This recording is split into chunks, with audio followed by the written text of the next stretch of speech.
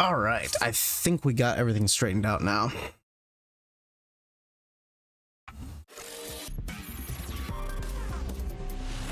Street Fighter 6.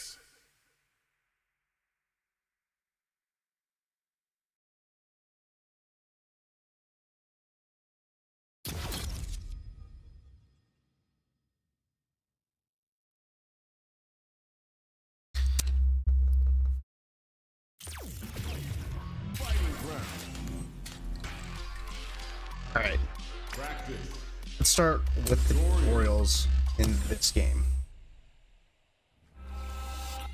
See how they function, see how they work, give us insight into how effective they are at explaining the game to us. Obviously, I already know how to play this game, but one of the big things I'm going to be very critical about going forward with a lot of fighting games is like how good are the tutorials. I see a lot of tutorials in fighting games where they just really are tacked on, and no one seems to like really bat an eye about how important tutorials are. I think that tutorials really need to be in depth and segmented in ways where they can teach players not just how to press buttons and play the game, but also like what they should be thinking about when they're playing the game. And I think that a lot of tutorials are really just slapped onto a lot of fighting games. I think only recently, with certain more big budgeted fighting games, they've actually been really taking more care into that. So obviously some basic stuff such as like walking forward or walking backwards is important. Explaining what they should be thinking, you know, in-depth details into this stuff is important. Dashing forward, yeah. Explaining how do you dash forward. Giving them a success, a big letter of success is everything in a fighting game. Jump straight up or either side. All this stuff is really basic for a veteran fighter, but for newcomers, this is important shit. Start with normal attacks. Both punches and kicks, they can perform different levels of strength depending on the button you press. Yep. And I know that this tutorial setting is, I think, different depending whether you use classic or the modern controls. They have two different variations of the same tutorial process. So, light attack of either kind. Both are weak, but quick. No need to hold back. Try it out. Exactly. These are the buttons that you press in order to feel out your opponent and kind of get a feeling for their movement. They're buttons that you don't have to really feel, you know, at risk for pressing. Medium attacks that are well-balanced attacks that are easy to use. You'll understand best by trying them yourself. Again, the purpose of medium attacks, they are easy to use, all-rounder buttons, good for, you know, space control, and again, a good feeler button, but a lot riskier than lights because they have longer recoveries. R1 and R2 to perform a heavy attack. This leaves you open to a counterattack. Make sure to go, but make up for it by dealing good damage. Now give it your best shot. Again, really good range, really good attack, really good damage. But despite that, like this one doesn't have nearly as good as range, but they make up for it in damage and reach. And depending on which one you use will determine what options are available to you. So this has less range than that, but nevertheless, it actually looks like it has nearly the same range, maybe slightly more range, but still, explaining this to players is so important because understanding that when you do this, you have a large amount of recovery, so it's easy for you to get punished for it whenever you miss, or if they are waiting for it. You know, you don't even need to go so in detail that like you have to think about everything and they overthink everything. Just give them a very basic generalization of the information is everything. It's so important. Inputting will cause an opponent to crouch or cause your character to crouch. Attacks in this state will cause your character to assume a low profile while they are crouching attacks. So I just hold it. Oh no, you just press a button. That's it. Finally, we are having jumping attacks. Input up to go airborne and then attack. it's so overlooked how important like tutorials are in fighting games. Like tutorials are so important, and making them engaging and fun and in detailed is important to any video game. You know, in most like single player campaigns, they teach you the stuff by just playing the single player game. So having a tutorial that does the same thing with the single player campaign is important. So there are basics, don't forget them. Instead, devote yourself to tempering them. Yep. Blocking. Let's now give you a rundown on defense. There are two kinds of block: standing block and crouching block. Yes, this is important shit. A lot of people don't really understand. Like, a lot of newcomers don't understand the difference between crouching block and standing block and why they're important. They're just two different blocks. It's not complicated, but a lot of video games don't explain that. They don't explain the difference between them.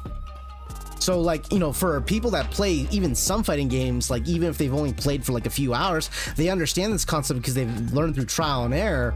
But there are a lot of people that don't understand that basic element. Opposite direction of your opponent, form a standing block. Yep.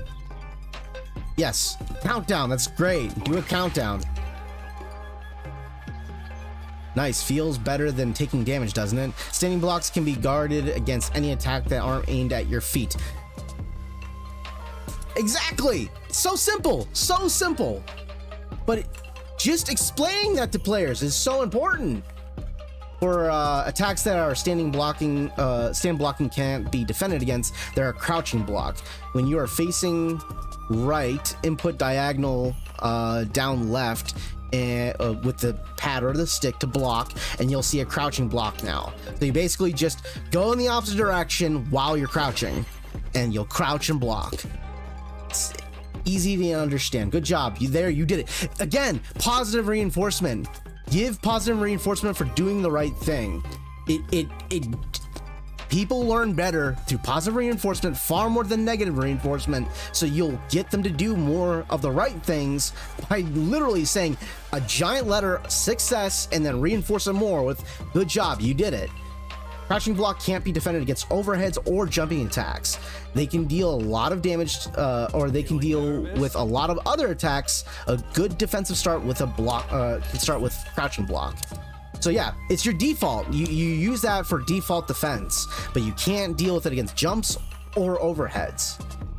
You can't just break your opponent's guard. If you can break your opponent's guard, you can use throws to deal damage instead. At close range, press square and X at the same time for the throw. Yep. Easy, easy, easy to understand. You think you can throw, answer back with a throw at the same time. Check the timing. Yep. Back throws. Oh, I gotta stay right next to it. I didn't expect that. I'm so used to just blocking it outright.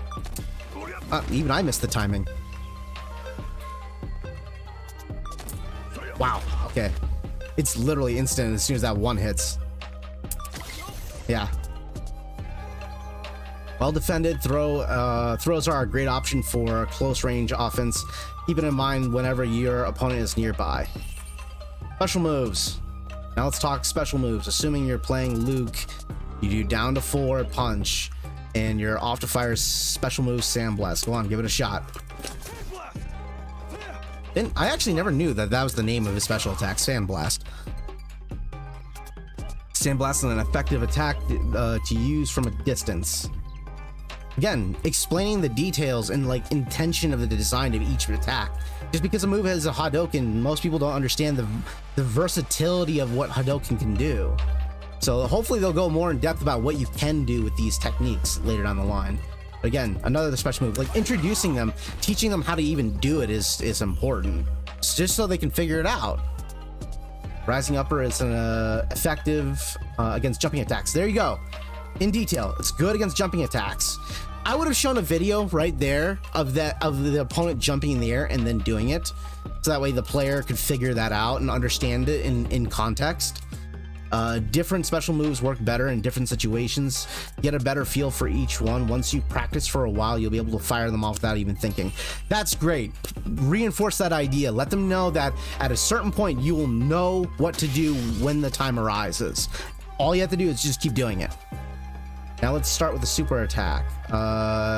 Check out the super R gauge at the bottom of the screen. Yep, help people know where it's at. Try to perform a level 1. You may have already guessed it only uses 1 stock. Yep. You can use Luke's super R doing this one. That's a really cool ass super, I'm not gonna lie. Next are level 2 supers at close range, which means that you get to get close to the opponent if you want it to connect. I wonder if that's actually the case. I don't think that is the case for all level 2 supers. That might be the case. I can't remember. I know that some characters have exceptions to the rule. Level 2.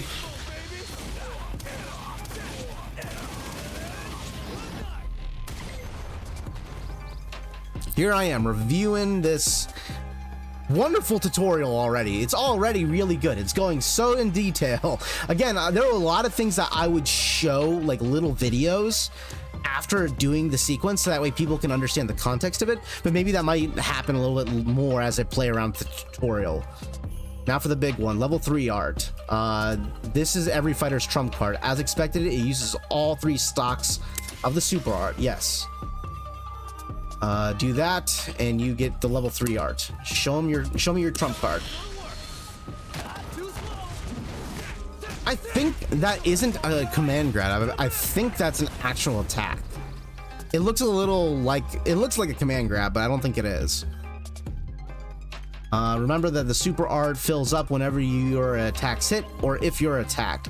Never forget that there's something up your sleeve. Something like this is up your sleeve. Yep, it's a comeback tool. It's a built-in comeback tool without it being too strong. A lot of fighting games had a lot of comeback tools that are very, very strong, and a lot of times, though it can be fun and engaging, sometimes it just felt like, you know, you got robbed. And in this way, you have to make it count, so it still feels strong but not too strong. You have to make it count. Level 6 bars shown here is the drive gauge. Oh, the 6 bars is the drive gauge. This indicates a fighter's concentration and energy level. Utilizes the gauge, lets you perform unique actions. Yep. Stars, let's go over the 2 basic uses. Drive impact. Perform these 2 moves. Give it a go.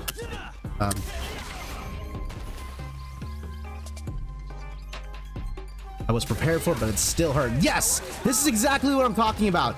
Show a video. Yes, they're doing it right. Fucking really good.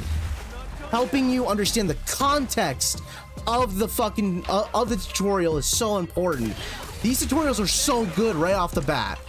Drive impacts can first thing you should always do, have them do the move first. Second thing, show them the context in which to do the actual move, so that way they understand and comprehend the purpose of the move. This is so good. This is so good. So many fighting games are missing this. Like, even by modern standards, so many are missing this. Drive impacts can absorb 2 attacks from the opponent, so that way you understand it. 3 attacks can break it. But there's some exceptions. When you're in trouble, use drive impacts to break through an attack. It's your way to get out of trouble. Exactly. Drive impacts have unique characteristics. They can break a corner opponent's block. Got it. Again, like incrementally working your way up to more and more information. So important. While I'm blocking near the edge of the stage, press both those buttons at the same time. And you get the block stun. There you go, the crush. I guess they call it a crush in this game. Or not block stun, just stun, but yeah, in this game it's probably called crush. See how the opponent's defense just crumbles when they have someone on defense in the corner. Drive impact is a good option. Next, I'll teach you about drive parry. Now, in case you guys didn't know, since I've played the beta, one of the things that I've figured out was that if you press a button in drive impact, it chains together. And what it does is that when you chain it together, you force your opponent on block in the corner, and then you hit them with the drive impact, which forced them to take the hit against the wall. So at that point, you get free damage. It is risky though, because if the opponent sees it coming, they can drive impact it back if they're waiting for it. But it is worth it if you get comfortable with applying that mental stack and that mental pressure on your opponent. Next, I'll teach you about the drive parry. performed by pressing 2 buttons at the same time to perform a powerful defensive tool. Yep. Try it. Exactly. Drive parries are effective against both standing and crouching attacks. A successful drive parry will replenish your drive gauge. When you're on your heels and don't know what to do, look to your drive parry. That's great advice. Again, providing that context is important. I would have put another video here. Maybe they might do it, but I doubt it. Another video here for the context of when to do it is really important. So that way explaining is good, showing is better. It's like the classic element of like storytelling. Show, don't tell, you know? Don't let the exposition tell you what's going on. Show it to them in context. That's much more powerful. That's much more impactful. That's why tutorials, going into depth and showing why tutorials are important in fighting games, it's so important. It gives more information to the person that's like engaging it. So let's see if they do it. I'll drive. Oh, they're actually making you engage in it. While drive parries are powerful, they can't defend against throws. Try them out in a real fight. Okay, that's great. Teaching them about, you know, about the uses of it in match. But obviously the way to beat it is through throwing. That's good. Creating a context, even smarter. This is what I'm talking about, showing a video. With high skilled techniques like this, with like perfect parry, because perfect parry is a really tight framed window, it's really hard to do consistently. Showing the video and then having them practice it afterwards is probably the appropriate approach. This is one of those cases where you do show, then respond afterwards, if they can even pull it off. I would say to save new players time, maybe even have them do it as a more advanced technique in the tutorial section. So just showing them is good enough. They don't have to practice it if they don't need to. But we'll see if they push that to us. But yes, very important. Trading drive impacts. Yes, there are even tutorials for trading drive impacts. It's fucking smart. So good.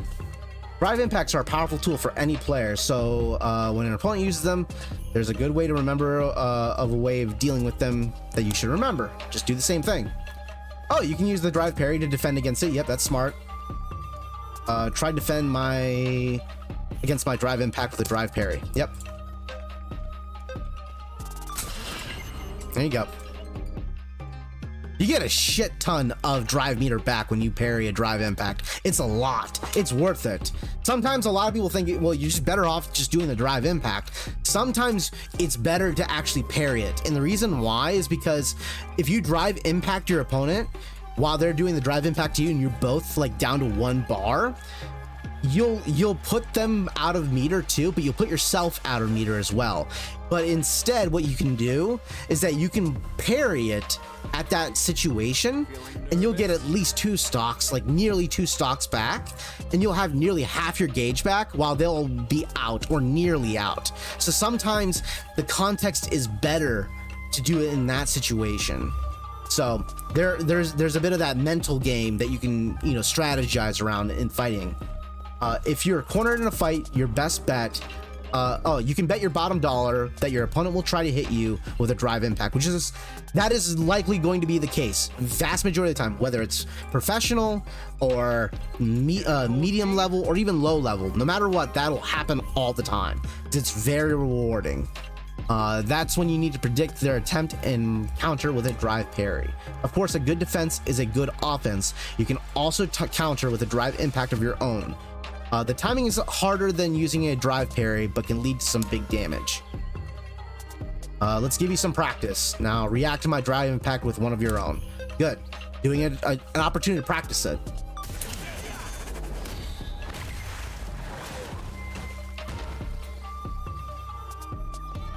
You're a quick learner. When you're in the corner, you can always be ready to deal with an opponent's drive impact. If you sense it coming, you can also try to jump forward out of trouble. Burnout. So again, I would have shown a video of that context. So I understand that they probably, you know, you can only spend so much time in crafting a tutorial mode, but instead of having the character standing there, show a video. You don't need to have them practice every element, but in a situation like that, if you've shown a video of someone someone just jumping over the drive impact, they would understand what you're telling them better than, you know, than explaining it in the training mode. So show, don't tell. Always show, don't tell in the context of videos or in the context of any tutorial. It's always better. Drive impact and drive parry are great uses of the drive gauge, but continuous use will drain the gauge.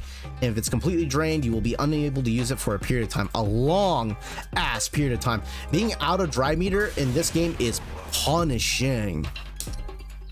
When your drive gauge is empty, you enter burnout, and if your opponent hits you with drive impact while you're cornered, you'll be stunned, unable to move for a time. It's better to show you this in action. Hit me with your drive impact while I'm in burnout. Again, really good idea. Have the person that's doing the tutorial learn how to do it. Show them the context. Participate in the context even too. Seeing stars there for a moment. Adding character entertainment to the tutorial mode, always a good idea.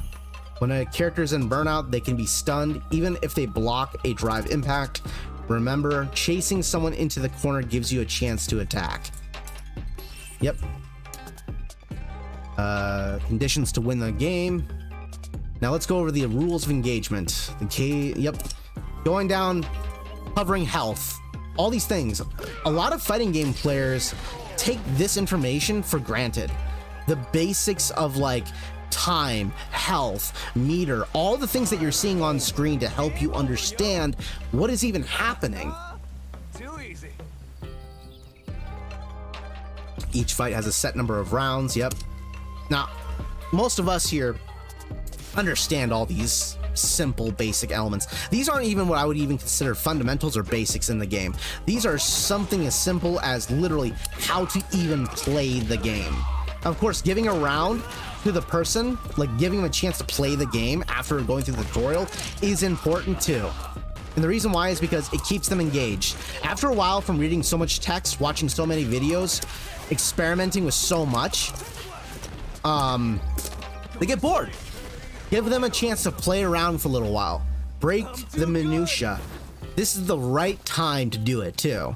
After explaining enough things to them, it allows the person engaged a basic understanding of what is actually happening.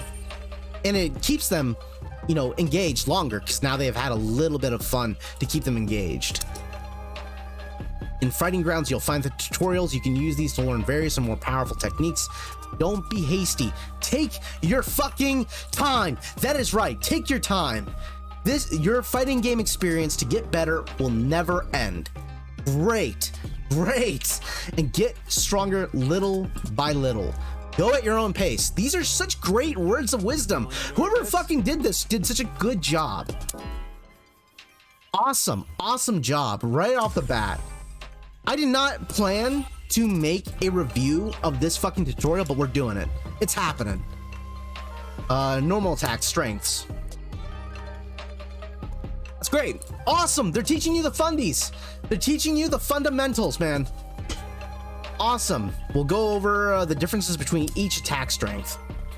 Normal attacks between light, medium, and heavy, each with its own application and purposes. This is so good. I'm so impressed. In general, light attacks are quick and barely leave an opening, but don't deal much damage, and they are unlikely to decide a match on their own. Heavy attacks deal great damage, but leave you wide open. Middle attacks exist somewhere in the middle. That is so good. Keep it simple. Keep the explanation simple and easy to understand. Of course, there's more details and more nuances to the attack structure itself, but you don't need to go into that level. Just keep it short and simple. Help them understand the basics of it. You can use nothing but light attacks and you'll have a hard time defeating your opponent. Use nothing but heavy attacks and you'll leave yourself open for counterattacks. To win, it's essential to strike a balance using normal attacks of varying strength to handle different situations in a fight. This is a great example of, I would typically say show, don't tell, show a video. You don't need to. You don't need to actually in this case. Explaining it is enough. Having the person soak in this reading text right here is the appropriate choice. This was a smart decision not to show a video because it's kind of hard to understand the context of that. You just got to let that sink in a little bit. Putting each strength to use. But the best way to teach someone, have them do it themselves. You should take advantage of light attacks for their speed. Use them to assert yourself at close range. Stop an opponent as soon as they try to make a move. They are also effective at interrupting your opponent's attack sequence. All right, let's start by trying it out yourself. I'm going to perform the following sequence: dash forward, crouch medium punch, crouch medium kick, block the medium punch, and try to interrupt them with a light attack. Easy to understand, easy to interpret. And if they fail, let them keep doing it, which is probably what it does. Next, medium attacks. They have longer reach than lights, don't leave you nearly as open, best suited for striking your opponent right at the edge of striking distance.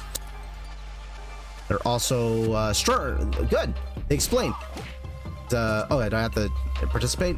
Or is that? They're also short range medium attacks. Like crouching medium punches that are used by... Okay, so good. This is a video. Helps create the context. Crouching medium punch used by Luke and myself. Many are linked together into other moves if done up close, making it difficult for your opponent to strike back after blocking. Mixing them into your repertoire will make your close range offense all the stronger. Great information. Finally, heavy attacks. If you can land them, these can deal a lot of damage. However, if your attack misses or if it is blocked, it can leave you wide open. Best time to use a heavy attack when your opponent leaves an opening, such as when they miss with a powerful attack of their own. Let me show you. I'll throw out a large attack and miss on purpose, and using a standing heavy punch to attack me while I'm recovering. So let's see which one he uses. Yep, sure you can. Of course it is. Nicely timed. Jumping attacks are vulnerable in the gaps between the attack ends, and when you land, since the gap is the same across all jumping attack strengths, heavy attacks are a good default option. Smart.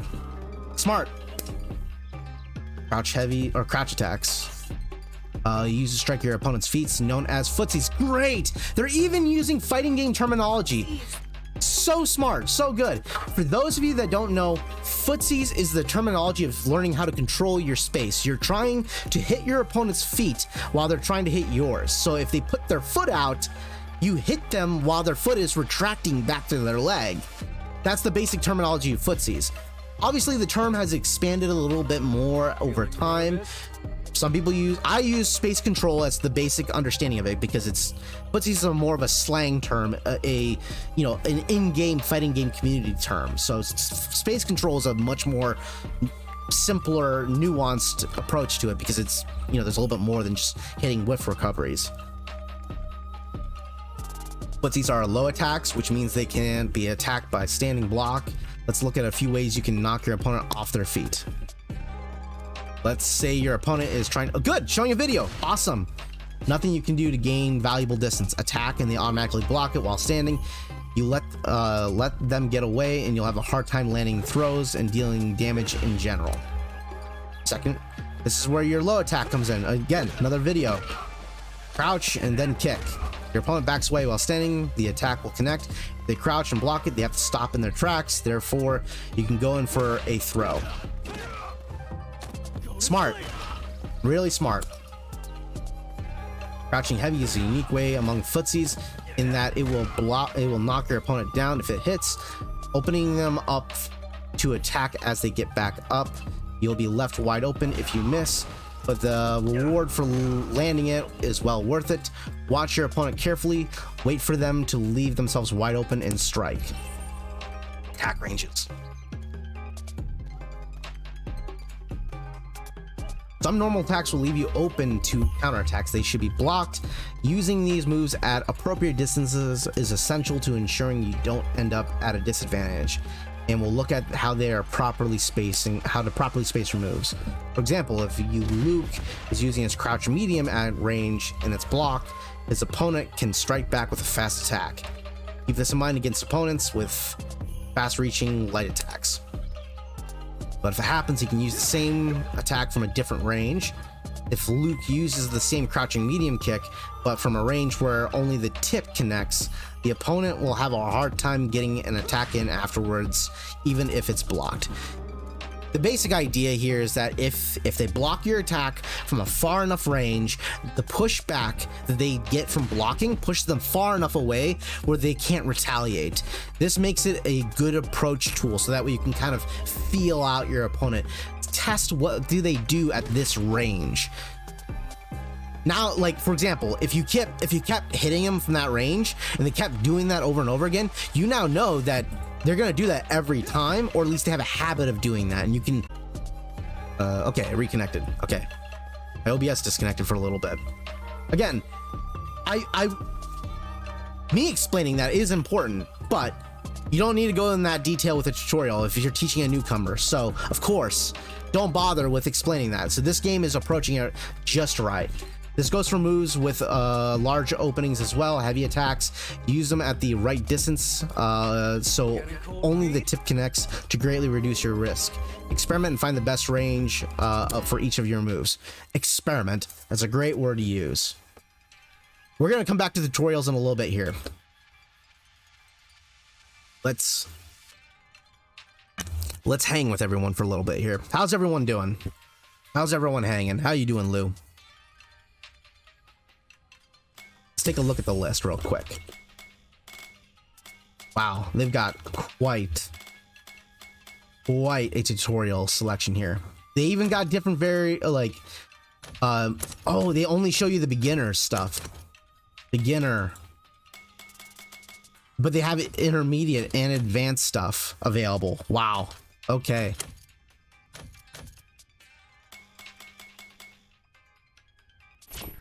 So we're gonna come back to the tutorial here. They got character guides even. And I know that they showcased all this during the showcase, but the fact that I'm seeing it in the game is so impressive. And they do like a little mini video. Right here, Sandblast, there we go. Of course, no details unless you click on it, but yes.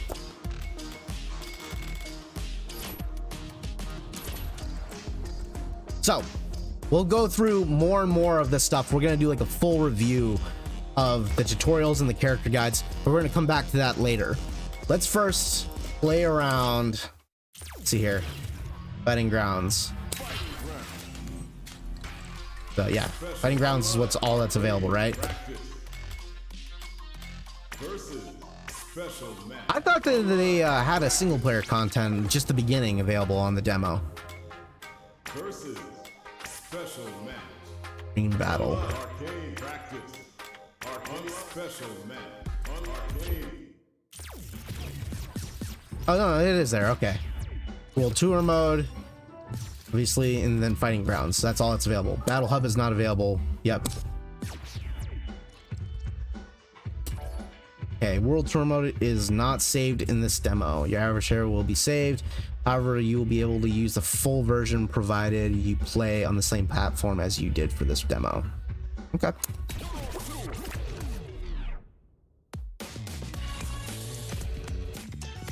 So I've been thinking about strength, man. Strength, might, the power to fight. Is it money, authority, a cool job, a ton of likes? Okay. Let's keep it simple. I want to be strong. Can you believe it? We got self-driving cars. The time's coming, we'll be taking rockets to Mars. And yet you still got folks out there using their fists and bodies to seek strength. Yeah, I hear you, man. We're all a bunch of fools. But, you know, If you want to know about strength, you just gotta get to it. We fighting fools are all getting to it on the streets.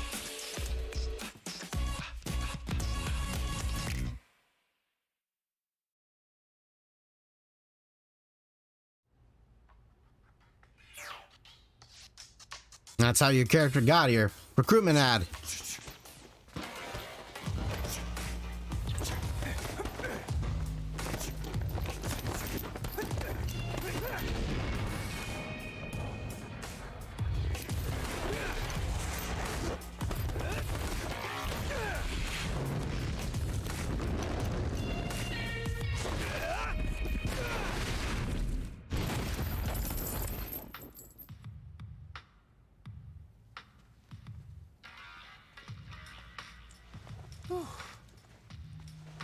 You my new recruit?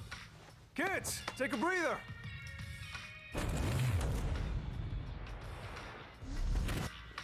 Welcome.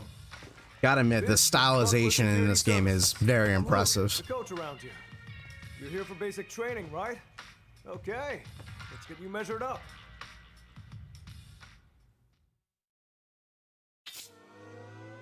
Create a new avatar. Body size and your reach. I am just gonna skip right through this all. So when it comes to athletic ability, Finalize it. I don't give a shit. either. That's important.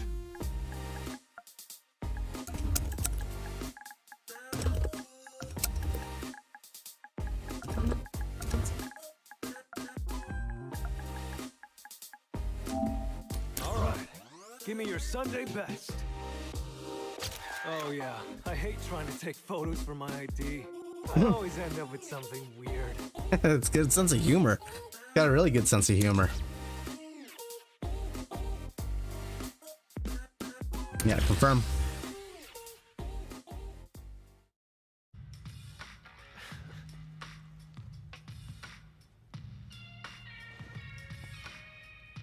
Yeah, gotta say, you're photogenic. Oh, righty. Well, that should about wrap up your enrollment. Again, you can call me Luke, or just Coach. Okay then, hope you're ready to begin. First, let's go over the basics. Play the tutorial? No. We're gonna get past the tutorial because I've already played the tutorial. Sparring? Okay. Streamline controls. Great. Showing people the modern controls right off the bat. We're gonna skip the battle tutorial. I'll probably replay those when I'm trying to debate whether or not I'm gonna replay those when the game finally releases, just so I can experience them again. That's how the basics are. Simple and boring. But remember, even the biggest rockets need a stable launching pad for takeoff, or else they're just gonna crash and burn. You get me? Coach, how is any of that gonna help him handle this?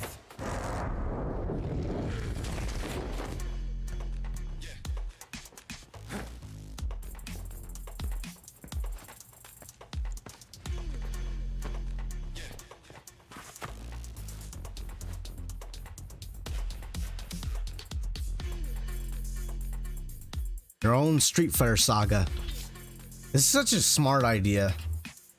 Yep.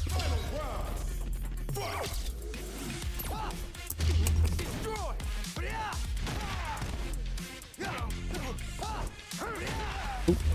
Do not know how to use loot. Oh, it's using modern controls right now.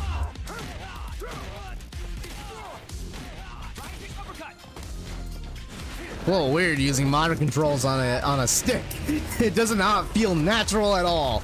It feels weird, really weird. That'll be fascinating to see if someone actually plays modern controls on a stick. I would love to see that. Are you really gonna be the type to jump before you think? But Coach, that was the kind of situation I want to learn to deal with. You're not here to punch bags either, right? Ah, right. This is Bosch. He signed up with the same regiment you are. Yeah. You Even gave him a cool intro too. Look, both of you are my trainees, and you joined at the same time. So play nice, okay?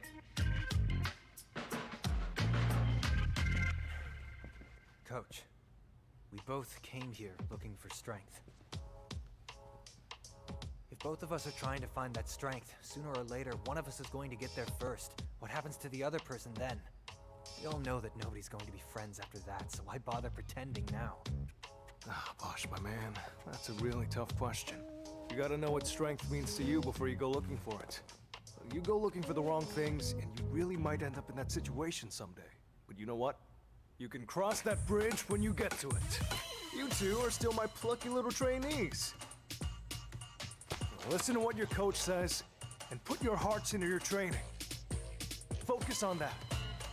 So, right off the bat, animations and voice acting, fantastic. The lip syncing though is clearly off, Right. Okay. but Let's get back to business. that's acceptable. You wanted something more practical, right? Well, practicality comes in many forms. But if you want to start off on the right foot in this city,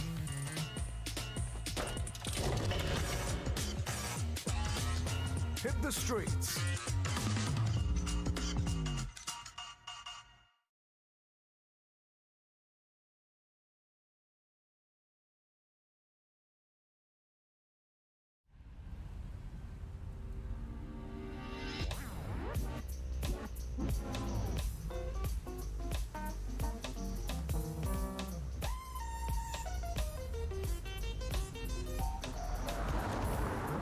Damn, this game looks good. Damn, this game looks good. There's so much color.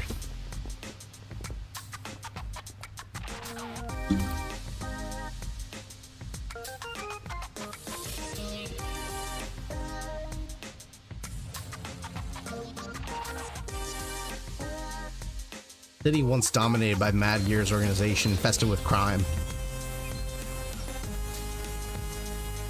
Thanks to the staunch efforts of the former mayor, Mike Hager, peace and prosperity have returned to the city. And people don't realize what this story is being referenced. It's Final Fight, which is a beat-em-up game from way back in the day. But on this, to this day, the streets, I didn't get a chance to say and read that, but it's probably not that important. The denizens who survived that dark age are still just as tough as they ever were.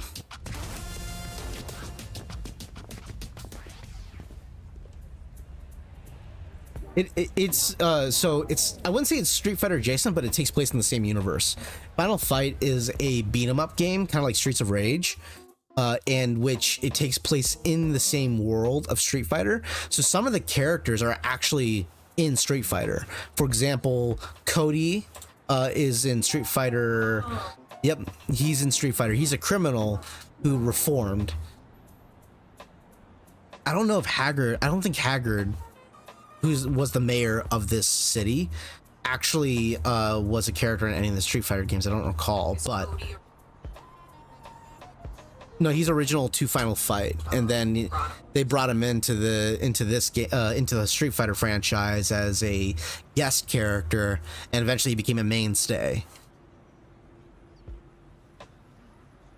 In Street Fighter 5, when you see Cody in that game as a DLC character, he is, not only is he reformed, he looks like he's either a businessman or some kind of representative. He might be like, you know, a mayor, or not a mayor, but like definitely someone that's like involved in the government, the Reformation. Yeah, and so he kind of represents that, but he still fights as dirty as he ever did. So actual hands-on experience on the streets, beating up the bad guys around here should do the trick. Really, we're just gonna start picking fights with some randos? Really? Sorry, did the joke fly over your head? Okay, good.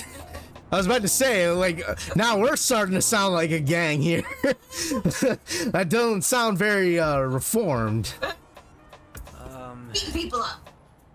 At any rate, I was told that this would point us towards our next steps. Would you like to order Korean food today?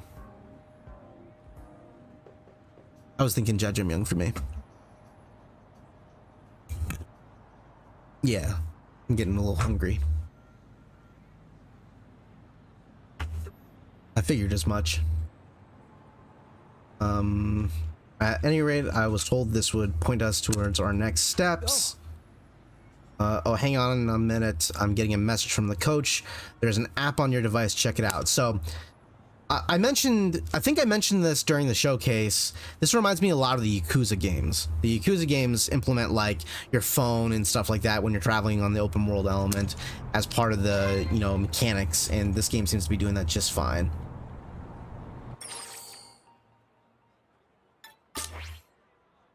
Let's start with some missions. And exercises during the mission app. Check it out. Ah, there it is. This literally looks like Yakuza.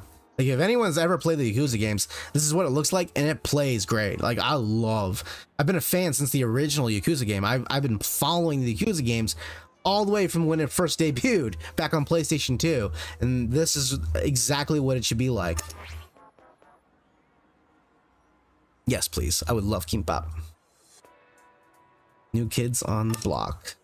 Welcome to the streets, where you go and what you do is entirely up to you, but if you feel for how things are usually done somewhere, there's no quicker way than to ask the locals. That does not mean uppercutting the locals, Bosch. Do not, I repeat, do not Shoryuken them.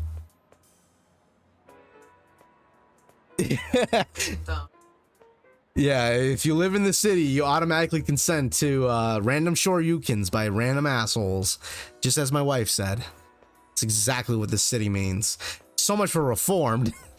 Look for a person named Alice. She'll show you the ropes. Okay.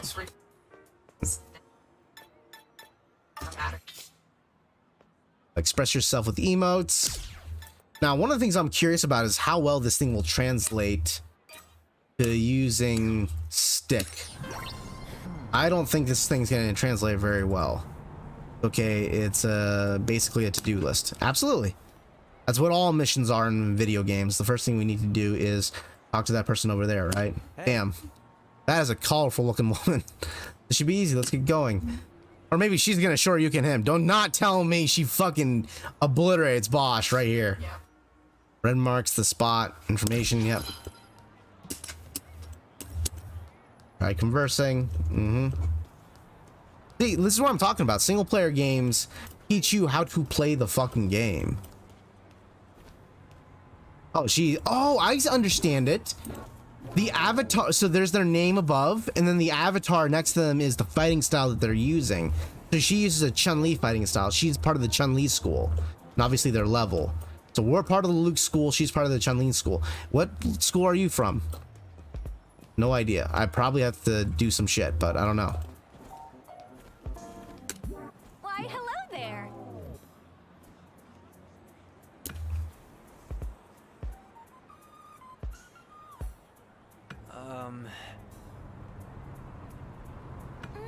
Right.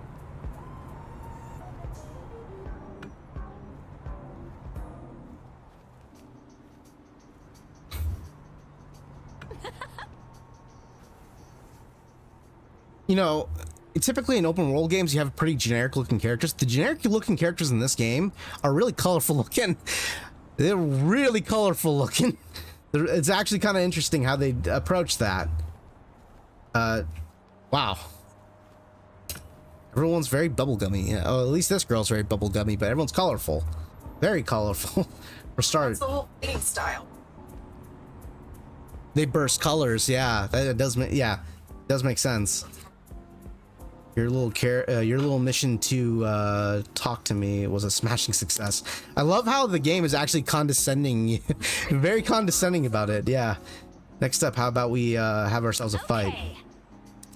Don't hold back now. I'm a lot stronger than you two. Yeah, she's level 5. She's like, I'm pretty sure we're both level 1. Land 10 hits on consecutive. Okay, modern controls. I need to turn that off though. Can I turn that off? Not yet, I guess. Okay. Well, I have to try practicing this with, Dude.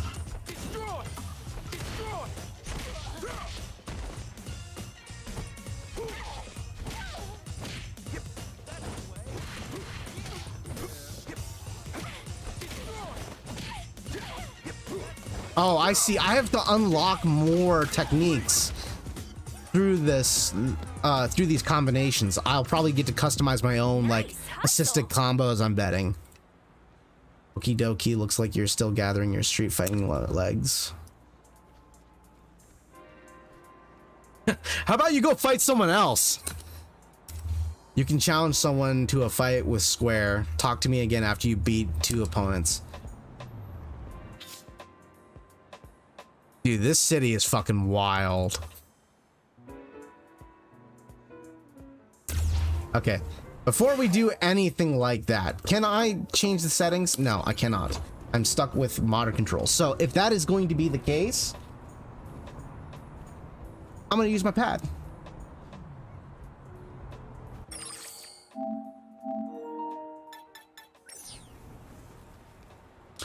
Press square while nearby someone if you fight.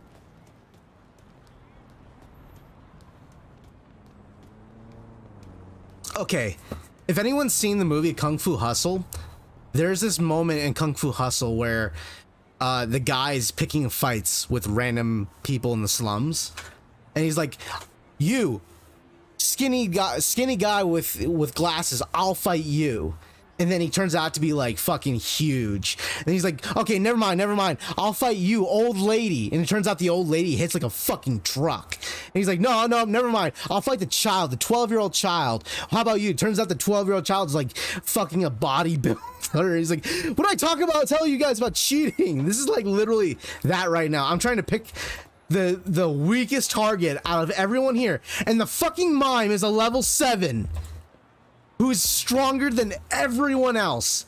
Quite literally, the mime could like rip my head off right now. Jesus. It's my mission. It's my mission to pick on the locals right now. People are just down to throw down here. Are we done here?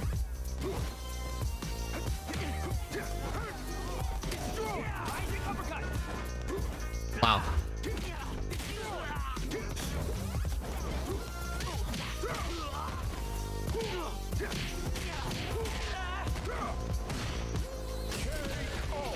This feels very good. The frame rate is not so hot though. I will say this much. It's a little laggy, but it's tolerable. Okay, so now I gotta pick someone else. Just beating up on some random chick on the street. Just some random girl.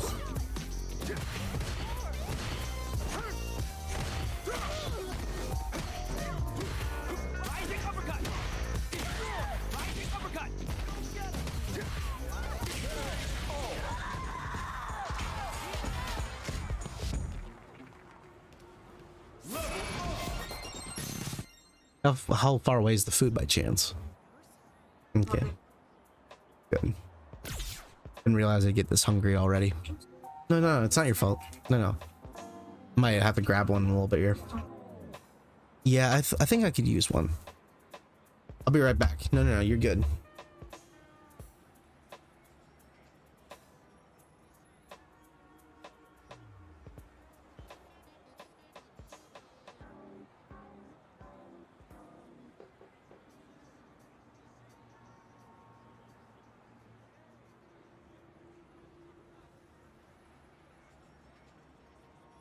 Sorry guys, I'm a little hungry. So you gain skill points upon leveling up. If you access skill status app in your device, you can then choose skills. Use the skill points to unlock new skills, make your avatar more powerful. Got it.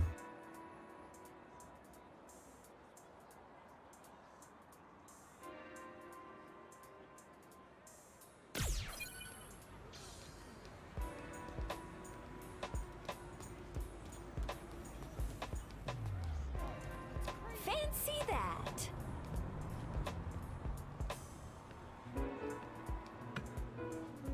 You're out and about. No one, not everyone you run to will go as easy on you as I do.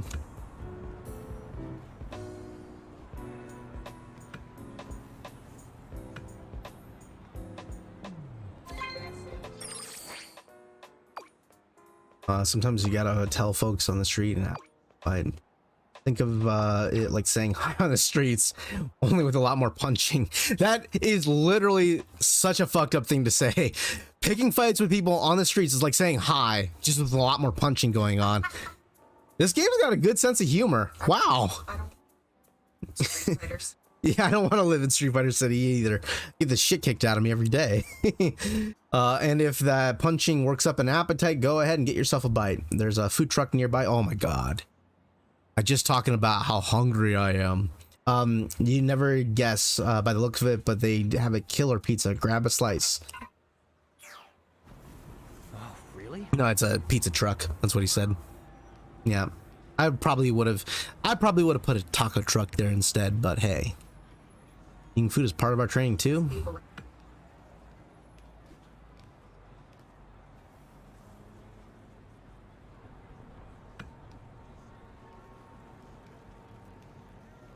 Those of you that don't realize it, eating is half the battle when it comes to training. That is half the battle. So yes, it would only make sense if we tell you to eat. I just think it's a little strange that he's asking you to eat fast food. What can I get you? I can literally fight the fucking... I can fight the guy that's servicing me food. Purchase food from eateries can be eaten and used to restore your vitality. Yeah, very much like Yakuza. Green pizza. A pizza covered in asparagus and other veggie toppings, plus melty mozzarella. A great choice for supplementing your daily vegetable servings. Pepperoni pizza. Occasionally break over topping. Pepperoni is universally a favorite food. It would honestly, it would make a little bit more sense to have the asparagus pizza be a little higher on the vitality healing, just because of the factor that, you know, it's healthier and probably more attuned to his diet. You know, it's still an indulgence, but it's probably at least a little healthier. But hey, everyone loves pepperoni pizza. I'm sure. What do I know exactly? Thanks for stopping by.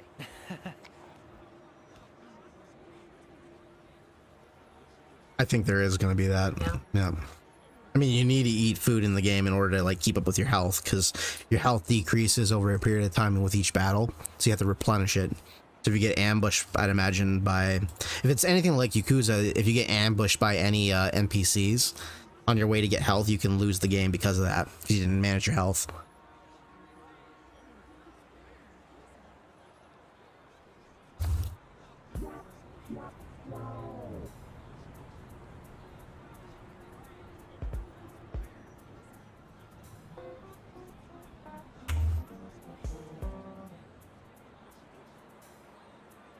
Oh, I swear up and down that the food back there was from where I'm from is the best in the world.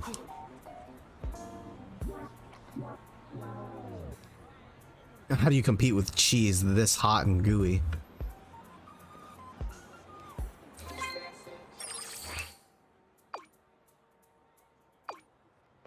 What I tell you, bomb pizza, huh? All pizza is good pizza, but my pepperoni gets my vote any day. You're running low on stamina, eating something to get you back on your feet. Some food might even have you. Oh, so you were right. There is some food that you eat will actually give you stat boosts. That gives you boosts and like things like that. Makes you hit harder or move faster. Food can power you up in all sorts of ways, so don't be shy about expanding your palate. Now that you're done filling up, why don't you visit a nearby alleyway? Wow, really?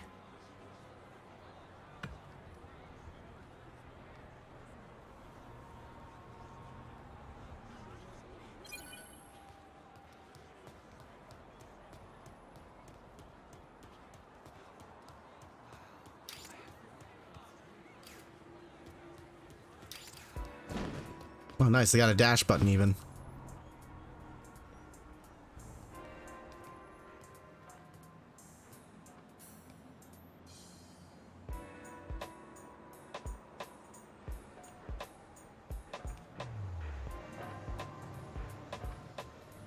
It's Millennia Tower from Yakuza.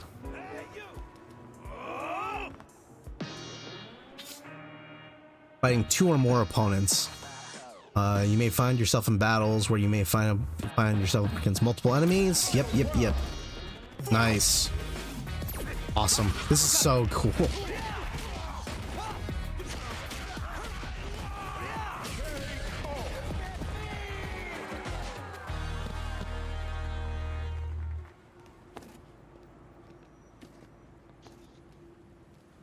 Wow, that's just weird.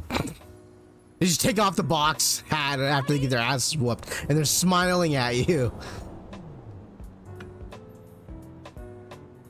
Tracy and Ryan.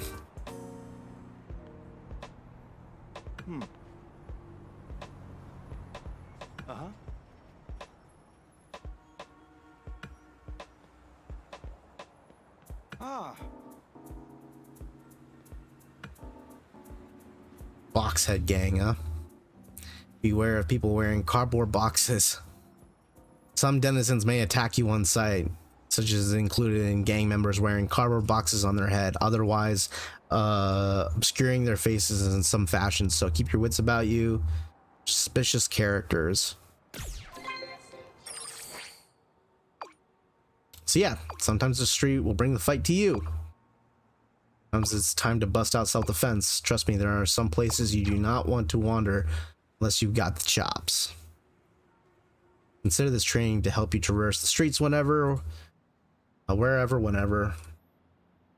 Be the sign for the apparel store. Want you to do some shopping there. Oh.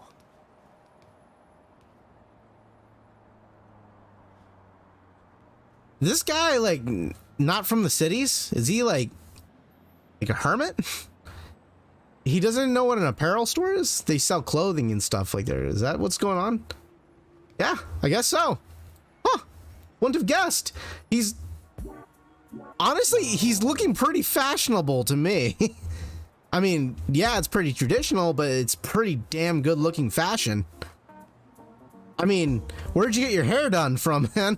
The dyeing and the, you know, the braiding and, you know, you kind of even look like a model. I don't know.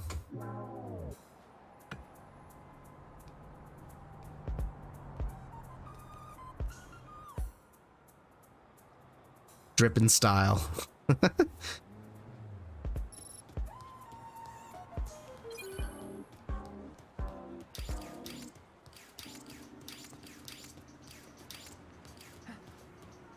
Right, it's right here. Welcome. Dress for success. Not only affects your appearance and parameters as well.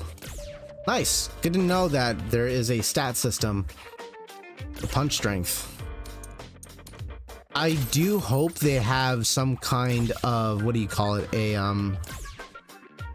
Thanks for stopping by.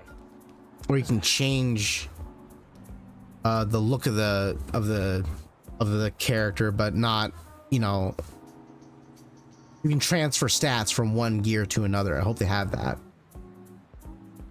I forgot what they call it, like some kind of something modding.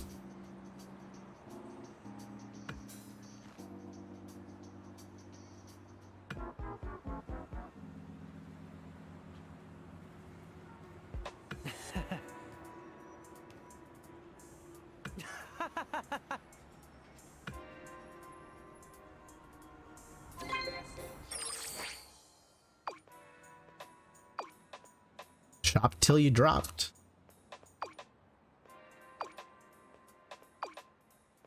Bit of a little bit of attention to your outfit can make all the difference in a fight. Hey, doesn't it feel good when you find out the clothes just speak to you? Let's wrap up for the day. I'm wandering around the city as we speak. Let's see if you can find me. Hey. Which is on the way. He said he wants us to find him. He should find. He should be easy to find out. He stands as much as I do. Got it.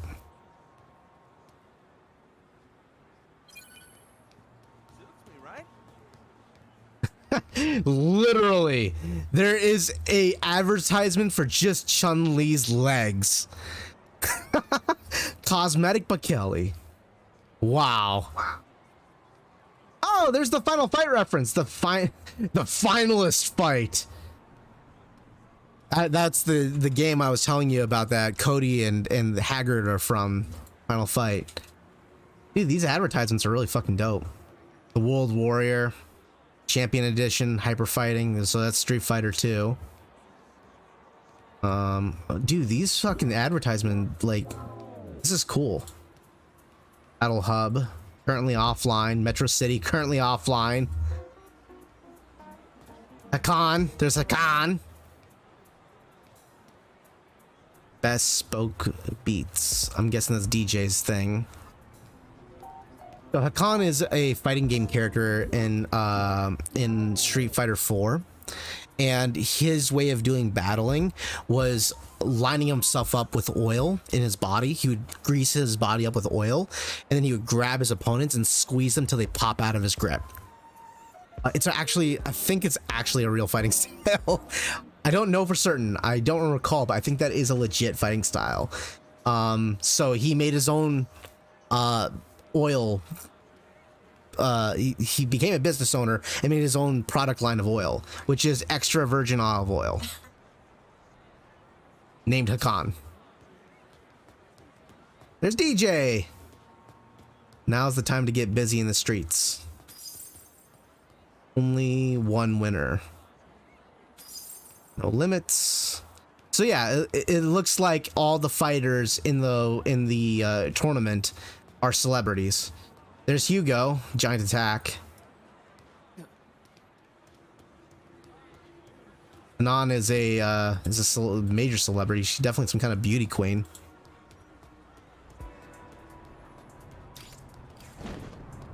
This is so cool. I'm still not digging that V on your chest there, buddy. Like, that's the only thing I'm not digging. Like, I love everything else you got going on here, Luke, but that V on your chest is really a bit much. What's up?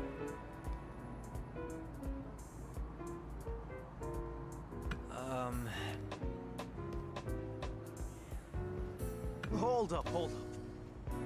Doubting the wisdom of old Luke Sensei, are you?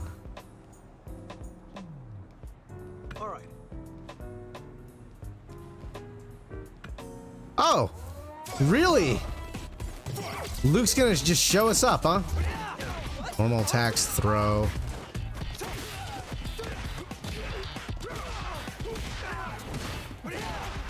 Wow, Luke. I'm not impressed. Okay, he's got a second health bar. Good.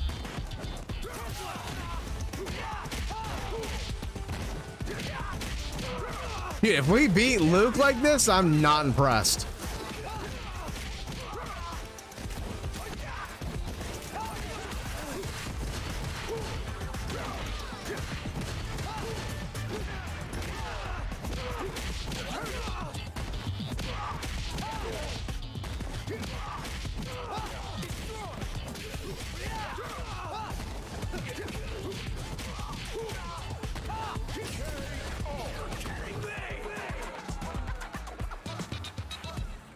I'm not impressed, Luke.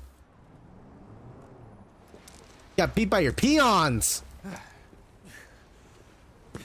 So, you two check out the city, see the sights, rack up some wins, and then you come back with the confidence to go toe-to-toe with your lovable coach. Guess that practical training paid off in spades. Am I right? If you want to make it in this world, you gotta do what you can. Grind like crazy. Not let up. Not for a second. The road to the top is long, but you just gotta take it one step at a time.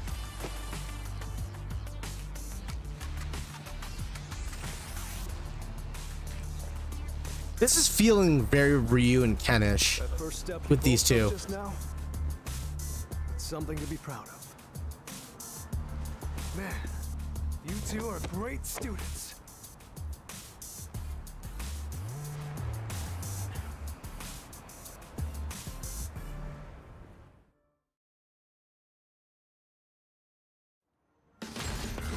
I'm enrolled! Became Luke's student. You can now use his master action. The moves depend on your style. Become a student of the legendary fighter grants you access to their style. You can in turn use in battle style include specific to that legendary fighter. So you got legendary fighters and find a style that works for you. Unique attacks are normal attacks that possess special properties. How many you have depends on which master style you're using. Unique attacks can be performed by direction and an attack button, of course. Not worried. But if you'd rather not worry about doing them accidentally, you can always remove them from the move list altogether. So you get to customize your move list. It's not like a built-in move list entirely. You get to make your own move list. Which is great. That's awesome.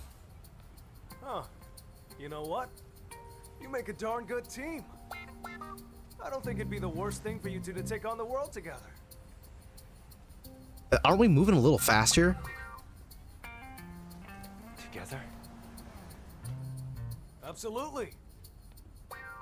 Do some training like we did at the gym and around Metro City. Then, the two of you can go and travel the world. You can really get to know each other and take on all comers. Seriously, you'll have a blast. I'm sorry, I can't. I need to be strong, and I need to be it now. I'm not like you. I can't go around treating this like a game. Bosh, come on. Coach, I'm done with the course. I got things I need to take care of. But you're right. This did give me some confidence. Thank you. Our only fight ended in a draw. Wish we could have had a rematch. How dramatic my character's sad face is. Holy shit.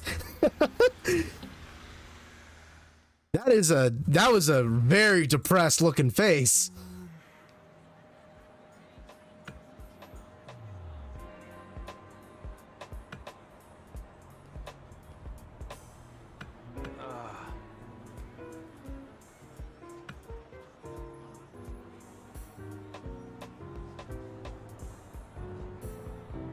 Prez? Who the hell's as in like president?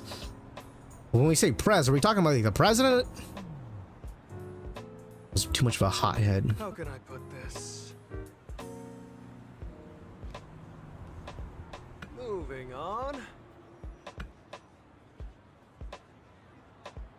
Ah, right.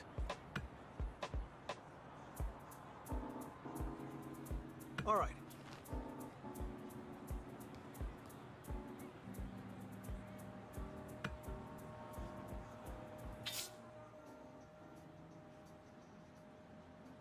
Right, like you always have. There we go. That's the appropriate time to give you the classic decision at that point.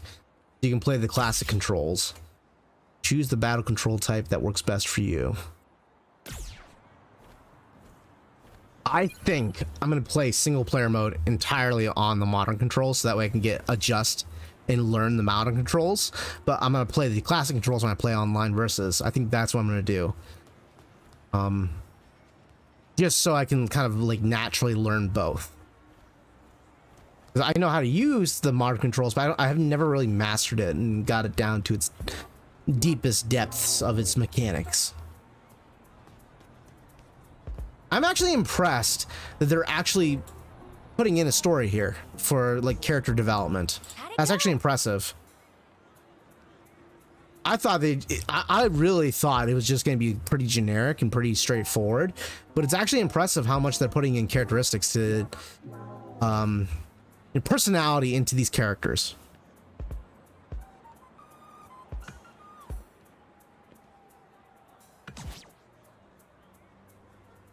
I get it now. I still don't understand. Right on. Feel like you're getting ahead of yourself, but I like the confidence. But hypothetically speaking, let's say somebody, me for example, gave you a list of step-by-step instructions on how to get strong. If you follow these instructions to the letter, you would be satisfied with the results? Probably not. Strength is something we all must find on our own. Right. In order to find it, you've got to talk to people. You're doing that. You'll want to look for fighters worthy of being called legends and ask them to impart their teachings to you. Take my style, for example. I learned it from the fighter named Chun-Li. You're looking for a guidepost towards strength, your very own. It's worth heading to Chinatown to meet with Chun-Li and learn her style. So this is how we get to meet other teachers. These people here are very colorful. I'm Chun-Li. Oh wow. Okay, so that's where the demo on the single player side ends. I still have something important I need to do.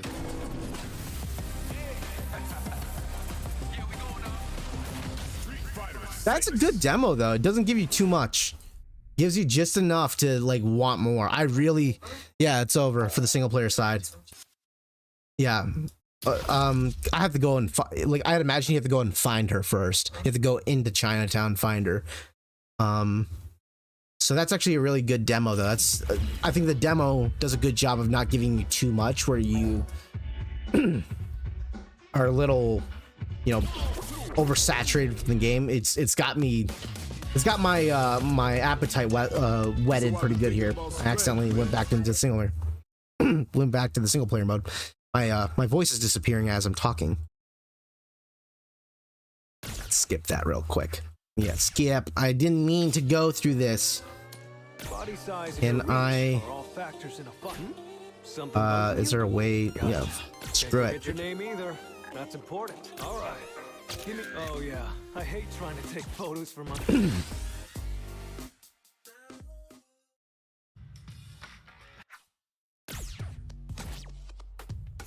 No. Let me get out of here. Let me get out of here. I beg you. I can't do it any longer. No more. Oh God. Really? That's it. Yeah, they even built in a tutorial mode into the game even. Wow. You're a bit off. Complete.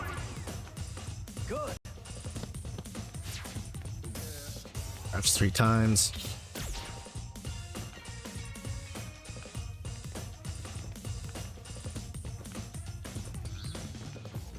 Complete. Good.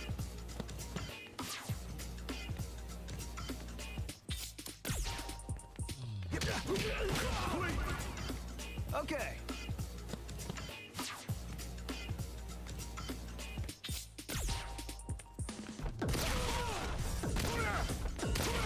They give you the souped up version of it. Nice work. They want you to feel strong right off the bat.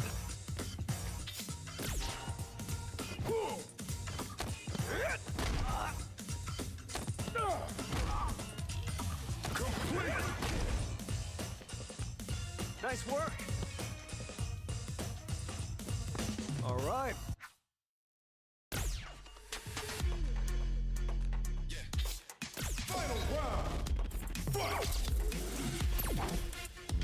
Can't get out of this.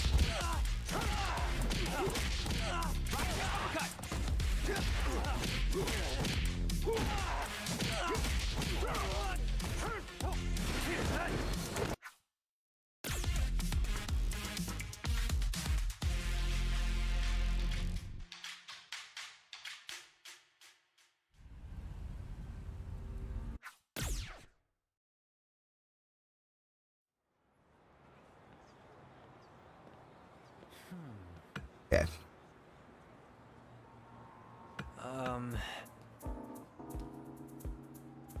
Oh.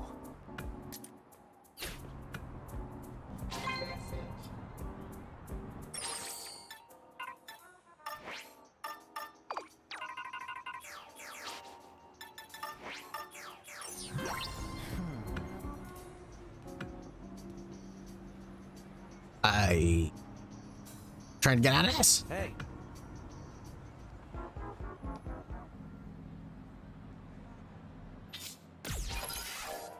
There we go.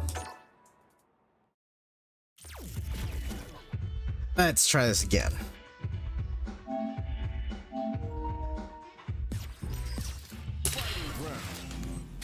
All right. So. Practice. Arcade versus special online special versus. I keep hearing. Here we go. Let's turn it on. About the CPU. Next up, stage selection. It's time to select the fighters. Heroic as a tiger. All right. I'm right cause you know I'm do or die with this. Journey started young, super hard-headed. Call me crazy, but you Edge. my psychiatrist. Through a lifetime of street finish. All right, let's get it. Be the best, that's my covenant. All right. I'ma live forever, that's my legacy. I'm hearing a lot of talk And we're getting into the match. about a level 8 CPU being boss. Said and done, they gon' call me a legend. I love the break bread, but Let's experience it. Our fighters are ready to get down to it, so let's start the match and see what these warriors are capable of. Let me have some fun. Let's see it. See what they try to do here in the first round. What the fuck? The match just started. He's just killing me. This opportunity to really lay into the opponent with a damaging combo. Player 2 has them legit shook in the corner. Oh, what? Pushed into the corner. Okay, Or it's going to easy. be very difficult to escape. What the fuck? Player 1 can't afford to get hit again, but still has a chance to take the round if they can find openings to use their drive. Gets Player 2 sets the tone this? with that win. Let's see if they can keep it up. Steps back to start things off. Howard is rising uppercut. Medium kick hit. Still slugging it out at the range. Springs forward with the drive rush. Shit. Properties that attacks just from a drive rush make them a great tool What for the creating fuck? chances like that. Player 1 will look to apply pressure here. Big chance here to do some damage if they can keep the corner pressure up. There's a change of sides. Ooh, lands a rising uppercut. Medium kick. Drive rush. Dangerous range here. Will they gamble? What a finish! We're going into the final round tied This up. thing is scaring me. To grind out the win. Fighters a blast. Who's going to steal this win? Goes all in with the uppercut. I'm not good. He confirmed it. This fucking CPU is ridiculous. This could really tip the scales. You good? Get your plates ready. Damage is He on the fucking way. punished the shit out of me. Excellent damage on that. Okay, here we go. Player 1 can't catch us out the cage right there. Slices the gastrointestinal tract. Brings that ND and whooping ass to work. this is the path I am showing. Baron Red closes in. Are you kidding me? Oh my god. Player 2 What in the world? beast in that match. Came close though. It's not over yet. Best believe it's time for that comeback.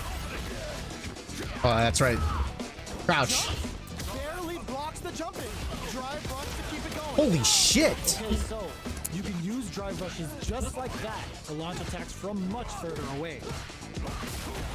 Plenty of space between the two fighters, but who will decide to close the gap?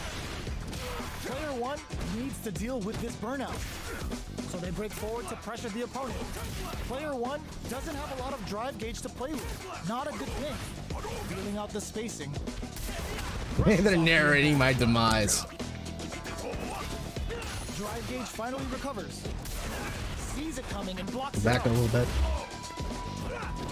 Does a good job of pushing back. Decides to spend the meter to open up some more chances. KO. Okay. Player 1 takes the round like a thief in the night. What else can they get away with? Goes for a projectile to try and change the pace. Jesus. Oh my god. Dashes up. He's confirms, dude. Grabs and throws him away. Takes advantage of the hesitation and gets some good damage in return. A parry? Are they trying to bait a throw? They may have something. This is how hard the CPU is right off the bat. I wonder how hard the arcade will be on the hardest difficulty. Goes for the level 2 super eraser. Set up the punching bag. Holy shit. Player 1 will need to use that back row was huge. Player 1 can't let this simmer. They gotta start cooking. All in with a rush. Wow, he still got me. Jump in. We're going into Okay. the final round tied up. Which fighter has it in them to grind out the win?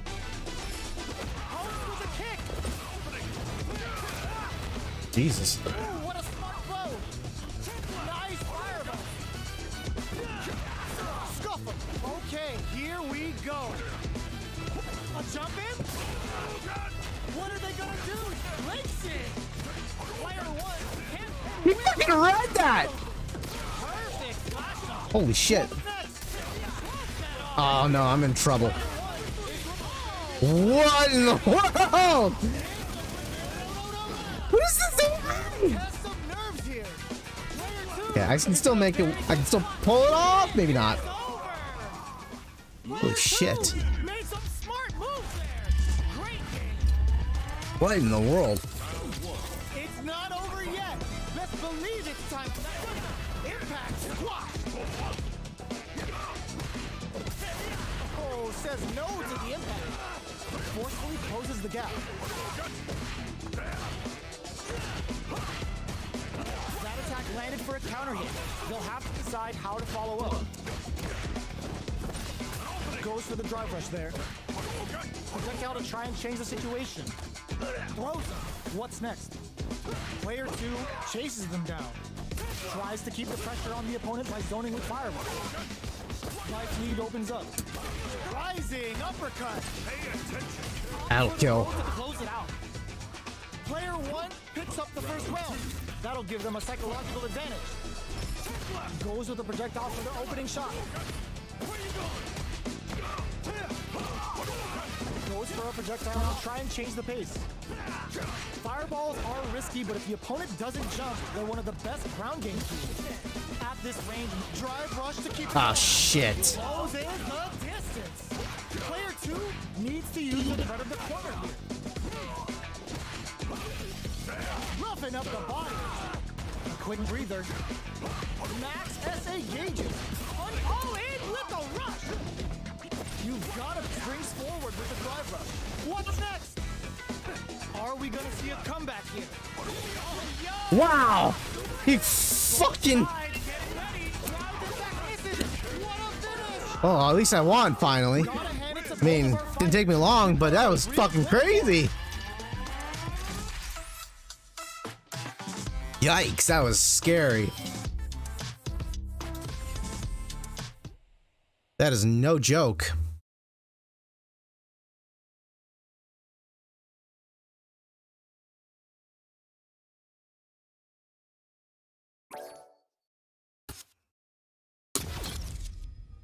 All right, let's start playing around with the beta.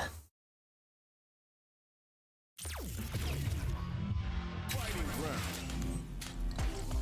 Practice. Arcade practice. Tutorial. Character guide.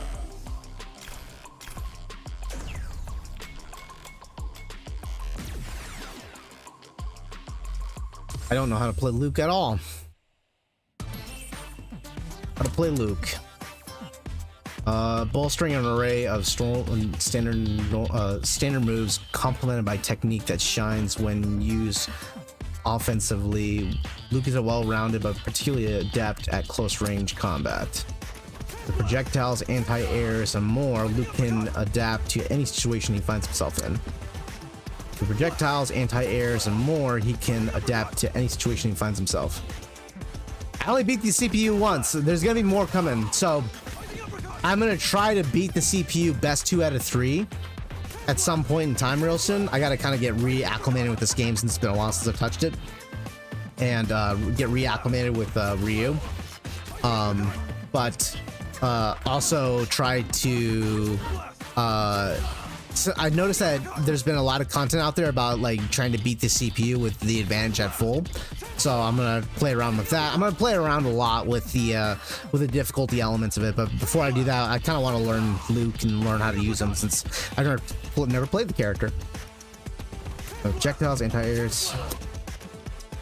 Many of its moves propel him forward, allowing him some serious combo potential on opponents who leave themselves open.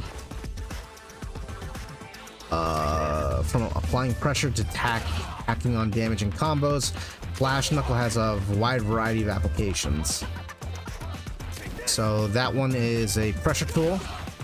She's got 3 variations of the attack. Got it. Each one with a different animation. Sand blast. Fire a shockwave of pressure from your fists. Be useful for an opponent at a distance and stop gaps and combos.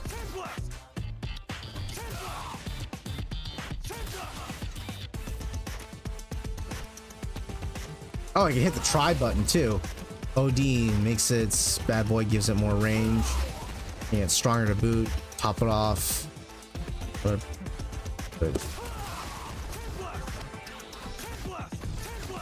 then it's that one. The OD version.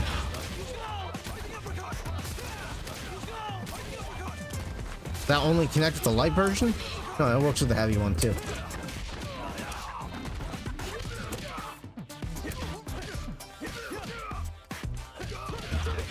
Okay, so that's his target combos.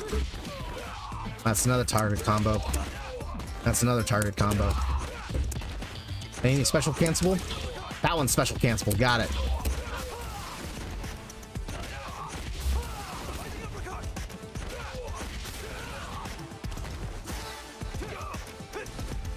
What's that? Okay, I'll figure that out later.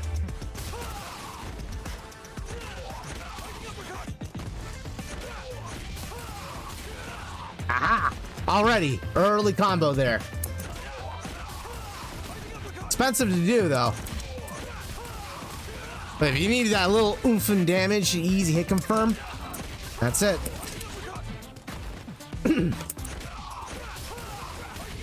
Not too bad either, actually. That's a pretty good option there.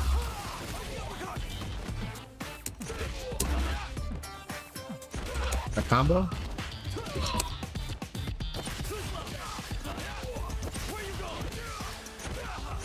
Gotta really... That's the drawback to the move. Really long startup time. It's got a decent reach, but not very far for how the startup works. That's a bit of a problem with it. So it's really meant for punishing. If you find an opportunity to punish your opponent or set it up, that definitely seems to be the case. That's not bad.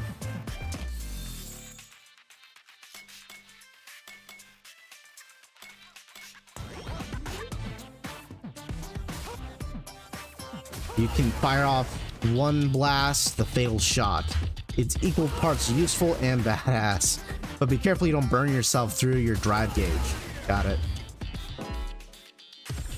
So I know that from Street Fighter V, that if he does that, he eats your fireball and then anti-zones you immediately. Flash Knuckle. A powerful chargeable punch. Increase the damage output by holding down the button at the beginning. Release the button when you see the flash to further bolster its properties. In short, this is mostly for combos. The light version combos from light attacks. The medium from medium attacks and heavy attacks. The heavy version, meanwhile, is good for landing extra hits on juggled opponents or a way to close out combos. Let's try that out. Yeah, just like that. Gotcha. This isn't hard. Got it. Huh? You're doing good. Okay. Yeah, just like that.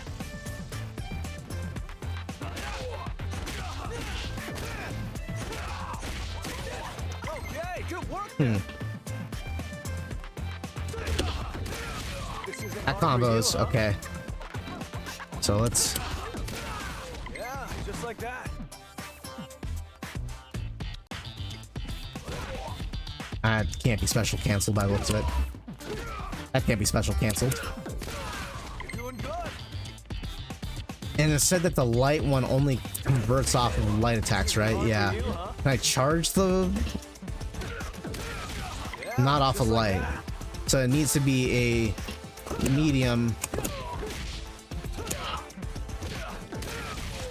I'll have to figure that out later.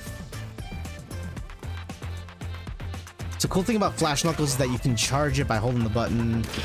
Hits the opponent a little different. Yeah, I noticed that.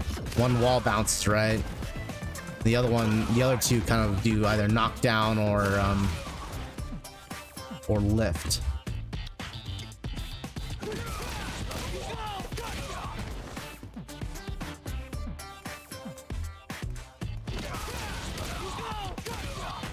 Oh, okay.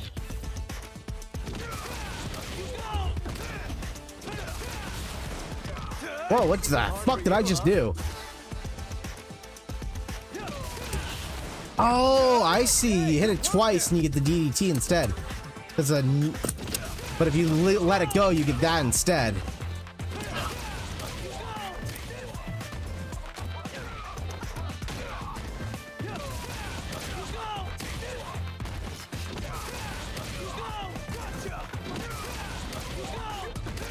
That doesn't connect. Okay.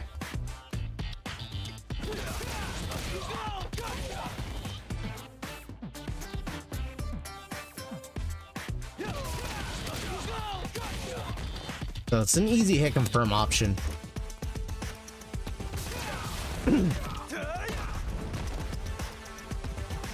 Oh, but it costs 1 extra meter of drive meter. Got it. That's the drawback to it. I wouldn't say drawback, but it comes at an extra cost.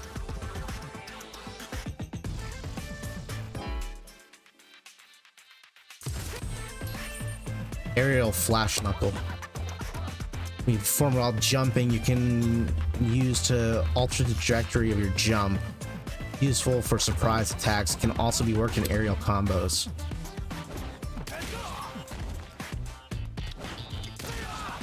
Wow, okay, you can really do that late. Holy shit. Oh, and it's a different animation with each version. Got it.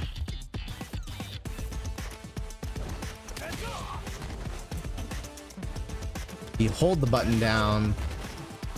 It's for a hell of a surprise attack. That's how it delays it until he gets to the ground. You have to hold it down.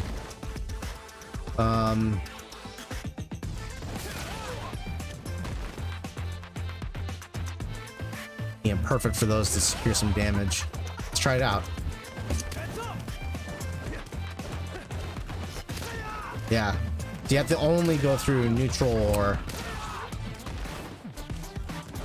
too late and you don't get it, so the latest time you can get it is on the way down from the very top of the arc. So medium punch and heavy punch are the same thing. But this one goes no wait. Oh, jumping forward gives it a different animation. Got it. Except for the heavy version. The heavy version does the same one across the board. Oh wait, what?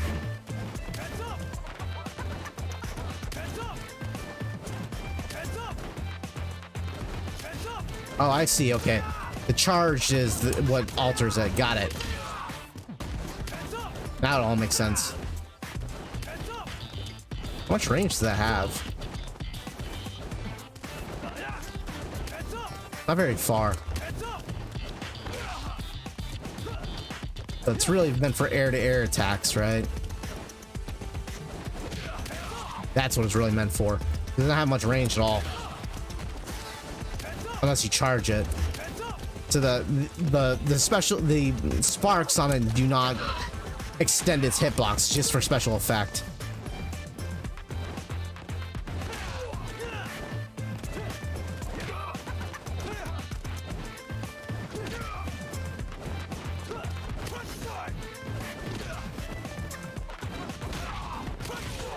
It can only be canceled off of jumping medium punch by the looks of it. Yeah.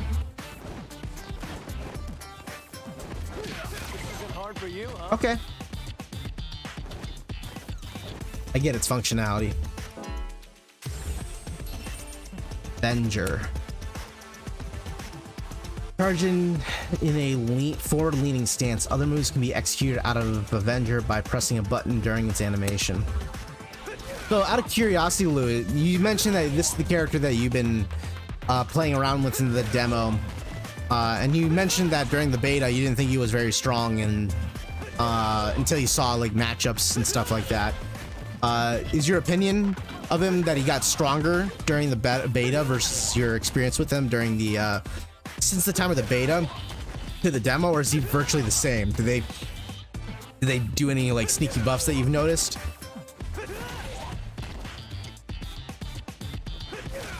So you can either do a tackle or a flip kick.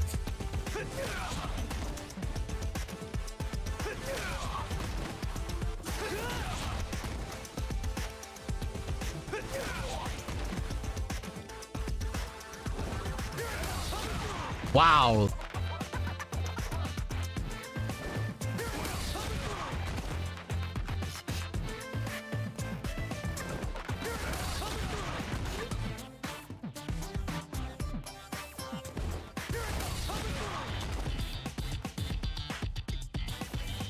Okay, so he's the same. Overdrive. Okay, so let's try it out. Well, I feel like something's missing. Oh, I see. You have to press a button. Got it. Okay,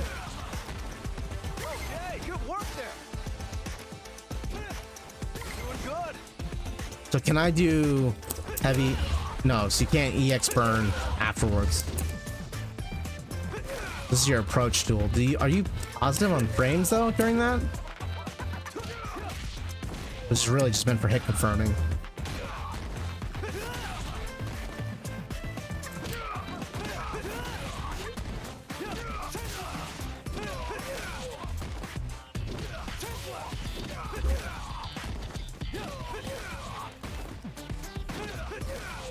That's not a true combo, but it is a frame trap.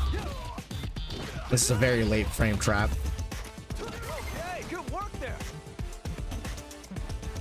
Okay.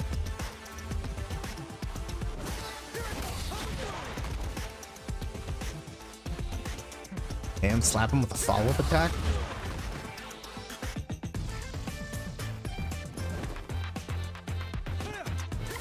Just like that. Oh, I see. You armor through it and then you hit him with one of the other options. That's what it's saying. Rising upper. Unleash a furious punch that diagonally leaps forward. Grants immunity to jumping, making it useful for anti-air techniques.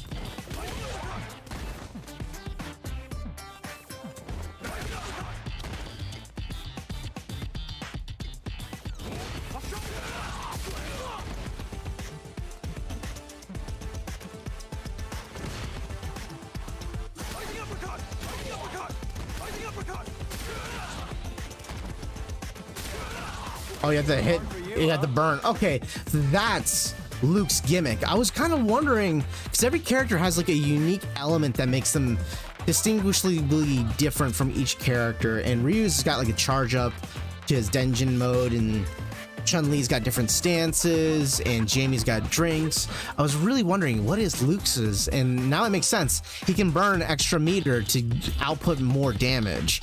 He can burn through more of his meter. So that's what distinguishes him. Plus the hold down attacks, which isn't the most original thing for a character, but to output more damage by burning meter, that's a nifty ability. I mean, it's not something you use consistently, but when you need it, that can mean a lot. That can mean a lot.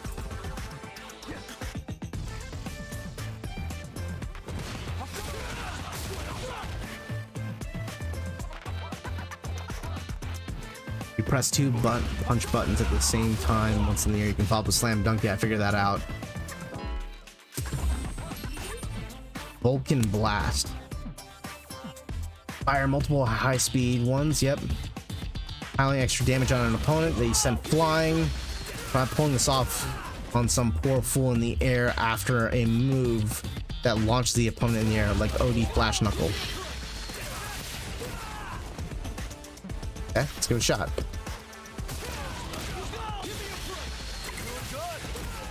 Bad.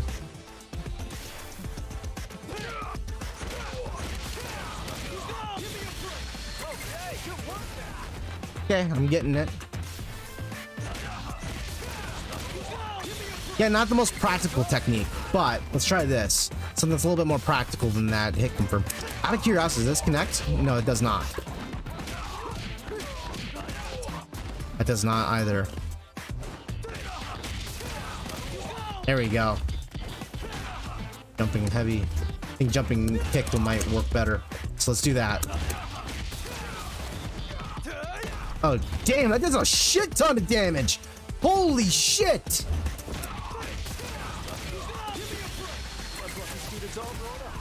Of course, it doesn't look like that outputs a lot of damage because the health bar stops going down after it connects with the super, but it does do quite a bit of damage.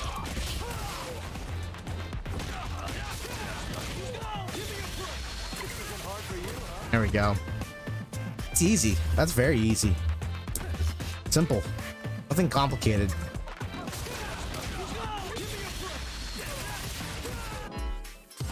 Got a very simple game plan.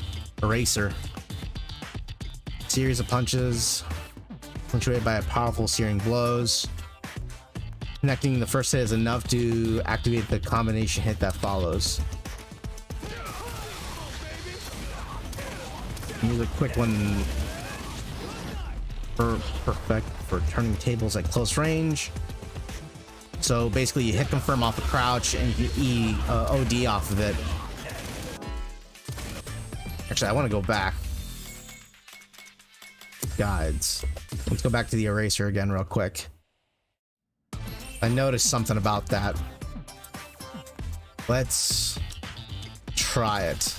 So there's that. Okay. Can every super go off of that? Or is it just level 2? The level 2 works. But does level 1 work? Doesn't look like it.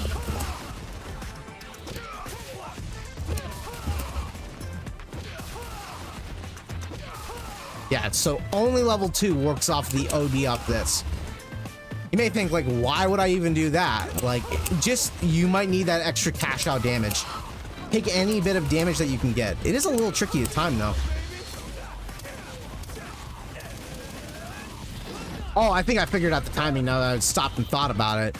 It probably, you don't hit them on the second hit, you hit them on the first hit, don't you? Yeah, you do it on the first hit. So if you buffer the input while you're, if you buffer the movement before the actual attack begins, then you'll get, so like, that's a 2, the super, the special move is a 2-hitter. But if you do the super on the very first hit, you can connect it. Notice how, like, when I did the super, it only registers the second hit, not all 3 hits. But it's 3 hits. So that's the trick to the timing on it. Got it. Okay, that makes sense.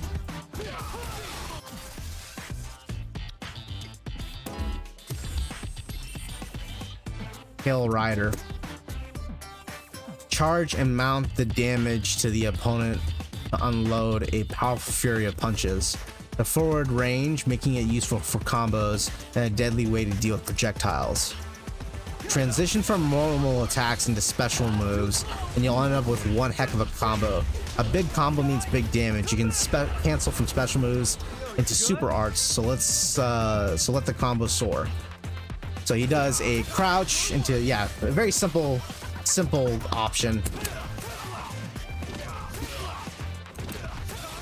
Yeah.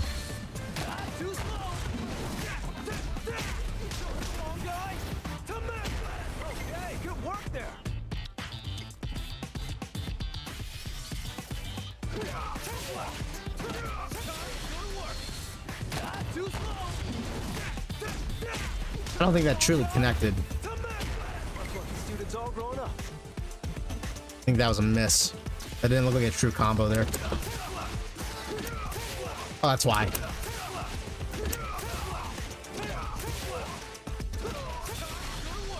That's a tricky timing.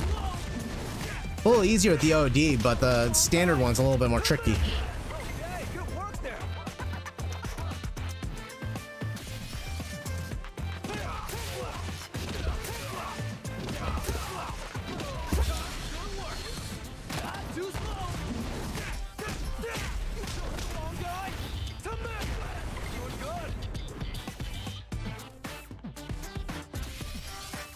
All right. I know that watching me play around with the training mode can get a little boring. So let's mix it up a little bit here. I'm gonna still continue doing the training mode, but we're gonna have a discussion real soon here about some topics. So give me a couple minutes here. I'm gonna handle my biz. I'll be right back, and then we're gonna have a discussion.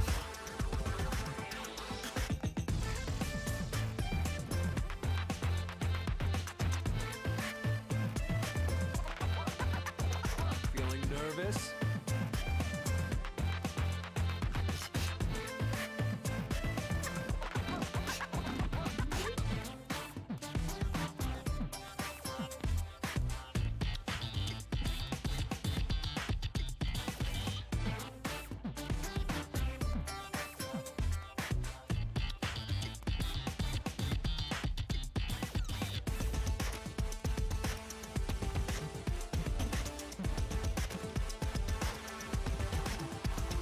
Getting cold feet?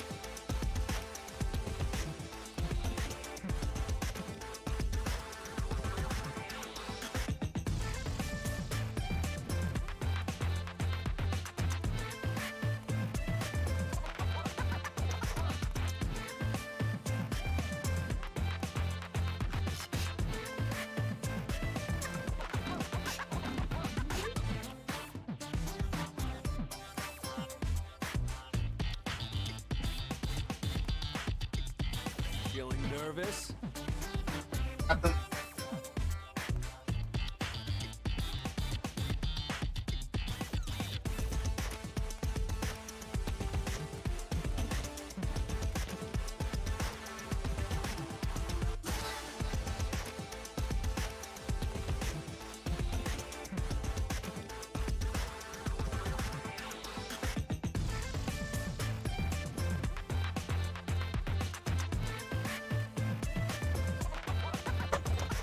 Getting cold feet?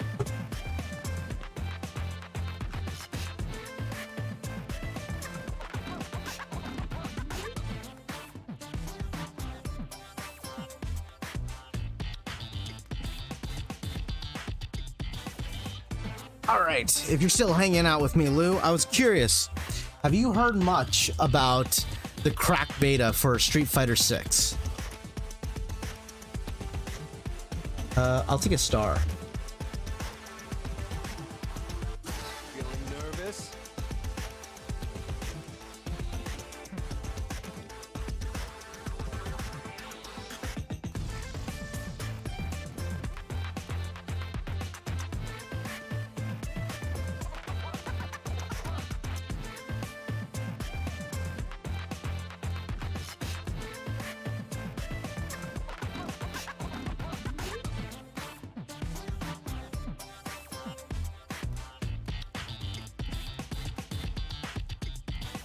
Getting cold feet? Oh no, you're all good, Lou. Handle your business.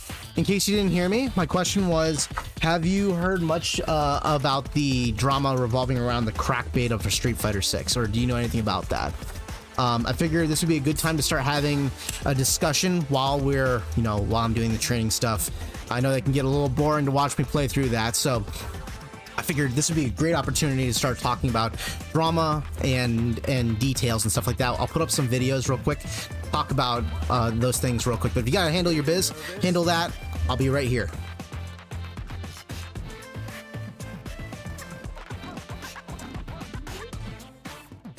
Okay, you know about it. Great. So, give me a couple minutes here. If you need to tackle something, go ahead and tackle it. And then I'm going to start a video for us to watch, so that way I'll get it set up here.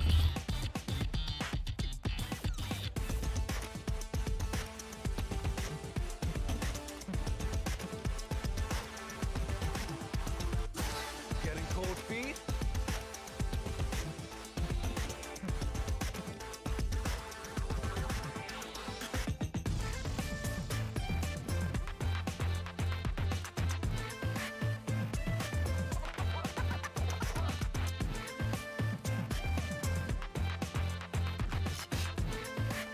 Curiosity kind of change that.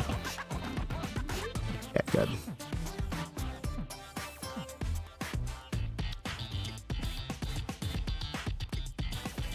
Feeling nervous?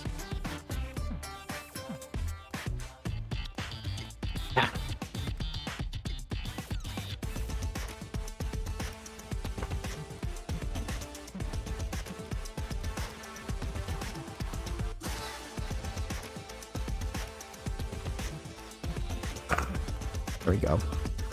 Much better.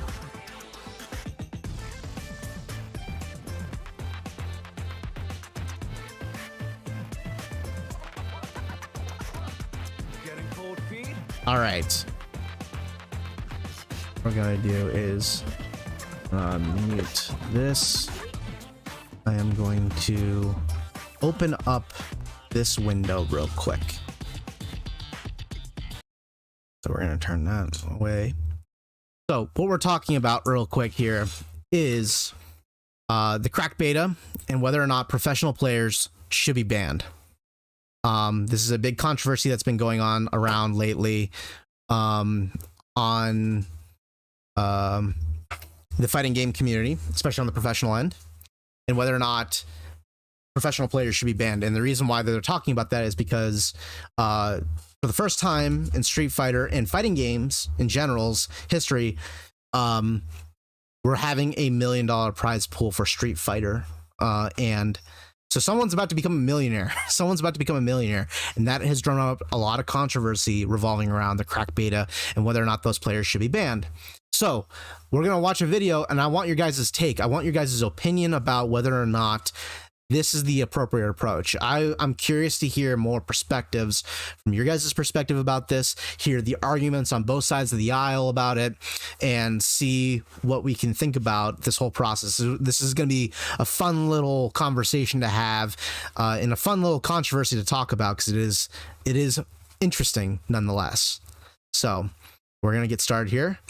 And I gotta make sure that the Elgato is not making any noise. You guys don't hear any music playing in the background, right? It's completely silent.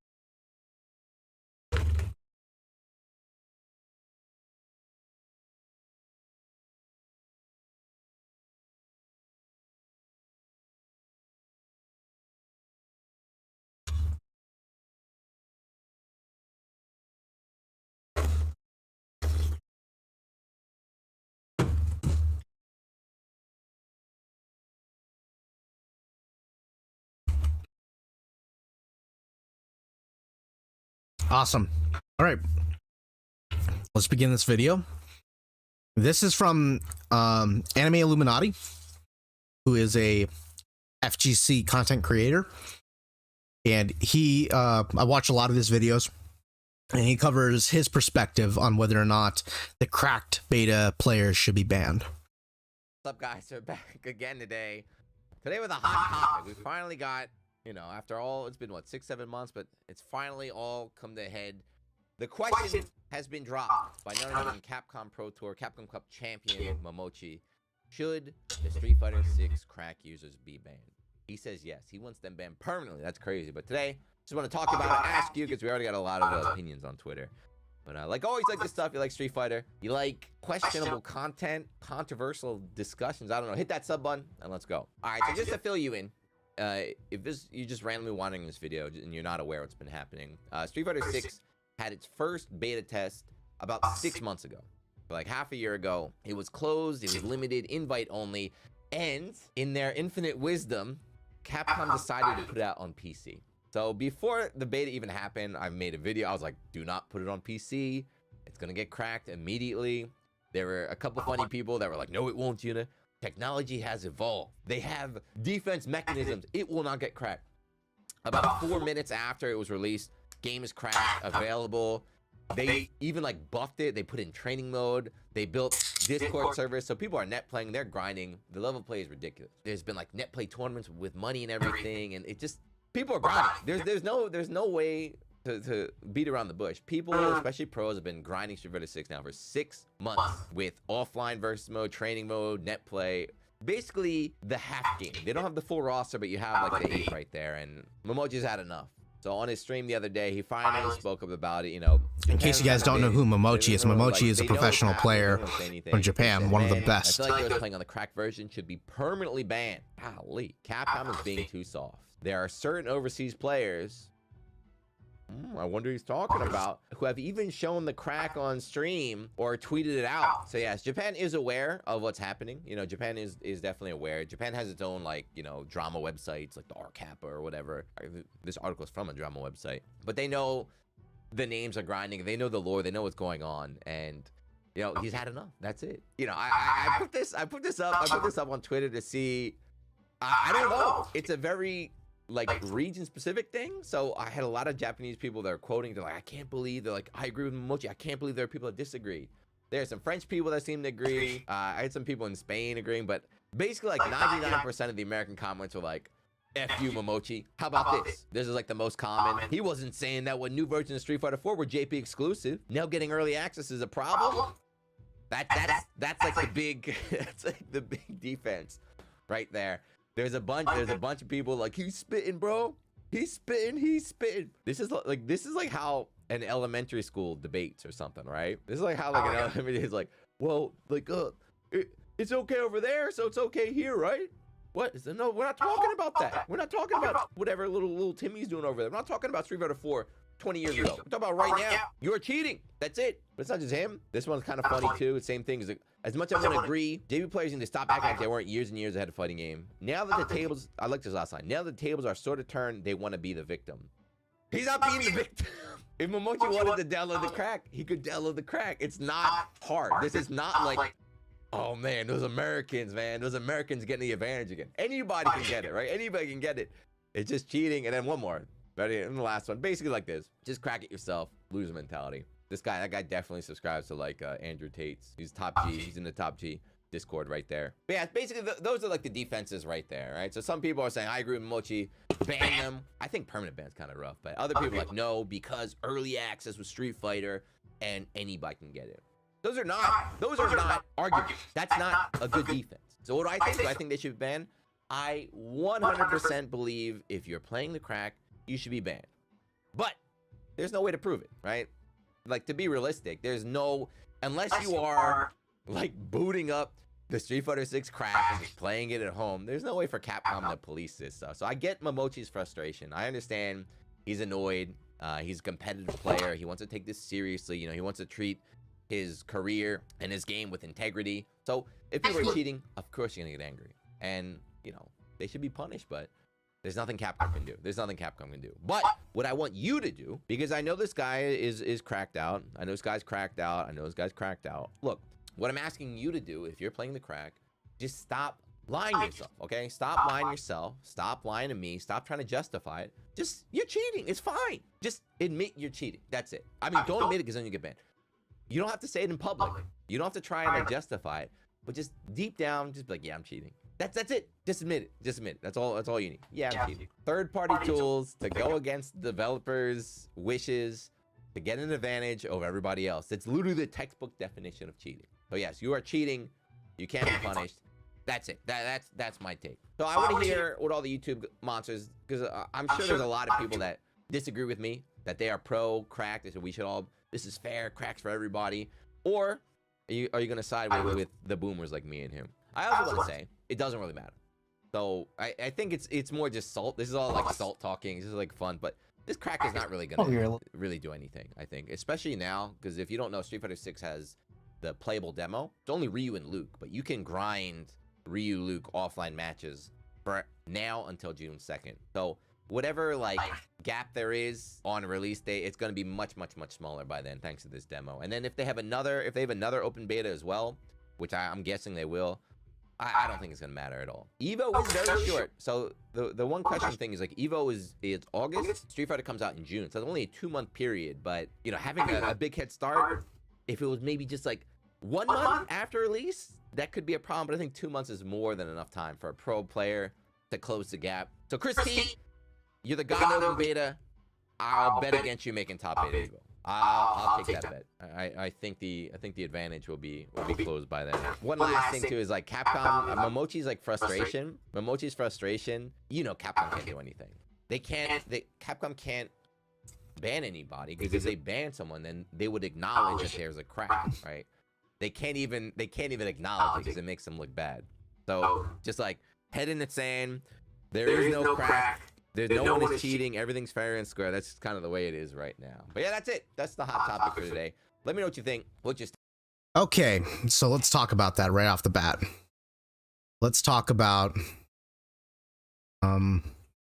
what you guys think overall when it comes to the cracked beta.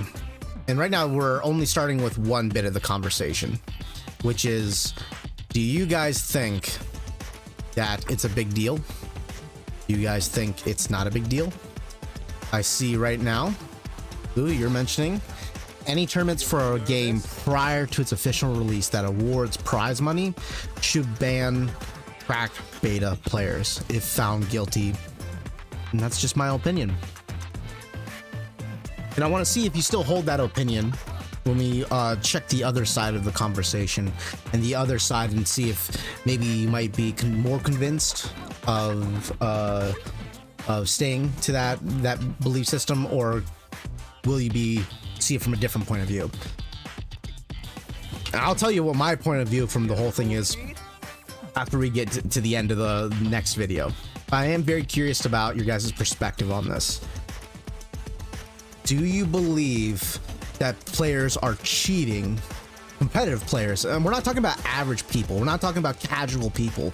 We're not talking about people that are just playing the game and having fun with it. We're talking about people that are competing for real money. Do you believe competitive players are actively cheating? And cheating is a big word to throw when you're talking about professional players. Do you believe that they're actually cheating and should deserve to be banned? And what do you think the term for banning should be? Should it just be for this one CPT, this whole year, and then they can rejoin in? Or do you believe they should be banned, perma-banned, like Momochi is saying, who's a professional?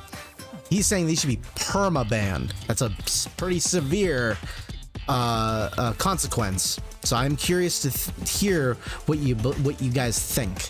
We're gonna begin the second video here real quick here. Cold feet? I want to know if you guys still feel that way.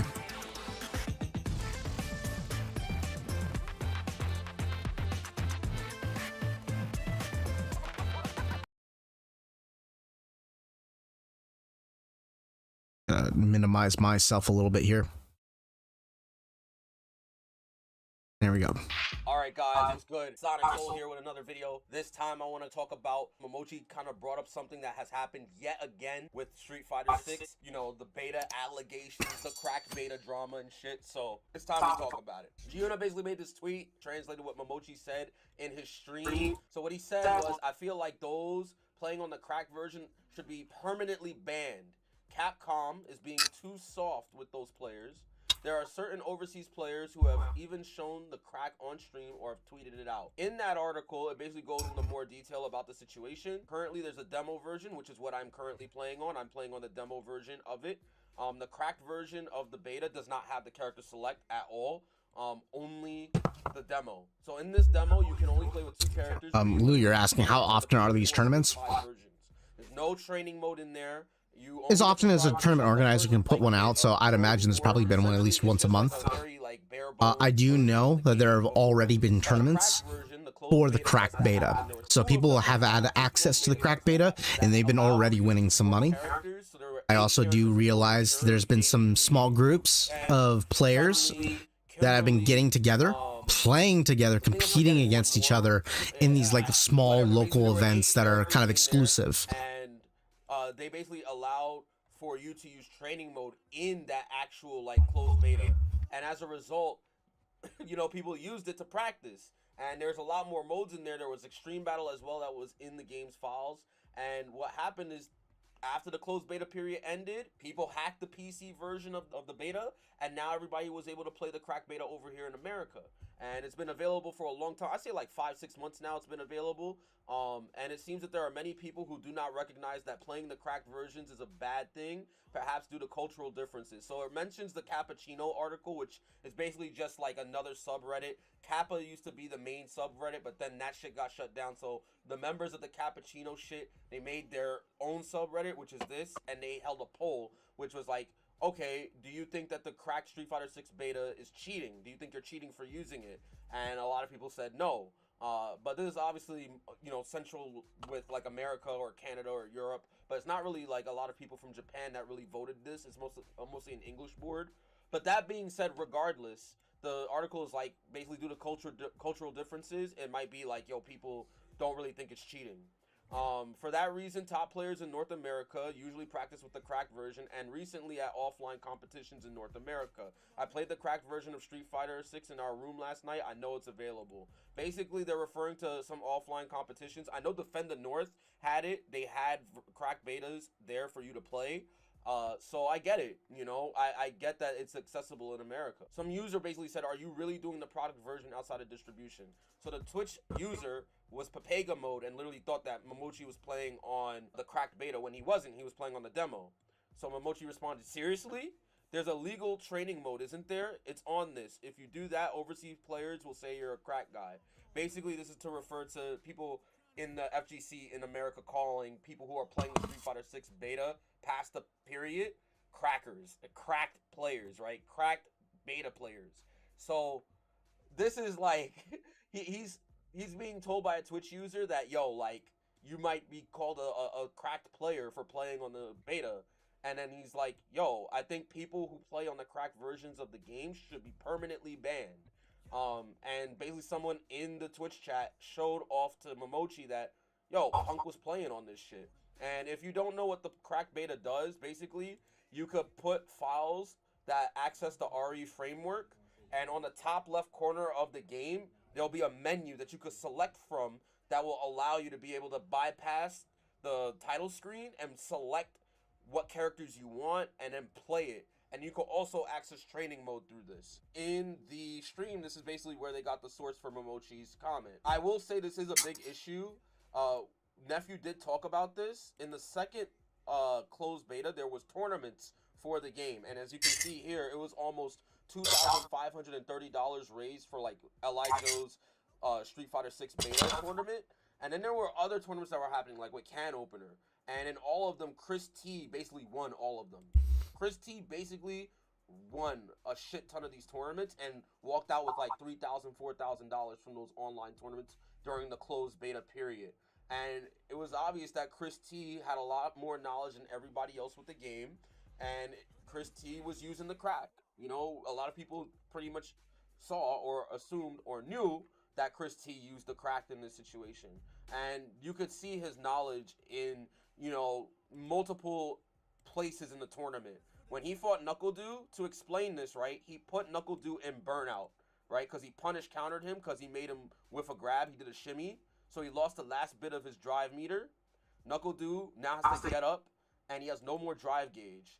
And he's got to, like, try to play the Fireball War, but he can't because at some point, you know, you got to deal with this Dragon Lash. So I'll let Punk basically speak on this. I'll let him speak on this, bro. You losing, making the crack beta player nervous is tight. Oh, you done. Look, he know real block strings for that shit. My son got full block strings for burn last. So what Punk means by the full block string, when someone's in burnout, they basically take 4 extra frames of block stun. So the person who's not in burnout will be awarded 4 extra frames of advantage on all their moves. As a result, the Dragon Lash that he blocked here, the first one, this Dragon Lash is normally +2, but now it becomes +6, right? But he tries to make it a true block string, which it is, because this jab right here is 4 frames. So it's a true block string. So now, this jab, which is normally +2, is now +4 on block. And this standing medium punch is, I think, 5 or 6 frames, meaning that it's a frame trap. He can't press a button here. And so he's able to just go into the target combo and cancel directly into another Dragon Lash, which is a true block string. He can't do nothing about it. And As a result, this is like a guard string. Like you gotta hold this, and he can carry you to the corner with this and potentially stun you. So why I mention all this and why I have so much knowledge on it is because I played on the crack as well. I played the crack beta, and in here I took that knowledge from what Chris T did and I practiced it. I had the dummy basically press jab in all of this, and I tested it. If he tries to press jab here, he gets punished by the drive impact. If he tries to jump out because he doesn't want to get drive impacted, then he's going to get hit because he's in block stun. He's in extra added frames of block stun. He gets stunned, right? And if he tries to like do anything else, if he tries to throw, he's outside of throw range. He gets counter hit. So you see, like, this is what happens when you have the crack beta. You can practice these things. You cannot practice this in the demo because the demo does not have a legit training mode that shows you the frame data or allows you to make the dummy respond with different actions. And that's a big factor. And that's kind of what led to Chris T being able to do well in most of these tournaments and ultimately winning in most of these online tournaments. And this is what Momochi was talking about. Momochi was talking about this exact fact of like, yo, like these players should be banned because they have access to this game and the knowledge before everybody else. Now, I do want to give my point of view about this. I can kind of understand where Momochi is coming from a little bit for two reasons. One is the fact of, well, everyone's going to be able to have that knowledge beforehand. And as a result, we're going to be very much at a disadvantage as opposed to everybody else playing. You know, everyone else is going to have knowledge before us, and we don't have access to the cracked beta, and they do, so they get access to this shit beforehand, right? The other reason is the sense of honor among, like, the Japanese players. So you have to understand that when Street Fighter V came out, Street Fighter V had a really terrible launch on release, and the game was pretty much flopping, right? And it was up to the pro players in Japan to keep that game alive, and they did. Basically, they kept Street Fighter V alive, and without the pro players holding it, you know, holding on to the game, then Street Fighter V would have died. And Daigo mentions it here when he responds to a comment. You know, they pointed out the Twitch user, Street Fighter V would have became obsolete, dead, without the top players playing it and hyping it up. He says he absolutely agrees with this statement. If we pros didn't focus on Street Fighter V so much, then Street Fighter V would have been dead. And he's right. And that's how a lot of Japanese players feel. You know, you'll get this same sentiment with Tokido and Gachi-kun. A lot of people look up to Daigo and kind of look up to some of his philosophies. And even if they don't, they still follow that cultural rule, which goes back to the cultural differences that people talk about and that this article talk about when it comes in relationship to, is it cheating using the beta crack, right? So you know, they want to support Street Fighter 6. They want to support Capcom in Japan, and they want to do it legitimately. And so on that front, on that end, they don't really play the crack beta over there. And even when they were given the option to play the closed beta, like they didn't sign, some of them didn't sign up for it. Daigo didn't play the closed beta. Momochi did, Tokido did, I believe Bonchan did. Some of the Japanese players over there did play in the closed beta, but some people opted not to. So that's the main thing. While I respect that level of honor and that level of sportsmanship, at the same time, when it comes down to my ultimate opinion about this, everyone's gonna take whatever advantage they get in order to win. And that's just how these games work. And part of the biggest thing about fighting games is knowledge. If you have more knowledge over your opponent, you are going to beat them. It's just as simple as that. I brought up Street Fighter V and the argument of the pros supporting Street Fighter V because I want you guys to remember 2015 when we got access to the Street Fighter V beta and it was an open beta. Past that period, it was on PC and people were playing the hacked version of the Street Fighter V beta. You had people like Viscount and Filipino Champ playing on that shit. Myself included. I played on the cracked beta for Street Fighter V. The game came out. People played Street Fighter V. They played the beta for that shit. And you know what happened? Who was winning? Filipino Champ did well. Viscount, not so much. Not to shit on Viscount. Viscount is an Evo champion. Viscount is good at Marvel. I'm not shitting on him when I say that. But what I am saying is he didn't really do that well in Street Fighter V. And Filipino Champ did well in the beginning with Street Fighter V with his Dhalsim, but later on he got overshadowed by rising talent, better players. You know, IDOM started to come up in top, you know? So you have to understand that even though there's access to the beta, it's not going to immediately mean that those players are going to have an advantage in the long-term longevity cycle, like the lifespan of the game. They're only going to have a head start in the beginning, but it's not going to make them better. I sure shit didn't win Capcom Cup. I didn't even fucking win a major in Street Fighter fucking 5. The best I could do was get fucking top 32. So I placed, but I never ever fucking won a major in Street Fighter 5. So that should tell you, like, if you're a cracked player, even if you're an experienced player, it's still not enough to carry you in the longevity, in the long cycle of the game. And the game is different. Street Fighter 6 is going to be way different than Street Fighter 5 in terms of the meter management with the drive gauge. And the fundamental things that you do in a fighting game is all legacy shit that people will already know. So it's just a different game as well. So all I'm trying to say is that's the first thing, is legacy skill and experience. Oh shit. Are going to be important for players that are playing Street Fighter 6. But it's going to be something that everyone's going to learn over time. So that goes into my first point as to why I don't really think it's cheating that much. Another side point too, a kind of like third reason why I don't think it's cheating. Japan has as much access to the cracked beta as people in America. It is not solely based on like, yo, well, if you're in America, you get to play early. No, Japan can play early too if they so choose. But it ties into the fact of the honor that they build up in Japan. So that's why they don't want to use it. But at the end of the day, it's what advantage do you want to give yourself, right? In general, I don't think it's cheating, but I understand how Momochi feels in terms of the knowledge gap. I also do want to bring up another fact. Street Fighter 4 was a game that released in 2009 worldwide. However, in 2008, it was released solely in Japan and in Japanese arcades, specifically in Japanese arcades. Japan had 1 extra year to practice with Street Fighter 4 before the rest of the world.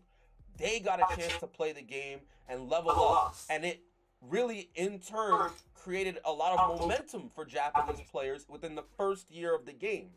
But there were people that ended up being able to make a name for themselves through Street Fighter 4 as the game developed throughout the years. You had people like Justin Wong, obviously. You had people like PR Balrog, obviously. 801 Strider, Snake Eyes. A lot of people in America were still able to make a Knuckle.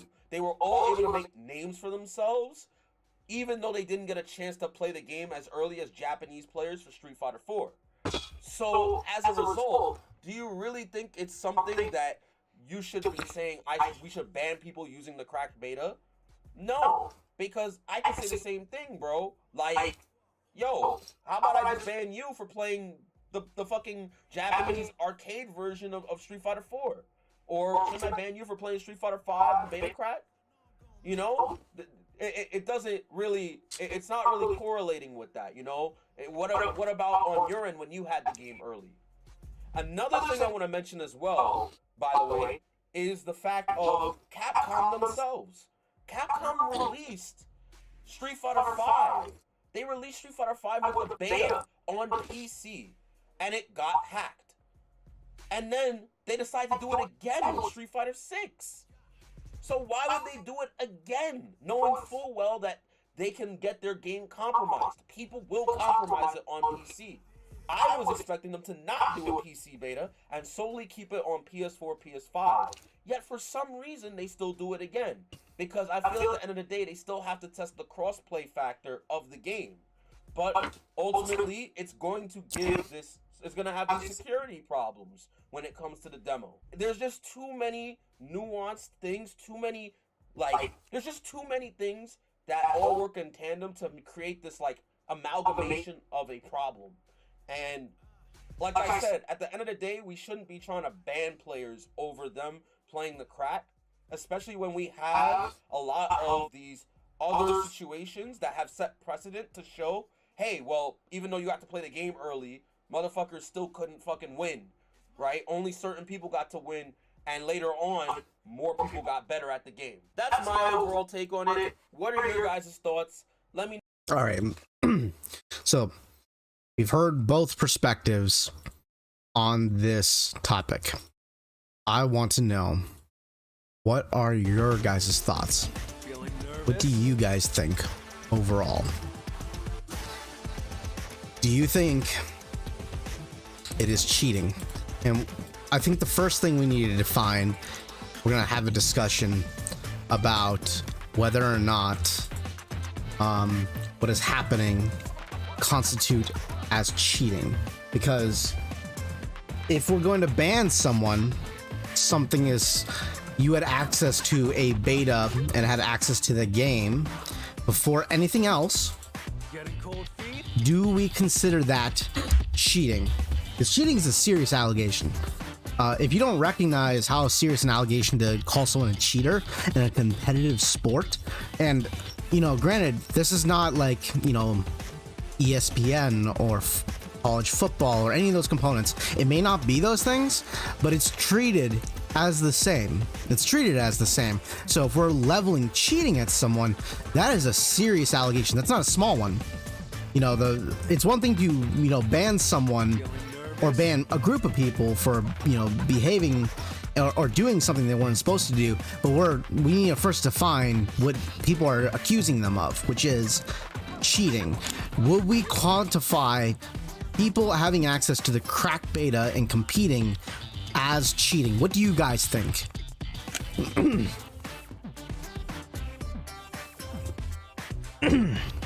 And Lou, you're mentioning your opinion hasn't changed? I want to know.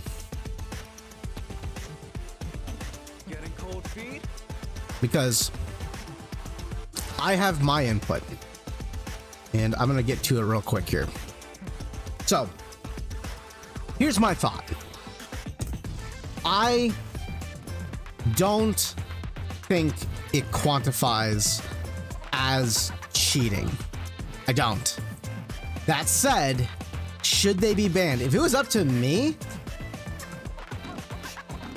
I want to say yes, but I cannot get myself there, and there's a reason for that. At the end of the day, it's not because I think the crack beta is okay. I think it's not okay.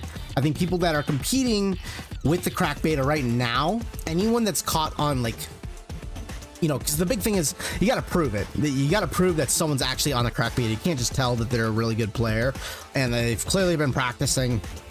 You can't level that accusation. That is where we fit into that category of the conversation of a slippery slope. So when do you actually accuse someone of doing something unethical in a competitive sport? You have proof. And I think that if there's been any video evidence compiled of people gathering and participating in an event that is using the crack beta, I think they should be banned. But do I think they should be banned this year? No, because I don't think that they're at fault.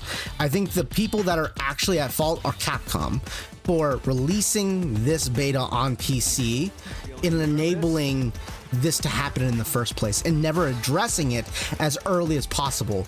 Right now, it's been way too long. It's been way too long to address it. If they had done it, you know, a month or two after the crack beta was released to the public, and they figured out that they had done this and then did nothing for several months, you can't really blame the people at that point for not taking advantage of it. You can only blame the organizers as well as Capcom itself for not making a statement and not making a stance on it. I do think that at the competitive scene, especially at this point in time, it's been going on for too long to actually address it retroactively.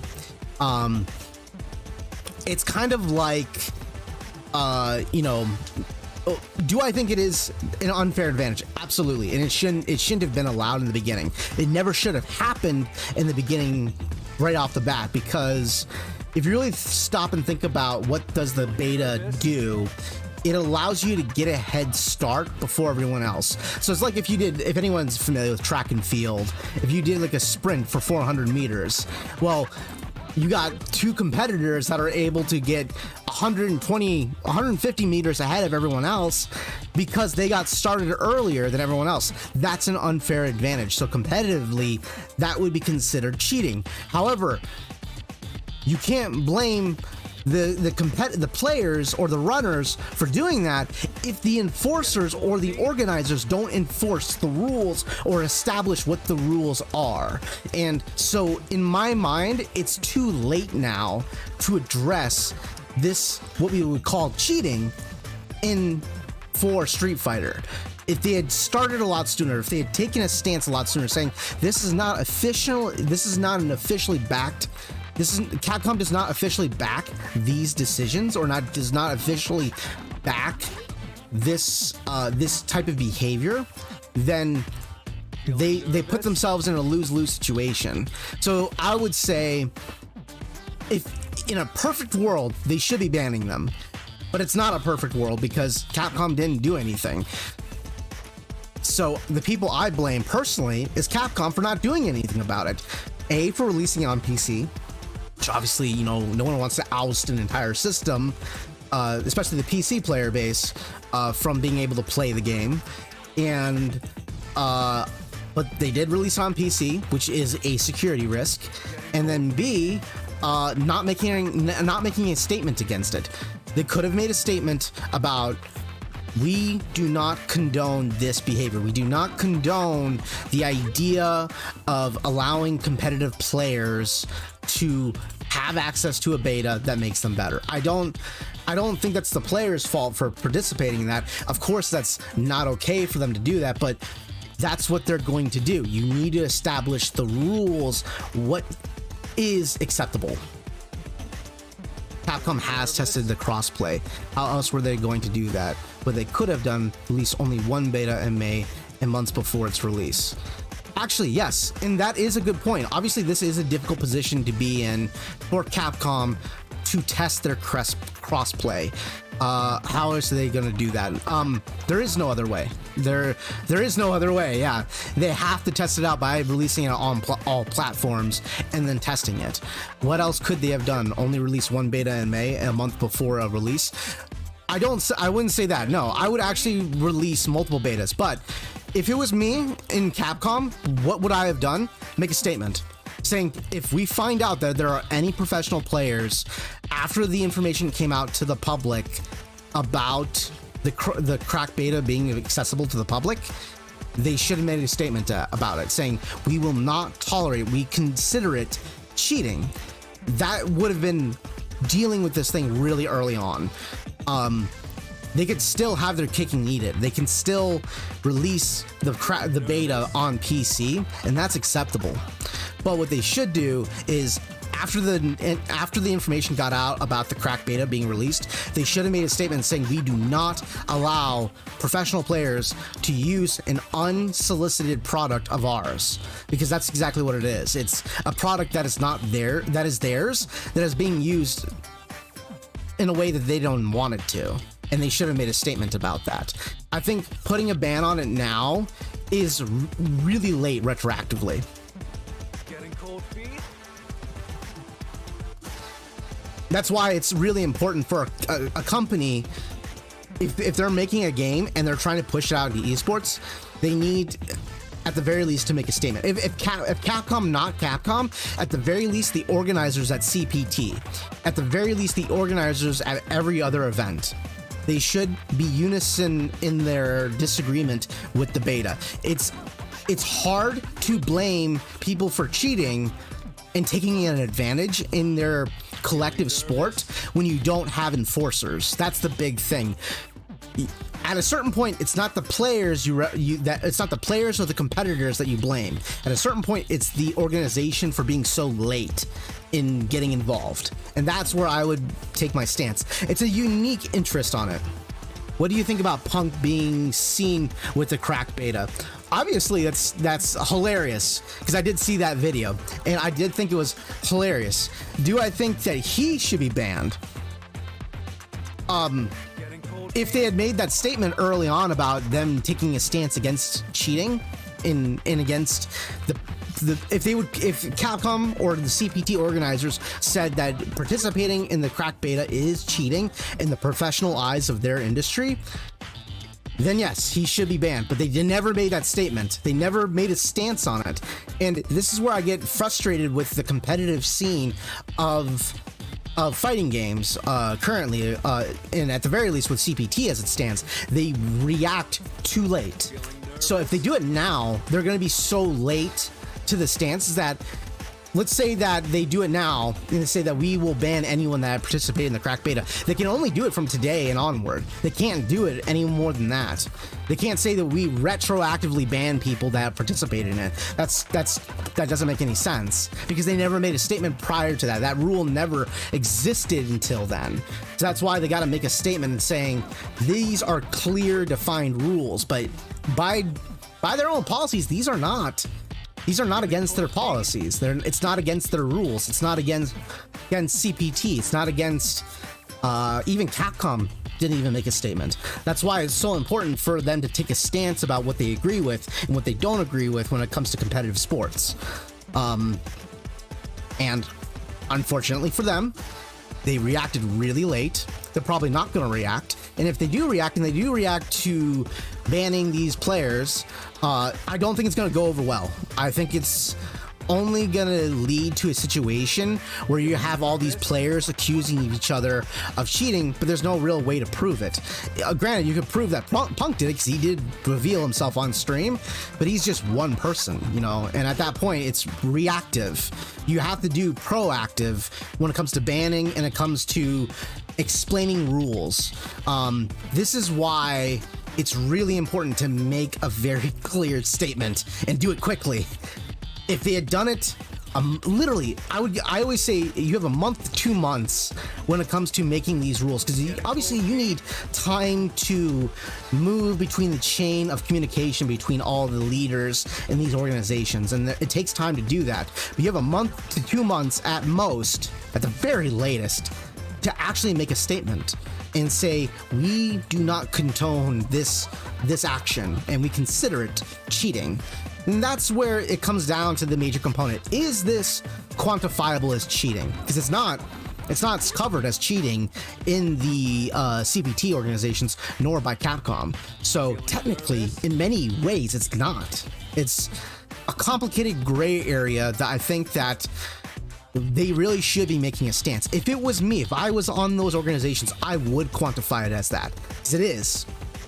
But it's not, because it's not considered that by the CPT standards or by Capcom itself or by the tournament organizers. No one made a stance about it, which is also what a major issue with these organizations are in general, that they're disorganized enough to not think about these things. Obviously, Capcom itself is a business, so they're not too focused on the competitive sequence, but you have CPT organizers, you have plenty of content creators that could have brought this stuff up. There was a lot of whispers about this for a long time, and I wouldn't say whispers, a lot of shouting about this for a long time, and the fact that no one said anything for so long, it's too late to react now.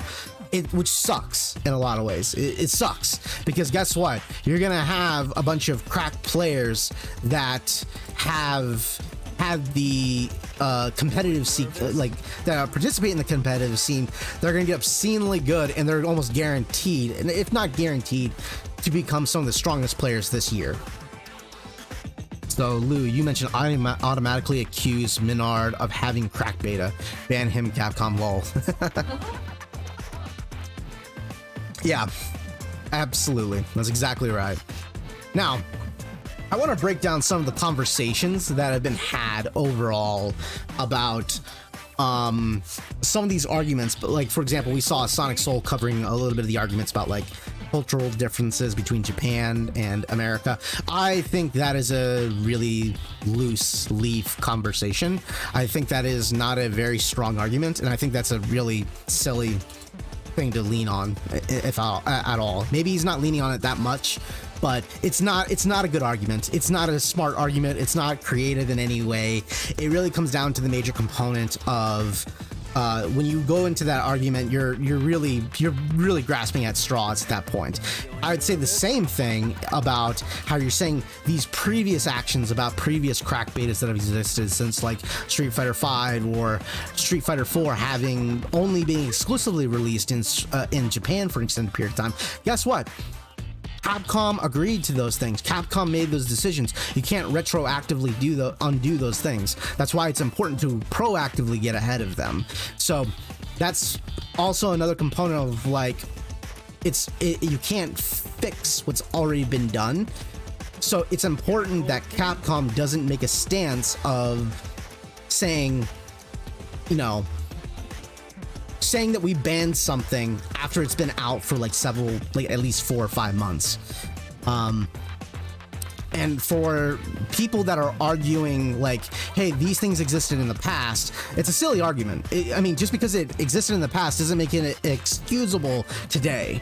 Just because, you know, the Street Fighter V beta was cracked and people had access to it for an extended period of time doesn't justify why the Street Fighter 6 beta is cracked and accessible. What does justify not banning those players is the factor that Capcom or the CPT organizers didn't make a stance. It was kind of cowardly, in my opinion.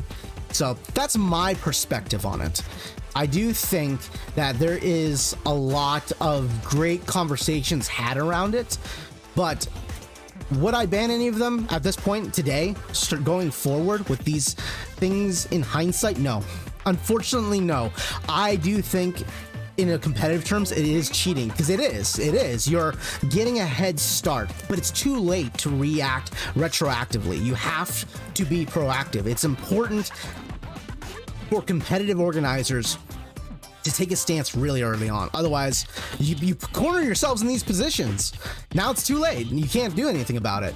The game's about to release within a few months, and CPT right now is really late to the ball. That said, let's say that CPT says going forward next month, hey, how's it going, Dolby? Going forward next month, we are banning any cracked betas from competitive matches or any involvement whatsoever. Guess what? All those players already really got good, and you're not going to be able to stop them from getting better because they already got good. Who you're mentioning, this situation is unique. I think if Capcom officially holds a tournament for yet to be another released game for next year's Capcom Cup, then they should be banned, not perma-banned, for just 1 year. And I agree, but they also have to make that statement in advance. They have to take a stance really early on. They have to quantify what their rules are before they release it. So, you know, one of the things that they can do is like, hey, there's a beta being announced for this next game in a week or two. CPT should immediately put out after the game's release or after the beta's release, we do not condone any form of cracking, breaking, and using unauthorized Capcom products such as cracked betas to improve your gameplay flow. That there would make a very clear stance about their perspective on Capcom competitive events. And the fact that they dragged their feet so long to get it done is a clear case of negligence. I would quantify that as negligence to a certain degree. When you have people that are what I would quantify as cheating, but you can't quantify it as that because it's not officially written as so, guess what? Too late. You can't fix it.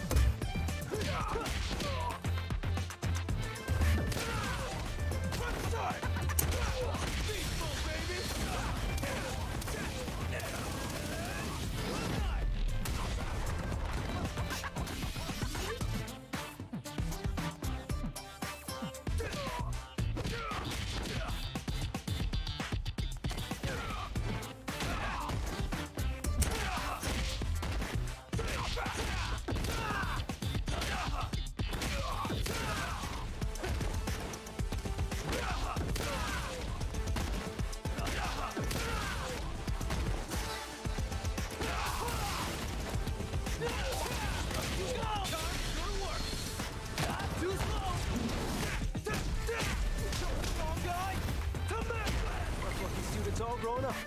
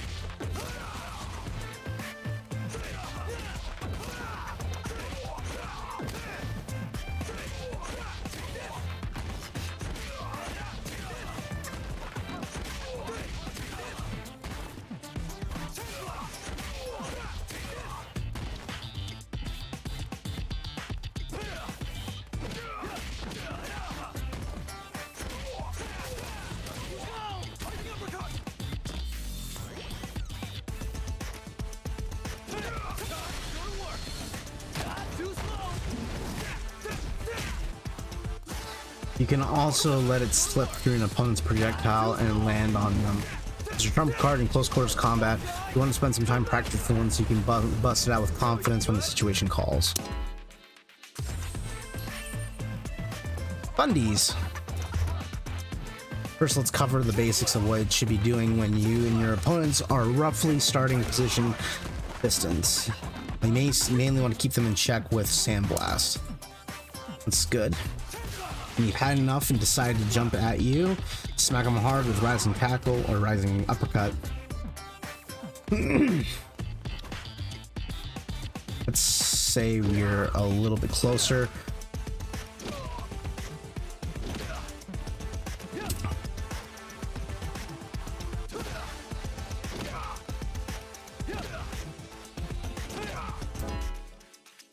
Okay.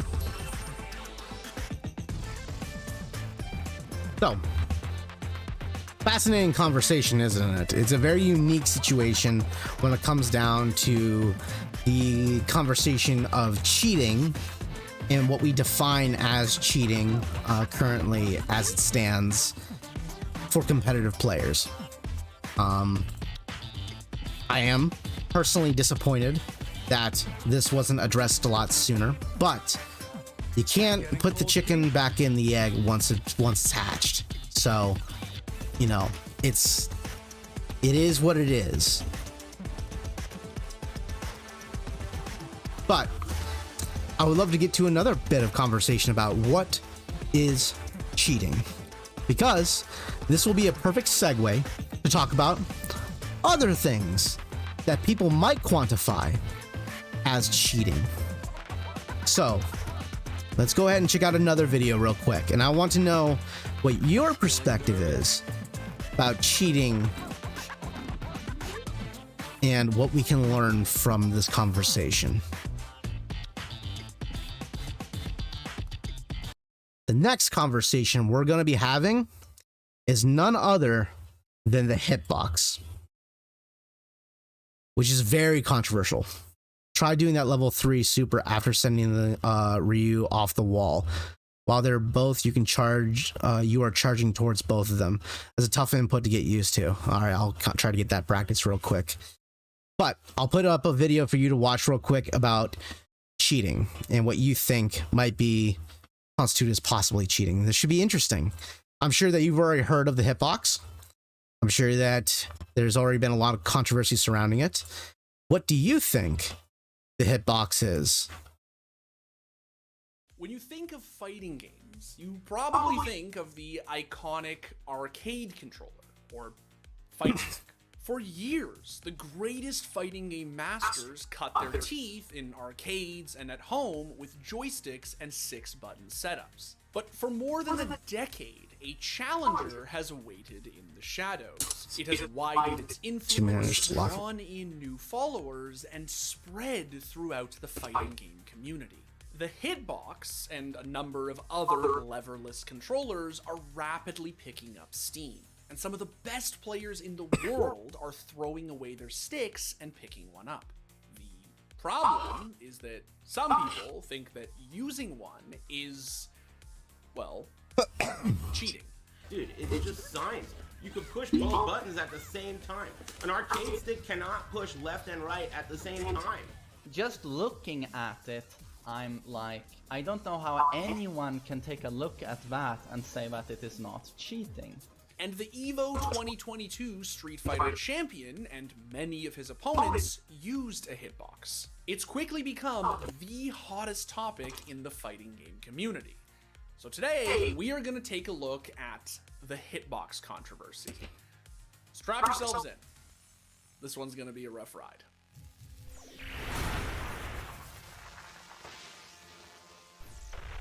Before we get into the video, I just want to let you all know that we have merch. If you have yet to pick up a hoodie or sweatshirt or t-shirt, well, I don't know what you're waiting for. You're definitely not too busy touching grass or anything. Anyway, so if you didn't play fighting games back in the day, you might be surprised to learn that prior to 2009, things weren't so hot.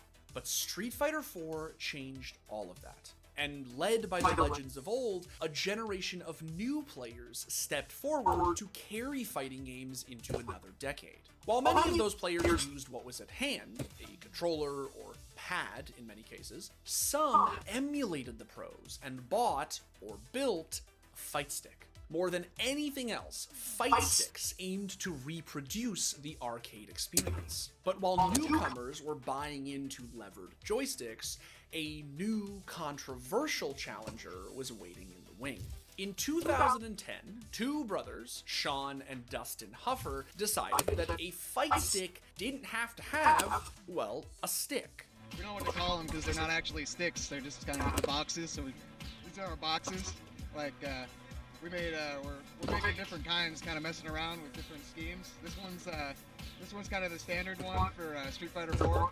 It's basically, the main difference is we got arrow keys, like if you're playing on a keyboard for the directional inputs. The idea was simple. What if you could use the buttons from arcade sticks to build a leverless controller? Pretty much the only reason you'd want to do this is because the travel time on a joystick is a lot longer than the travel time on like these Sanwa buttons. So basically you drag and punch, you Hadoken at light speed. But even in the comments of this video, with less than 30,000 views, you can see the debate start to bubble up. Will this thing even be legal long term? Should we be investing in something like this? But the orders started rolling in. So the brothers turned their garage into an ersatz assembly line and continued producing them. Now, some of you might be thinking, of course it's easier to press 4 buttons than move a lever around. Think about a stick's travel time. You're charging back, it goes forward, has to go back. Being able to hit both buttons at the same time, you are charging your next Sonic Boom faster than the guy who's using a stick. And it's math. It's not opinion. It's not, oh, this is harder to do on hitbox. This is easier to do. This is not opinion. This is science. Like, that's been how FPS has worked on PC for a pretty long time. It's why you use WASD controls and your keyboard doesn't have a stick on it, probably.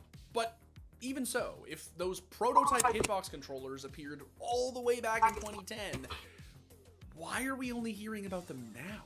Well, you see, in 2010, there were tons of brand new fighting game players who probably had the cash to buy a tried and tested fight stick, but probably weren't in the know enough to shell out for a hitbox. And while stick modding gained a lot of popularity during this time, it wasn't like people were itching to yank out their lever. The discussion simmered for a while, and some pros did switch, but none made more waves than the beast himself, Daigo Umehara. これから人も使いたいっつうか、その勝てるコントローラーを使うね。パッド I know this has a really recognizable voice even when he's speaking Japanese. I suppose it's the only language he speaks, but his voice is really recognizable. All time decided to switch to a leverless controller, and the debate fully entered the mainstream FGC consciousness. It was another title shift for fighting games. So I guess it's time to move away from history and towards the exciting world of SOCD cleaning. And now, the guy who actually knows what he's talking about. Where there's a big fancy acronym, you can be sure that I'm not far behind. Now, one of the biggest differences between levered and leverless controllers is the ability to input left and right, or up and down, at the same time. This is called simultaneous opposing cardinal directions, or SOCD. And it's at the core of what has made the hitbox, and other leverless controllers, so controversial. Before hitboxes went mainstream, games often wouldn't know what to do with SOCD inputs. In Marvel 3, for example, it actually just sends both inputs to the game.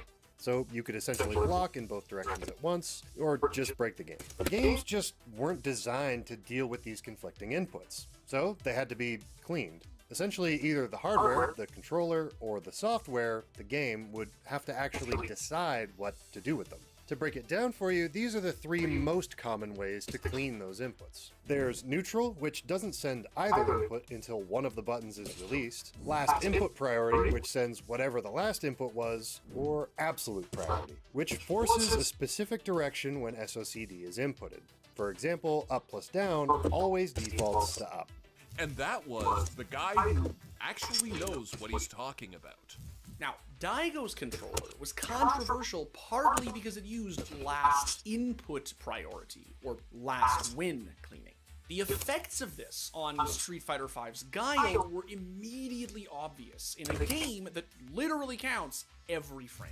新しい発見というよりは、頭の中で可能だろうなと思っていたことが実際に、その理論通りにできて、そういう感動はありましたね。例えば、自分の使ってるガイルだと、分かりやすいんですけど、普通はしゃがんでいる状態からサマーソルトキックを出すときっていうのは一瞬ニュートラルを経由するので、下から上っていうコマンドなんで、そのニュートラルの最中に相手の根気を食らっちゃうことっていうのがあったんですよ。ただヒットボックスの場合はその下から上の間にニュートラル通らないんで、ガイルがしゃがんだ状態から無敵状態になってサマーソルトが打てるとか、そういうのは理論上可能だろうなと思ってたし、実際やってみたらできてすごく有効だったので、それは感動しました。Capcom came out and said that the use of the controller gives the competition an advantage that does not follow the spirit of the Capcom Pro Tour before they banned it. Now, Daigo didn't get to use his leverless controller at Combo Breaker, but he committed to continue to practice both kinds of controllers, since it was allowed at subsequent tournaments. The debate never really died, but this event sparked a whole new round of awareness and arguments. Slowly but surely, all kinds of leverless controllers were explicitly made legal at major tournaments. Then, in August 2022, Daigo became an official brand ambassador for Hitbox.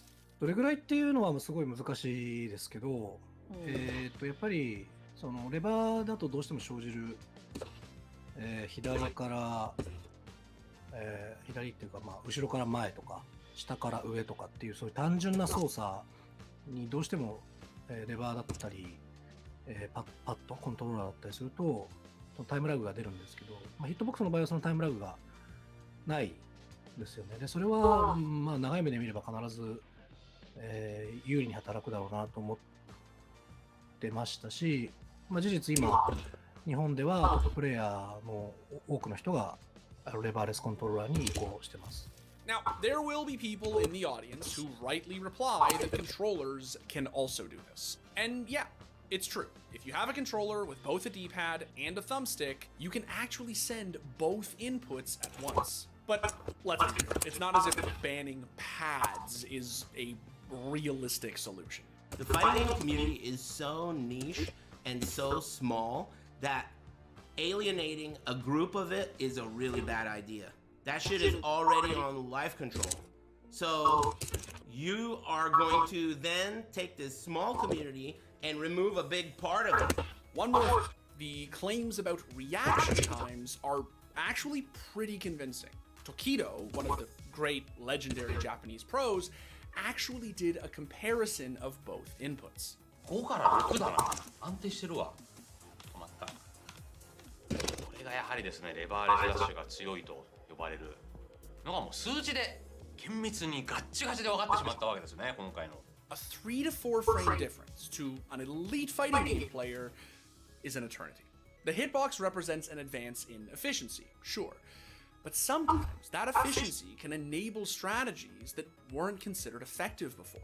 That doesn't mean that a hitbox is better at everything. There are some inputs, like 720s and half circles, that might actually be easier on stick. And that might actually be a bigger factor when determining whether hitbox will remain competitive in the future. If you've ever played Street Fighter 2, you probably realized that older games do very little to help you input a special move. But modern fighting games are designed to give the player a bit of leeway in terms of input, and a hitbox is sometimes able to turn that leniency into input shortcuts. Now, if that leniency were to change, things might be different. Because the input leniency in this game is super free.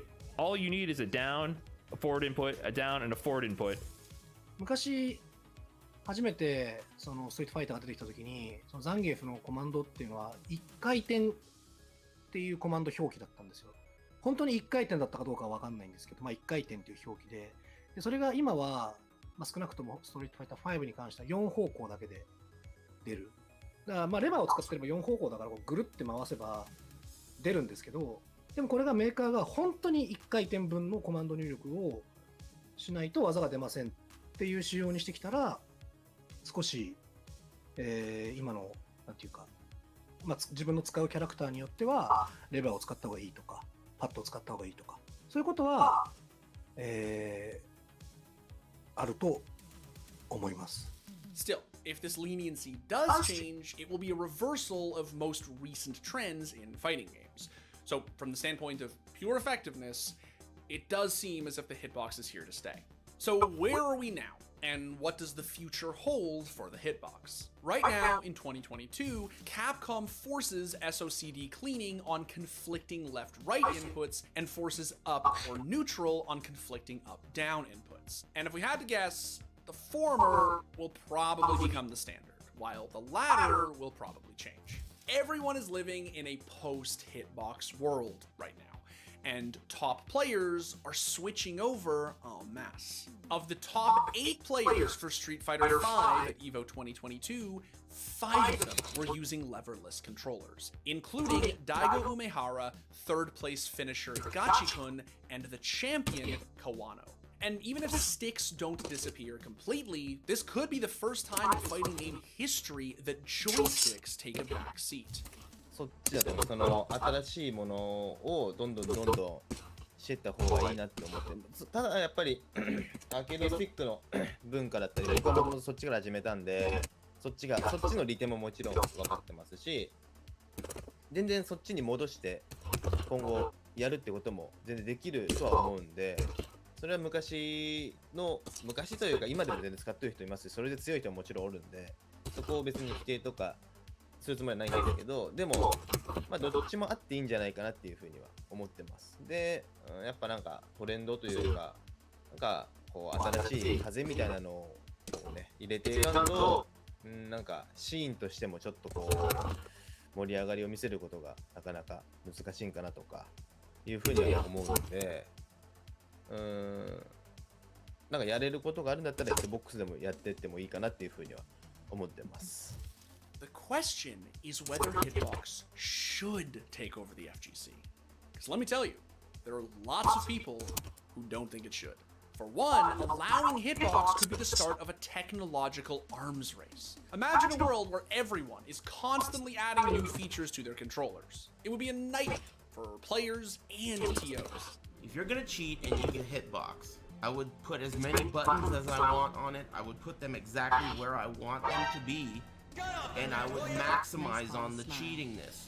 So, if there's any way for you to make it so that both sides, you know, left and right are active at the same time, whatever it is, I recommend you bend those rules as far as they'll go, but don't break them.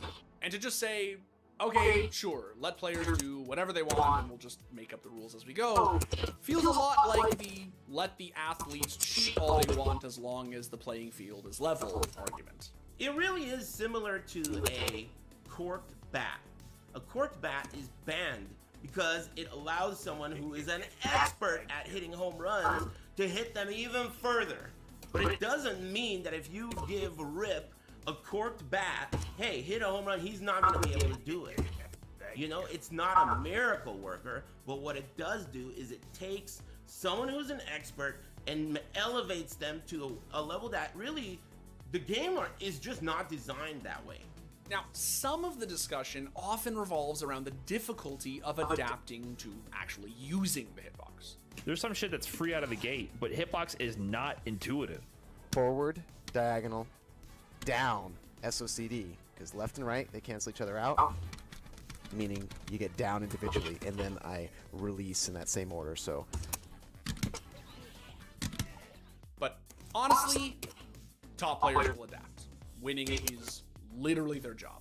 Plus, while hitbox may not seem intuitive if you're a fighting game diehard who grew up with a Sanwa in your hands, many new players coming to fighting games have experience with PC gaming, so they've probably used WASD controls. So if it's not going to be banned, fighting game developers will need to consider the existence of the hitbox when designing future titles. If they break the game using hitbox, to me, I'm thinking forward.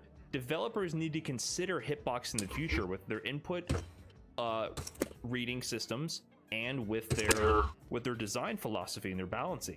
But, like we said earlier, it's not all bad news for sticks. There are plenty of attempts out there to give joystick-wielding boomers a competitive edge against the hitbox legion. But I'm gonna be honest with you all right now. Hitboxes are taking over. That's not necessarily a bad thing, but it is the truth.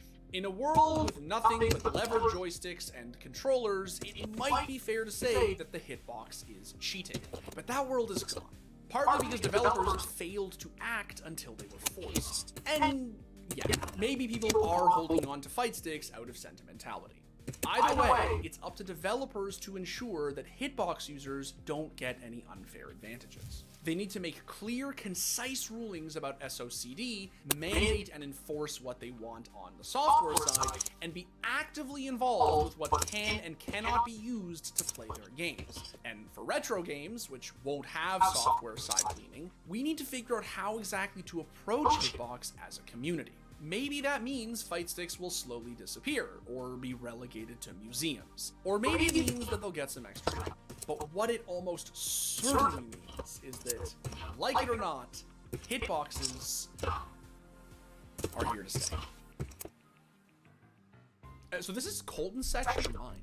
It's gotta be Colton's. Yeah, perfect.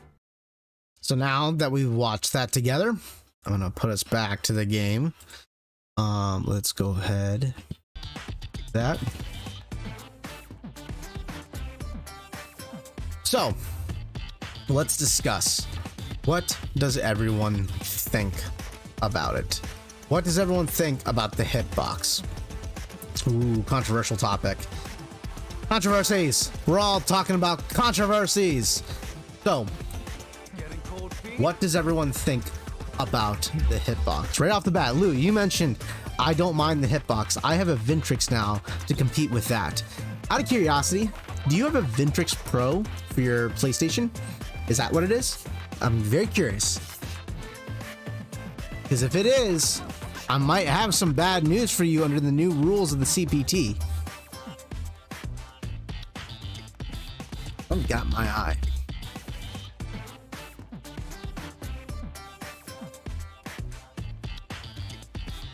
Because if it's a Vintrix Pro, it may very well be banned. I'm not kidding. It might be banned. Possibly.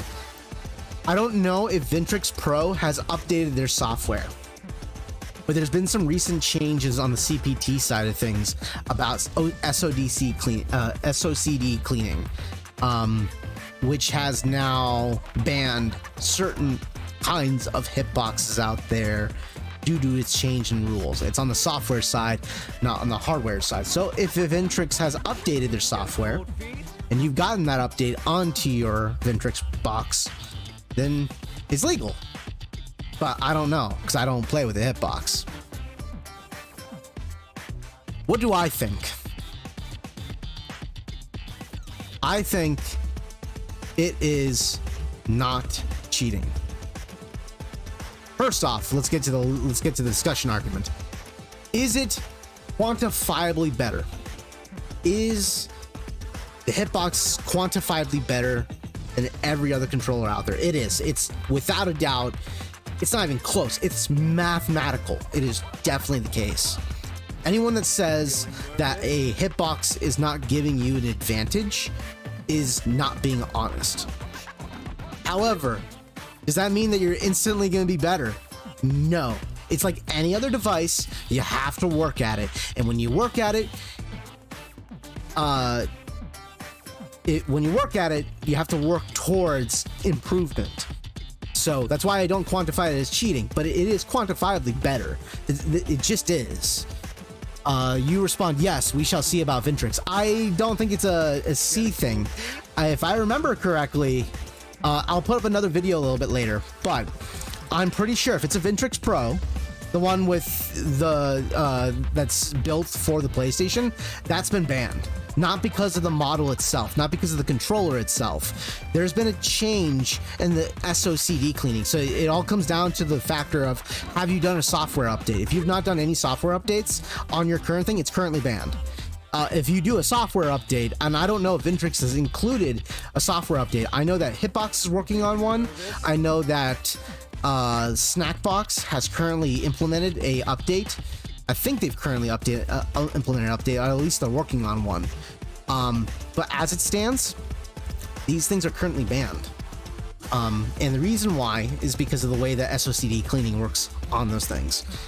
For the longest time, SOCD cleaning requires you to press down and up, which gave you no, it was back, left and right, which gave you neutral, I think, if I remember correctly, and down and up gave you up. Now it's down and up gives you neutral instead of giving you up. So what do I think of the whole thing? Oh, you've done the software update? Then you're probably good. Because I don't know whether or not it comes down to whether or not Vintrix has left a statement about that they updated their stuff. If they have, and I haven't looked it up yet, and if you have done it, I would say it's probably most likely going to be the case, because basically every kind of hitbox was immediately putting out software updates because of that. If you hadn't done it and you went to a local and they found out that you hadn't updated it, you would immediately be blocked from competing. But if you do plan to compete in any locals, I'd recommend double check your stuff. Make sure that it is legal.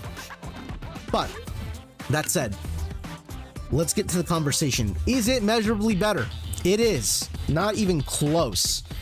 Before I do that, I may as well do a quick combo here. Because I learned a couple things while we were watching a couple of those things. So, for example, like that. Pretty easy combo.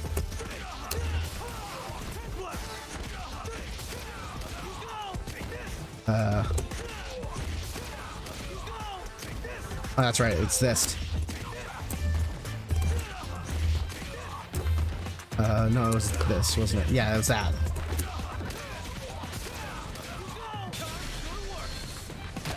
Things like that. Fun stuff to do.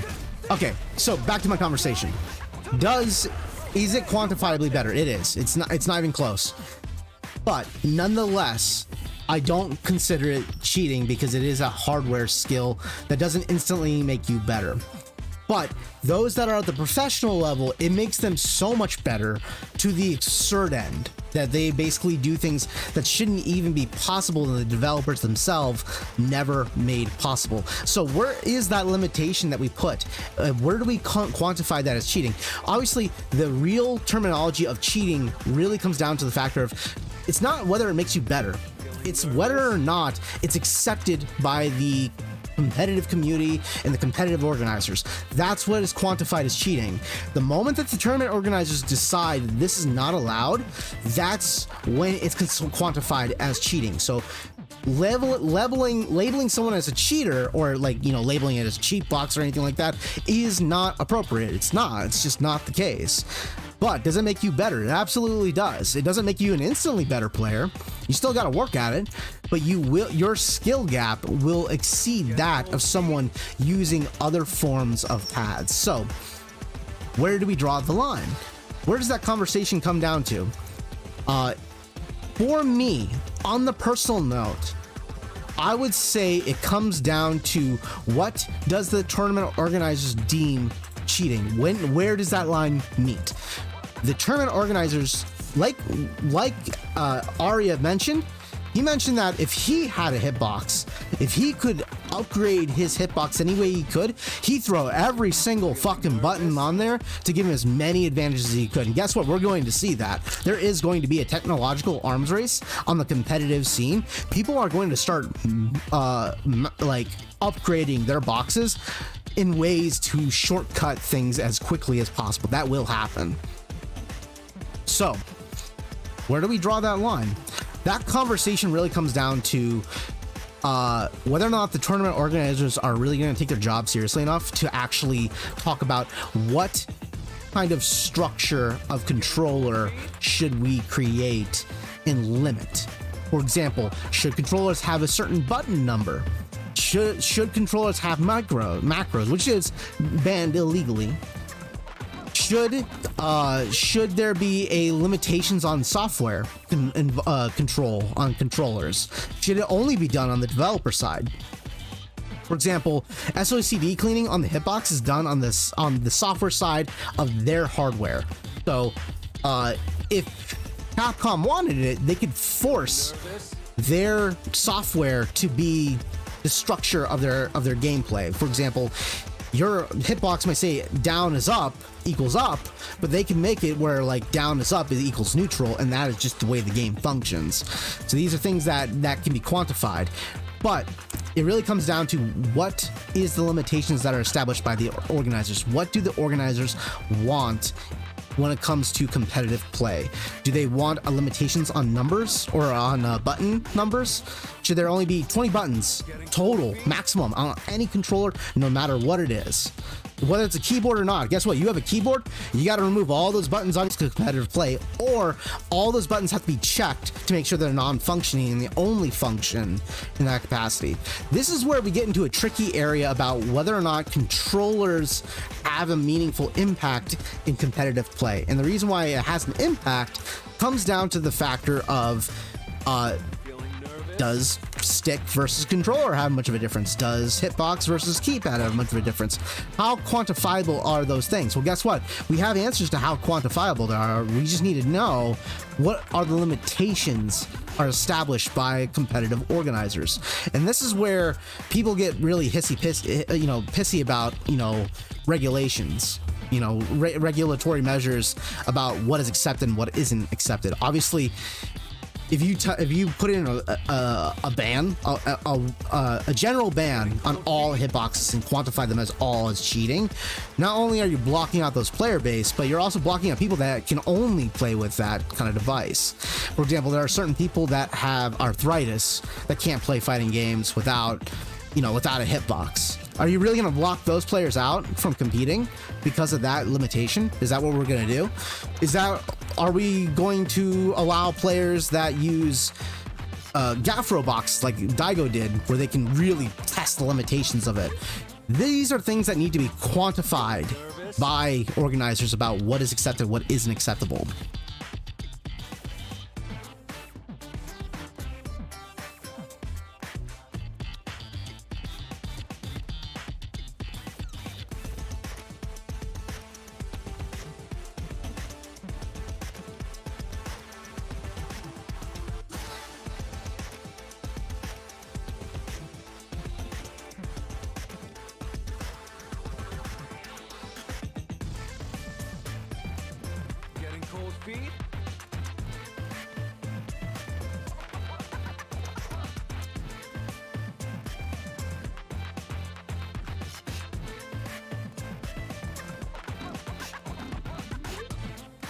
All right.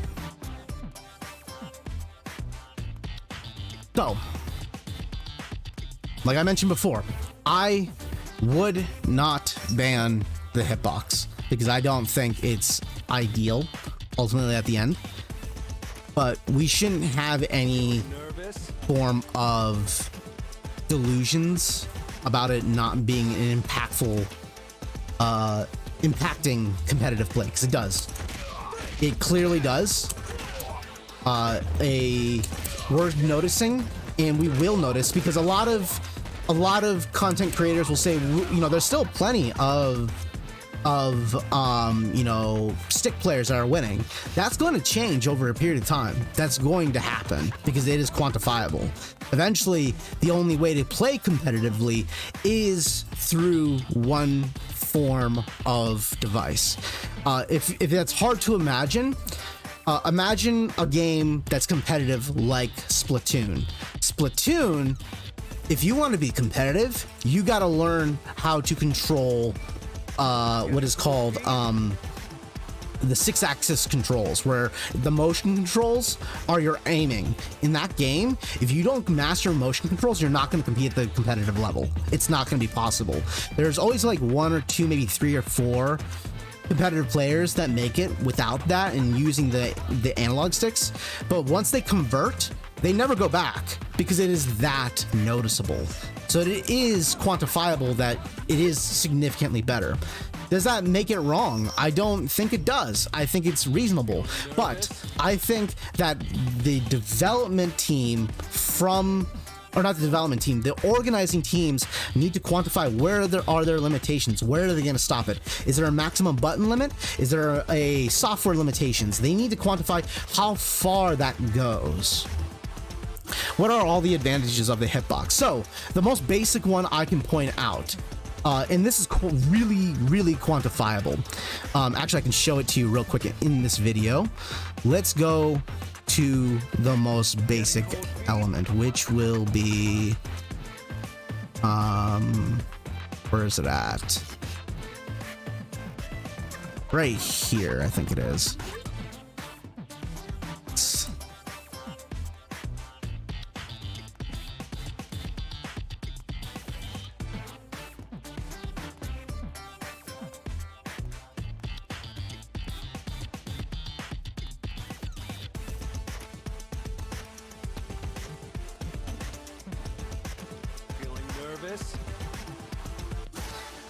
Okay, so I'll show you exactly what I'm talking about when it comes to a quantifiable difference between the advantages.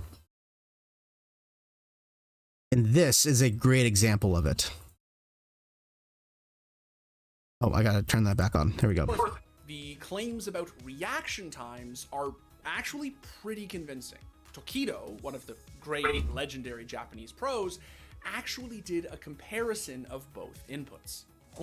So right now, we are looking at a comparison video that is done by Tokido, one of the greatest reaction players in the entire world, an EVO champion, and considered to be the murder face of the FGC, even quantifies how much of a difference it makes. So for a level-less controller, dashes take about 5 to 6 frames most of the time.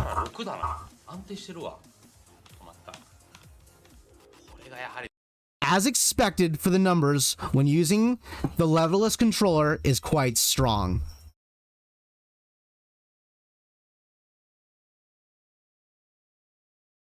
So what we're looking at right here on the right side of the screen, in blue, is the levered controller. On the red side of that chart is leverless. What you're looking at, I gotta move this out of the way a little bit here. Here we go.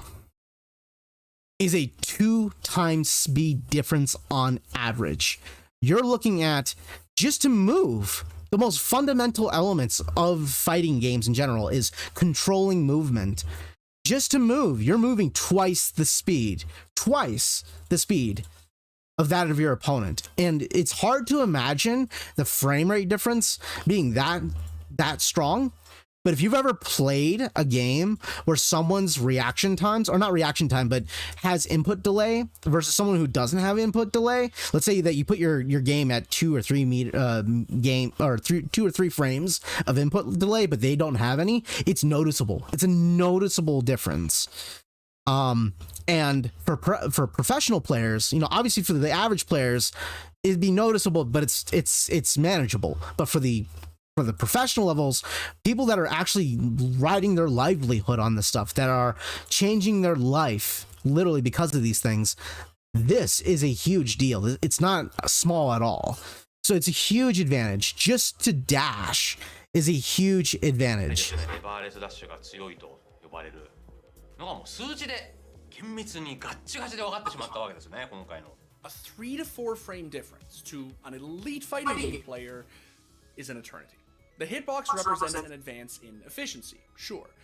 But sometimes that efficiency can enable strategies that weren't considered effective before. That doesn't mean that a hitbox is better at everything. There are... So, let's get back to our conversation at hand here.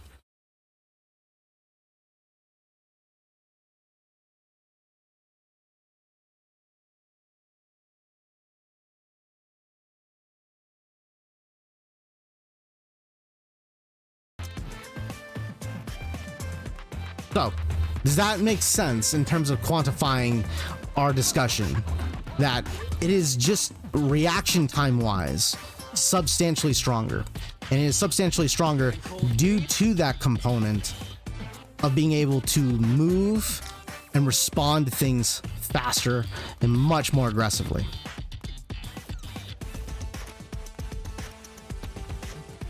Do I think it's cheating? No, I don't. I think it's reasonable that a hitbox exists. I think we need a hitbox in the fighting game community. I think it's only a good thing, ultimately in the end. But where do we hit that limit of where technology stops influencing what a player can do? That's something that the competitive scene itself needs to talk about. Because guess what? If we all think that the hitbox is the end and that's going to be the greatest form of technological advancement, that's ridiculous. And to limit our player base to only one controller is ridiculous, because you know you're going to be blocking out what is already a niche market to an even nicher market. Why do that? You know, why do that? I think there are conversations about like OCD cleaning, about like how you can cheat the OCD cleaning through pad versus that of leverless controllers as a justifiable argument about, you know, you should be banning pad. Then I don't think that's a reasonable argument. I think it's a bad faith argument, because ultimately at the end of the day, you can't do that. You legitimately can't actually do that. If you can do it, it's really fucking difficult. So much so that no one would actually try to do it. That's why you don't see it at competitive play. So is it quantifiably cheating? I still don't think it is. It's just a better piece of hardware device. It is still a high skill curb ceiling. It is noticeably more advantageous to use that than it is a fight stick. I'm still going to use a fight stick. I don't give a shit. I don't care if my opponent is using a hitbox. I will still use a fight stick just because I want to. Because it's easier on my hand. I like the feel of the fight sticks. It's easier on my hand. I can't stand pad. And would I relearn for a hitbox? Sure, I would if I was really motivated to. Absolutely. But I don't play it at a you know, pay me competitive level. And I think it's fine that competitive players want to use that device to push themselves further. But that said, there needs to be a limit. There needs to be a discussion made by developers and by tournament organizers. When does that limitation end? Because at a certain point, someone's going to come up with another controller that surpasses the hitbox, that is easier to use, that makes the fighting game much more efficient, and on it will go. So where do we put that limitation? This is no different than, in my mind, than when people were complaining about aim assist when it came to keyboard and mouse versus controller. Obviously, aim assist is a software side of things, and you can turn that off. And with that comes a hindrance on the controller. But guess what? You're not going to ban all controller players. No, you're just going to ask them to ban the aim assist. You can do the same thing with the hitbox. If it really has that much of a disadvantage, you can put limitations on such things to keep it from breaking the game. But the question is, where do we put those limitations? Where does it stop? I don't personally think that the hitbox is a problem. I think as a device, as a controlling device, if it allows players to express themselves freely, then it should stay. It should stay. But if there needs to be limitations on it, then developers and also tournament organizers need to be talking about that. What kind of limitations should they be putting in? So that way these technological advancements in controls don't break the game itself. It is a noticeable difference though. You get twice the frame of movement. Just dashing forward is noticeable. Literally, for me to turn my lever 2 times to the left is difficult, or half the speed of someone hitting 2 buttons back to back to dash forward. It takes twice the time. Even more so with Drive Rush. If you can double input, dash forward, and then drive input, it is way faster. And not only that, less likely to input error like this.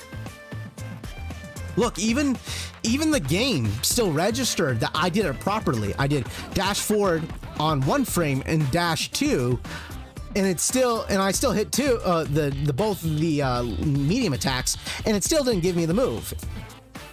Probably wouldn't have happened with the hitbox. Noticeable difference though. Does it make it cheating? I don't think it does. I think it's reasonable. Just talk about where are your limitations? Where do we stop? The thing about rules is that rules are not factors of like what is capable, what is breaking the game. It's a social agreement between competitors and organizers. That's what rules are. Competitors abide to the rules, and as long as they play within those rules organized by the tournament organizers, then they're not cheating. And as it stands, it's legit. And more importantly, should those tournament organizers be talking about whether or not something is bannable or not? The major component of it comes down to where do the organizers take a stance? Because guess what? It will happen one day where another controller is going to get obscenely strong and people are going to have the same conversation. There might actually be a legitimate time to have that conversation. Do we all think it's possible that a controller could exist that breaks the game, that legitimately makes you beat everyone? Could that exist? Possibly. So where do we limit that? Is it possible that a game could allow a controller to make someone really, really good to the absurdity? Okay. So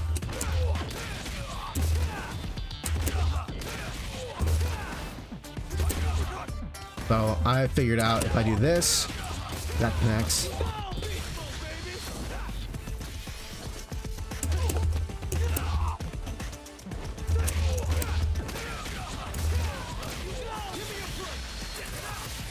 Damn, that's cool. That's fucking badass.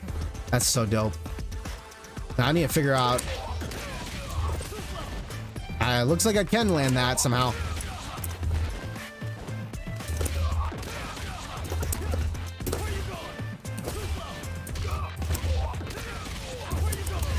Yeah, that does connect.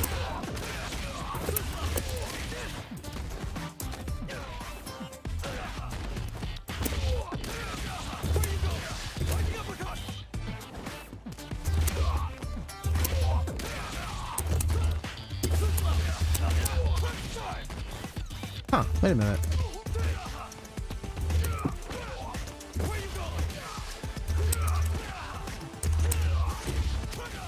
No, that's all it was, okay. What do you guys think? Do you think that the hitbox is cheating? Do you think that it enables bad players, or do you think there should be limitations that need to be discussed? Do you think we should be talking about these things? I personally don't think it does. I think that it's just another form of controller, but I do think that we need to begin the conversations to talk about when do controllers possibly break the game. I think that the hitbox is reasonable. I think that if I were to talk about precedence, because it has been around for a while, it's not a new device, it's been around for a long time. Do we talk about precedence as the legitimate reason why? I don't think that's a great excuse. I think that there could be better excuses, and I think the better excuse is that it's a controller. It may give them a noticeable advantage, but developers could put limitations on it. You know, community members could put limitations on it if they needed to. Some of them already are, as a matter of fact, such as the SOCD cleaning. There's currently limitations about that. You just need to think about what those limitations should be and think about them clearly. I think it's fine that they exist, despite the fact that I'm a stick player, and guarantee it, every competitive player will move to the hitbox eventually. That's just an inevitability that will happen.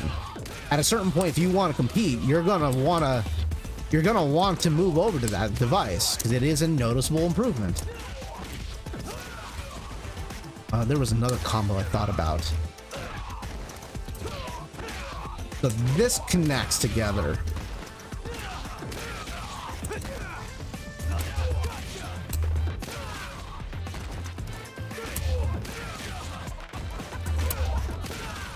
That doesn't connect together. But if I do this,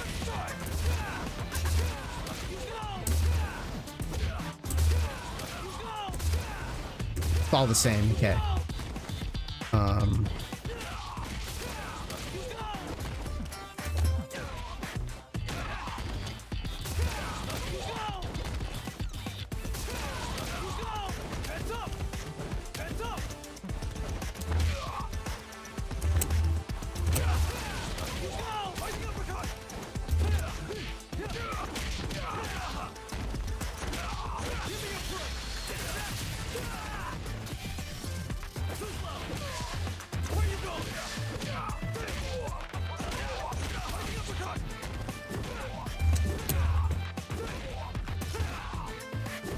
Oh, that's command hit. Got it. Okay.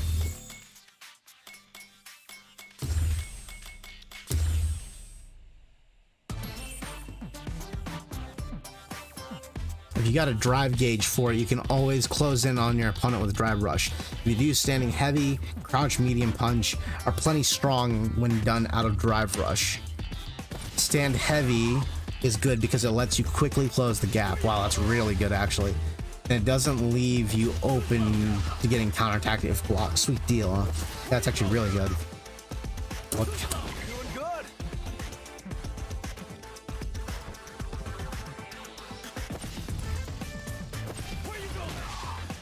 Crouching medium punch may not reach as far, but it makes up for leaving you at advantage when it's blocked or hit. Try using it to open up your opponent so you can land a combo. Charge light attacks, light to medium punch to heavy next.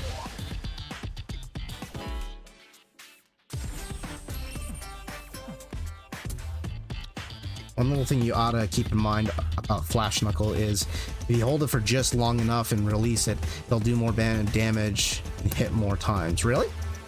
Or light Flash Knuckle, it'll launch people higher in the air. Oh, really?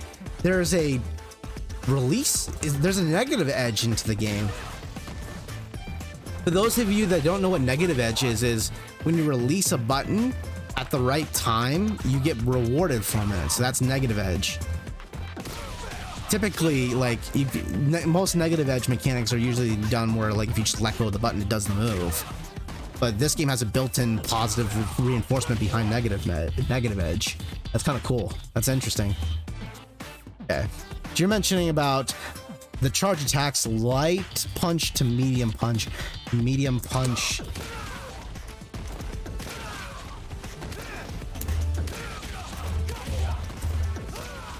Medium punch connects to heavy punch.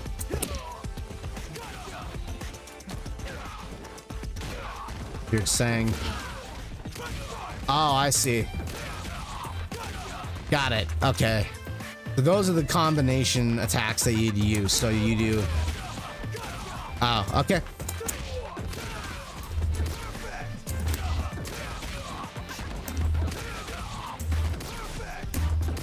Oh, I see the timing. The timing is the moment you see the flare up from the arm. The moment that his arm catches fire, you release it.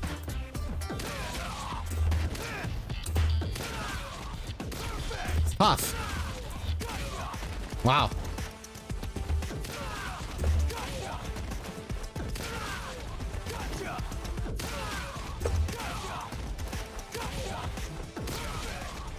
Although you practice it enough times, you'll memorize the timing. It'll become muscle memory.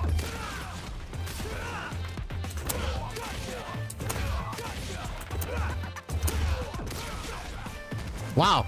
If you use that, it shortens up the startup time. So if you use the perfect version of it, what combos wouldn't initially connect can now connect. Like, for example, this would not connect if you fully charge it, right? You only get 2 hits, and this is a 2-hit move.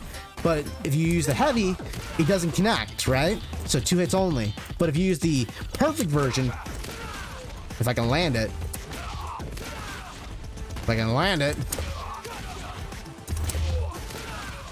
damn, it's tough. Nope, no, that's not what I want. Come on. There it is. 3 hits. 3 hits that time. In case you didn't see it, I'll put it up right here so you can see it. 3 hits instead of 2. This would be 2 hits, but if you do the fully charged one, it only counts as a 2-hit. So if you land the perfect version, you're rewarded with a full combo if you're feeling risky enough to go for it. That's cool. I'm gonna put myself over here so that way I'm not blocking the attack counter. That's actually really cool. That's really cool that they added that. Then it rewards more execution heavy inputs. Because I know that there's a lot of discussion about whether or not execution is truly a skill-based skill. I do believe it is, but I do believe that there's a place for it in fighting games. I don't think it should be the only place. I don't think it should rule the fighting games. Not everyone should have to get over that barrier. Just give them the option to go for the execution barrier and make sure that that is a choice. If that is the only thing, then you're going to limit the players that are going to have fun with the game. So there are other tools that you can use, such as, like, instead of doing, doing that, you might just go with the EX version instead. That works just as good.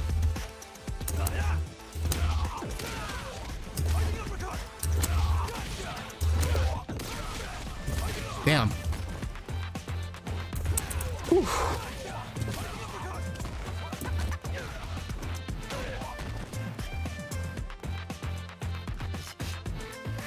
Execution is skill. I agree. I think it should be rewarded, but you don't want to make the entire game revolving around execution, because then you end up filtering out players that want to have fun. You want to have a good balance between it. Give execution there to push out more damage, but don't make it so it just makes it where it's irrelevant to use other strategies. Exactly. Modern controls remove that limitations. That is one of the biggest reasons why I think the modern controls are one of the best mechanics that they have added to this game, to allow for that experience, to allow for that limitation not to be exceeded, and you can still have a fun environment. I wouldn't be surprised if we start seeing a couple of players on the competitive scene jump into competitive gaming or competitive Street Fighter with modern controls, newer players. I don't see existing veterans doing that and the other way around, because this is the way they like playing the game.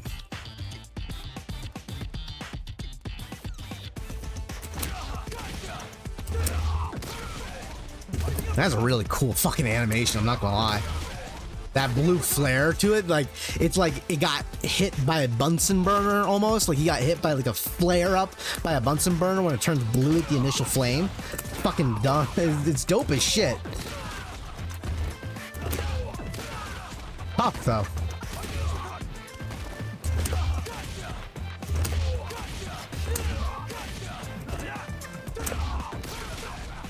I would always say if you're gonna go for these, because typically I would never advise going for those. I would just say just burn the EX and go for the meter, go for the easier option. However, if you're gonna use the skillful, like the hard skillful version of it, do not over input. Always under input, so that way you are always guaranteed to stop there and you're safe.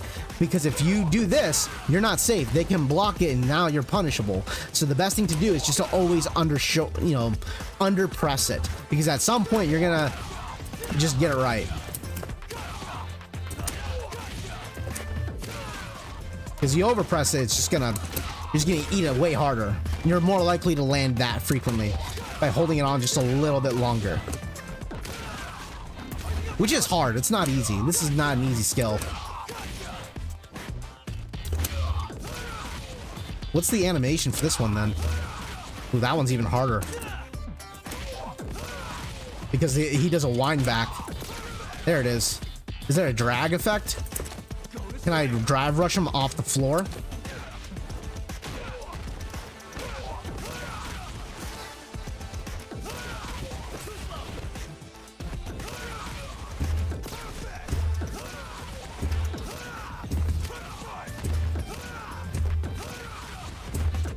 That one's probably the really fucking hard control.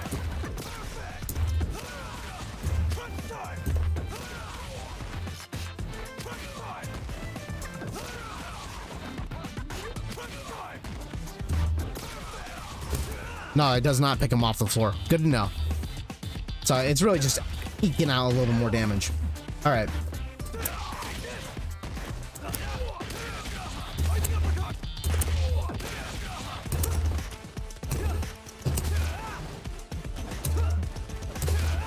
Oh, I see. Okay, hang on.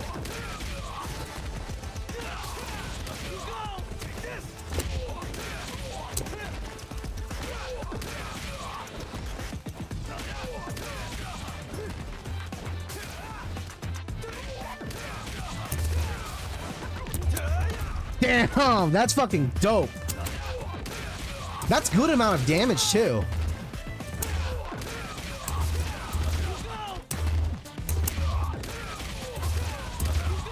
So what you could do is that you could do... Oh, you just hold it. That's right. You... Or maybe you...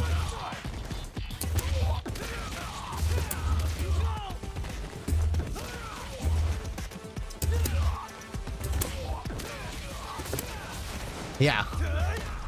Gotta hit the timing right. Certain combos for Luke don't require you to be that precise.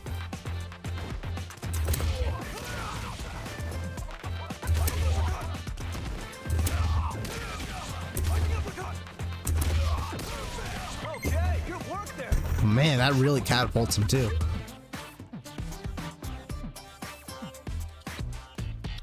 The medium one executes faster, making it easier to connect into normal moves.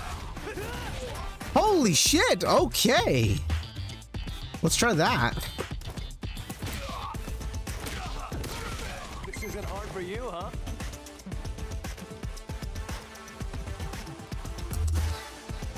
The heavy one leaves you at advantage even if it gets blocked. If you get the hang of it, but okay, so that's the purpose of the heavy one. The heavy supercharged one gives you frame advantage. The heavy one by standard is punishable, but if you land the perfect version, you get frame advantage instead because it's not a one hit, but a two hit animation. See, it's only one hit when he blocks it normally, but when it's supercharged, he gets a second hit that leaves you advantaged right there. But before we do that, let's...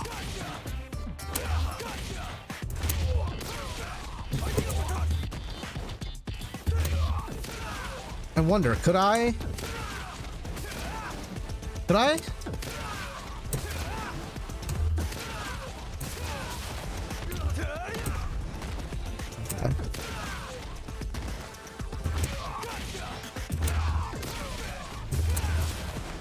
Damn, that's fucking dope. That's a really cool. That does like a quarter of his health. That's worth it for half a meter.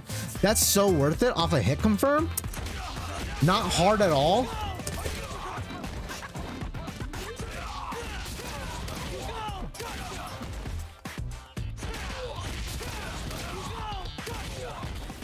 Oh, could I perfect charge that? No way. No, there's no way that works.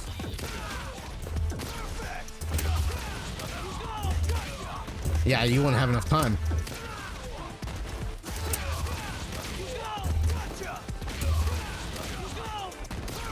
Yeah, not enough time.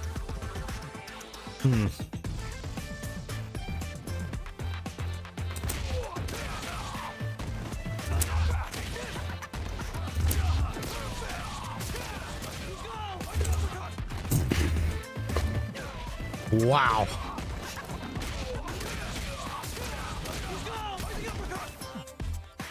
One of the things I did figure it out real quick was, which one was it? This one? Yeah. Go back and check this one out real quick. Okay, so one of the things I did figure out was you do this combination. You can super cancel off this. So what you can do is that you can do heavy,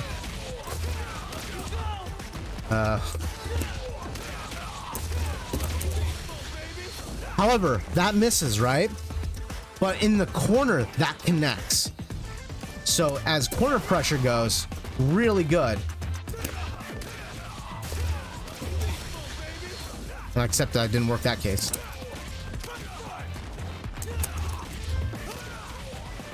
Oh yeah, now I remember.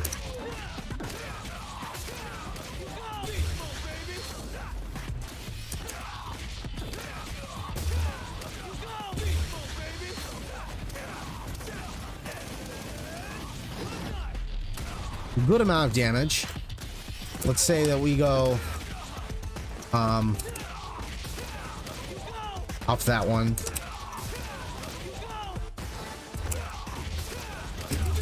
And that'll connect.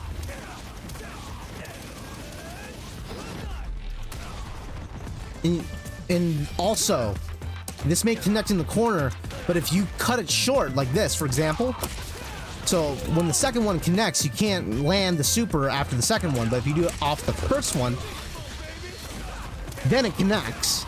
So if you time the super in the middle of the first hit of the EX, it will connect. But if you time it during the second one, it will whiff. And the reason why is the startup is lost. It starts up slow, late enough where it whiffs on the follow-up. So the timing is different. If you do the timing in the corner, you want to time it during the second hit in the corner. But in the neutral, you want to time it on the first uppercut of that EX. That's kind of how that works. I had to figure out on my own. This will only connect if you do the timing in the middle of the first one. But in the corner's case, he will get launched in the air before you can get it off. The timing's a little different there. I don't know if that was intentional, but it's something that I did notice that was happening.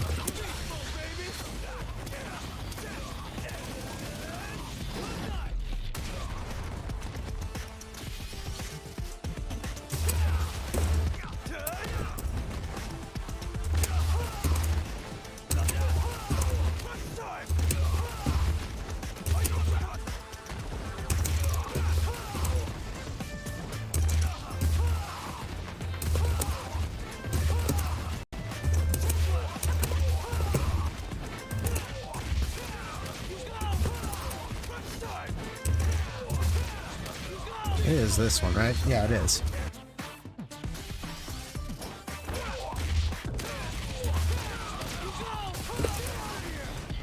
Oh, wait. Ah.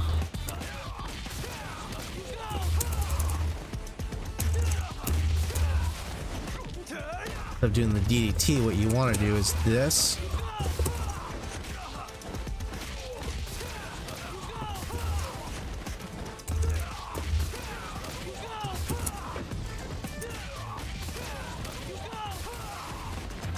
Why is the timing so weird?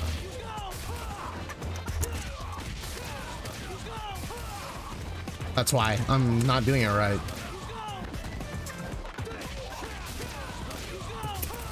That's why I wasn't doing it right. Granted, it takes all of your fucking meter, but I was wondering why I was doing it wrong. You have to hit the drive input twice in a row. I'm used to King of Fighters where you just hit the EX button once and then you just hit the chain afterwards. My favorite combo is the whiff punish and double drive rush, then super. Whiff punish, double drive rush. I wonder. So he mentioned that this. How frame advantage does that leave you? So that connects.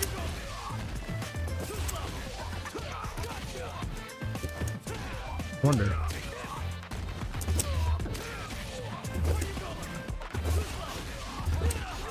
So that doesn't connect.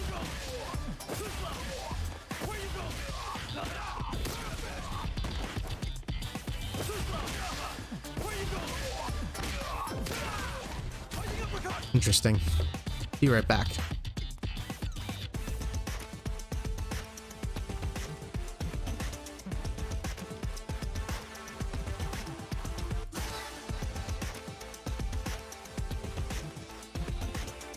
All right, let us begin this dealio. So I'm gonna come back and deal with this stuff more another time. I am tapped out on knowledge learning. So let us begin this challenge. Before I do so, I'm gonna do a little bit of training with Ryu. Not much, just a little bit. Get reacclimated with the character. Shinsho Ryuken.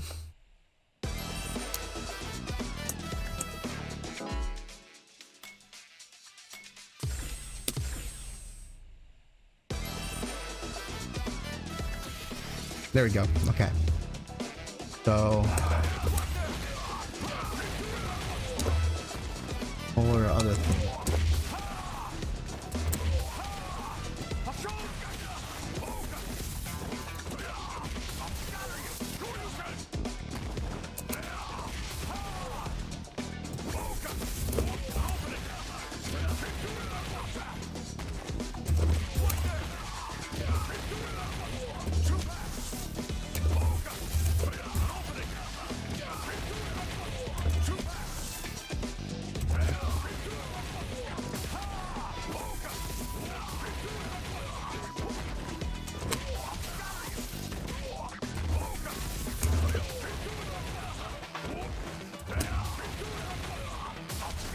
It doesn't connect.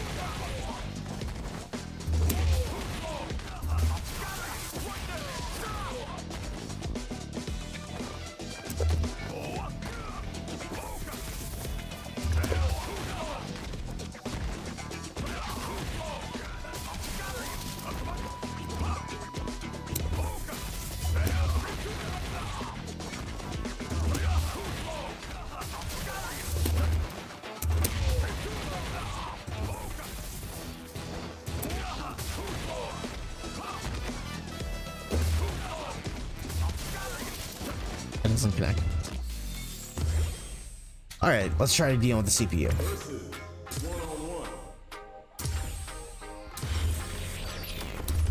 Next up, stage selection. It's time to select the fighters. I'm like a diamond, I shine in the brush. I learned on my left, right. All right, let's get it. I'm working hard. Our fighters have selected their characters. All right. And they're ready for My goal right now is to beat the CPU best 2 out of 3. I beat him this time around. Then I'm gonna come up with another goal later down the line during the next stream because stream's been running on for a good while now. So I want to be able to end the stream by beating the CPU best 2 out of 3. Let's see if I can pull it off. All right, first round. What's going to happen? Checks with the projectile. No good up high. That's space control. Come on. Very nice anti-air there. They read their opponent like a book. Solid anti-air will shut down the opponent's air game and make it. Damn, he's even getting that down on. Life lead is open. Add a little super juice into this combo. Shit! Oh god. Player 2 takes the round like a thief in the night. What else can they get away with? All right. Sandblast. Everything up until now and everything from here on out is so vital. Player 1 has a slight life lead. There's been some back and forth, but no one has dominated the fight. Ah, I missed the timing. Jeez. Player 2 can't use any drive moves without burning out. What'll happen here? Their life is hanging by a thread. They gotta lean heavily on their drive moves. Taking chunks out of each other here. I didn't expect that to land. I did not expect that to land. Right off the bat, I lost. Let's see if they can build themselves a streak. It's not over yet. Best believe it's time for that run back. Manages to block the jump in attack. Definitely answers the air attack. Asks to be let out of the corner, but it's a no. Player 1 pushes the opponent into the corner. Keeping them in the corner will only produce more damage opportunities. Adds on a bit extra to that. Adds a little super juice. Fucking go! For more damage.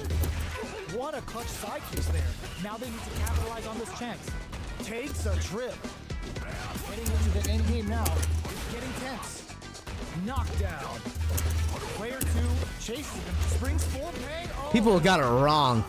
Player 1 on the board first with the win. Oh. Want to keep the pressure on. I'm going through both of them. I'm going through both Ryu and Luke. That's my goal. Who's going to start things off? Goes for a projectile to try and change the pace. Player 1 had an impressive round while managing their drive gauge. They'll want to carry that momentum into the next round. Oh, I didn't get the combination out. Reads the throw and shuts it down. Player 1 can't use any drive moves. Hits him with a stop. Fuck! Player 1 has an empty drive gauge. This is a very precarious situation.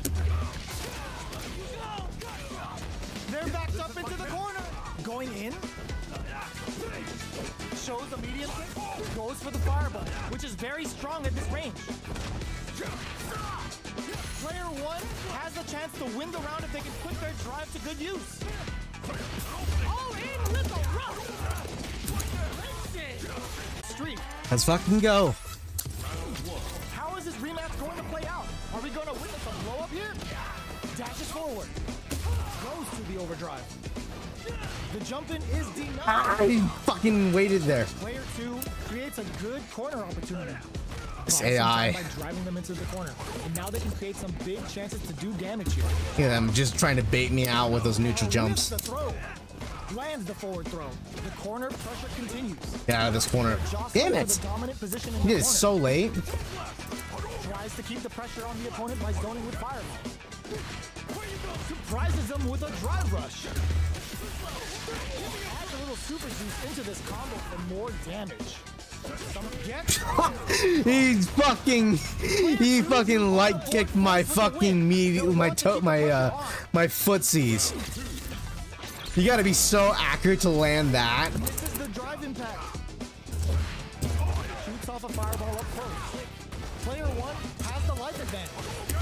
Time to sit on the lead. Oh shit! Neither of them willing to back off here. What'll happen here? Oh, they're in the corner now. No running away. They exchange blows. Fucking A, I knew he was gonna wait for that. Connects with the throw. Hold your breath. Springs forward with the drive. Fuck. Yep. I panicked. Alright, lost that one. See if I can keep trying to get this down.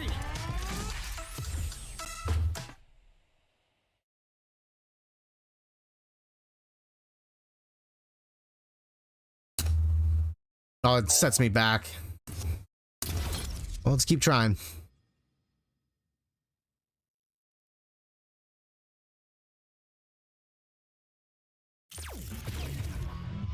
hunting grounds.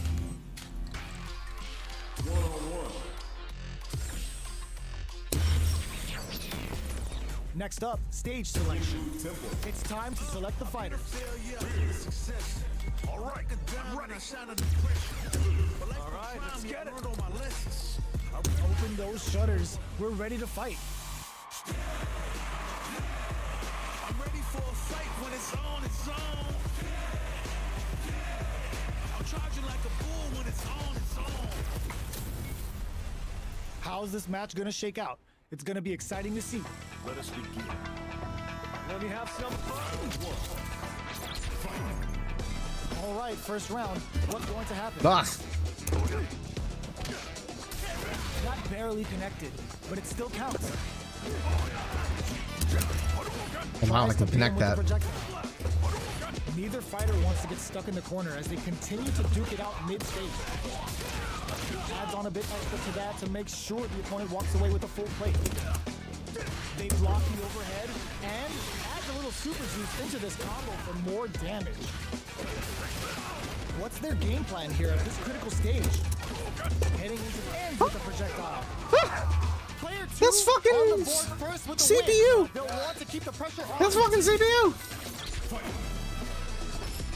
Sandblast. Looks like they want to put a new spin on things with that fire. Goes in on Oh my the god. You do not want to whiff an impact. Player 1 is in a pretty good situation with a meter advantage. What separates the good from the great in this game is smart gauge. There you go. Good job escaping that dangerous corner situation. Does a good Shit. job escaping the corner. Player 1 can't use any drive to hit them with a stop. Damn. Ends the meter, hoping for a good return. Racer hits, see it rank. I think we know who's been playing the crack now. It's fucking NPC here. This fucking CPU has been playing the cracked. I call for Capcom ban. How is this rematch going to play out? Are we going to witness a Where's my Capcom ban here? Burns the drive gauge. Shit, that whip punish. That's some big juicy damage on that counter hit. Still slugging it out here. Right, I gotta. Player 2 blazing through that drive gauge to try and set the pace. How much damage can they deal before the opponent's drive gauge replenishes? Tries to keep the pressure on the opponent by zoning with fireballs. Player 2 chases them down. Heading into the end game now, it's getting tense. Oh wow, that hovers a lot more than I thought it would. Goes for the fireball, which is very gets. Okay. Player 1 takes the round like a thief in the night. What else can they get away with? Round 2. Sandblast. This round is so important. You can feel the intensity in the air. Takes them all the way to the corner with that. They've got nowhere to run now that they're in the corner. Misses the grab. Gotta be careful. Springs forward with the drive rush. Closes the distance. Nice. Drive rush to keep it going. Experiencing burnout. Oh, now I'm stunned. This is bad. Ends the meter. That hurts. That just fucking stings.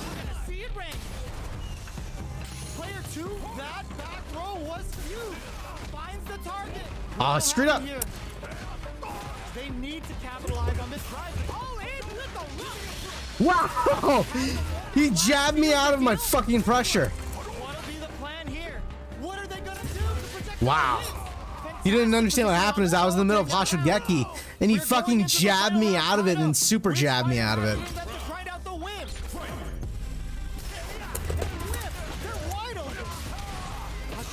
That's right, that doesn't work. Not without this. Sets up with the jump in. Flash knuckles. Player 1 is in burnout state. A very perfect execution with the anti-air. Player 2 can't let stun. Bad news is on the way. What's next? The throw is denied. Player 1 all in with a rush. A real test of Gotta go to the training mode and get that back under control. clutch anti-air. Player 2 is in a very good spot. Fuck. That was a magical shot. Player 2 made some smart moves there. Honestly, I think Luke and Jamie should have been available for this demo since they are rivals. Maybe understandable if they went for, you know, anyway. I mean, I'm just happy that the demo exists. I don't think they're going to be doing an open beta anymore now, since they released the beta. I think that Capcom might be a little scared to release open beta right now. Player 1 has been really leaning on that drive gauge. If the drive gauge is completely empty, the player will enter burnout and won't be able to use drive for a period of time. So it's vital to not let that happen. Player 1 can't let their drive gauge run out. They need to find a way to reset the situation. Check them with a projectile. Fireballs are risky, but if the opponent doesn't jump, they're one of the best ground game tools. That's some big juicy damage on that counter hit. Player 1 creates a good corner opportunity. Takes a trip. Throws them to negate the block. Oh, Player 2 takes the round like a thief in the night. What else can they get away with? Medium kick hit. Who's going to start things off? The jump in is denied. It's a normal hit, but they get in there. It's experiencing burnout. Player 1 in dire straits with burnout. We have one player in burnout state, which means they'll have to continue to fight temporarily without using any drive-reliant moves. Both fighters are out of drive. Might be a good idea to back off. Hit them with a stop and bop. Too slow. The Pale Rider hits. Oh, they've got him trapped. What? Good. Player 1 has the tech stack to get them. Shoot their shot. Of course he did it. They can't squander this punish coming. Flatlines on. Player 2. What? Let's see if they can build themselves a streak. What is with the CPU?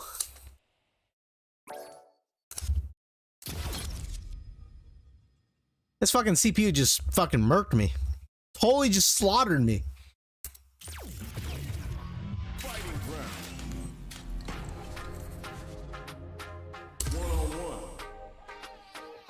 Welcome to the stream, Badman God. Oh my god, what the fuck? No way.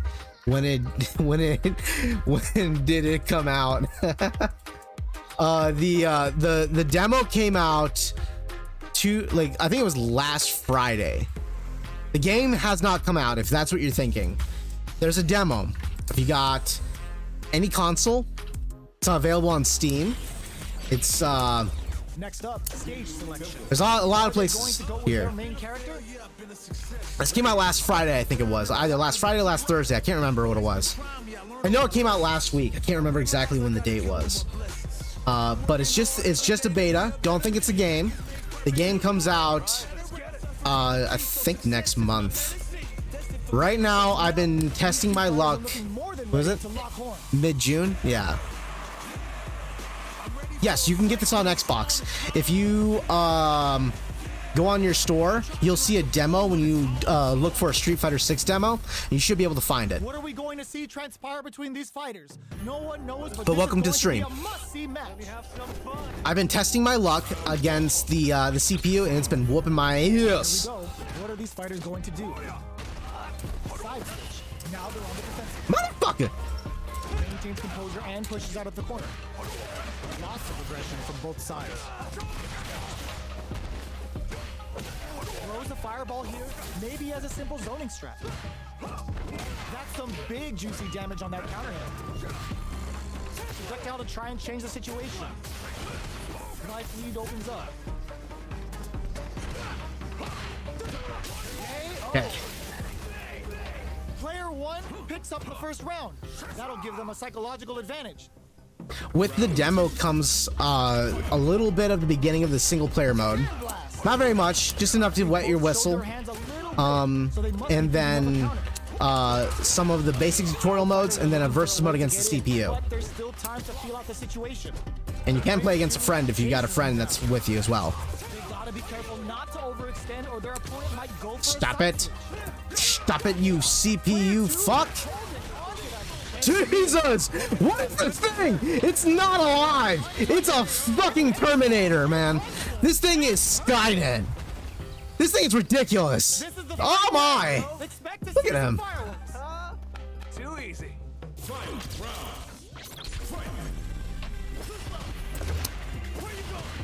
This guy's been fucking cracking out.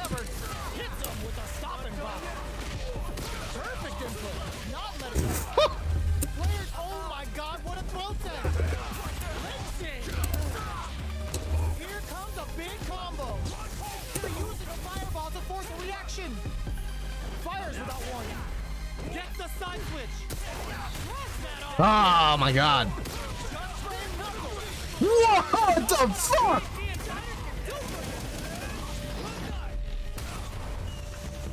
This is going to hurt. Check with a sandal. Finds the target. Looking for a hole. Noticeable life lead. Ah, goddamn.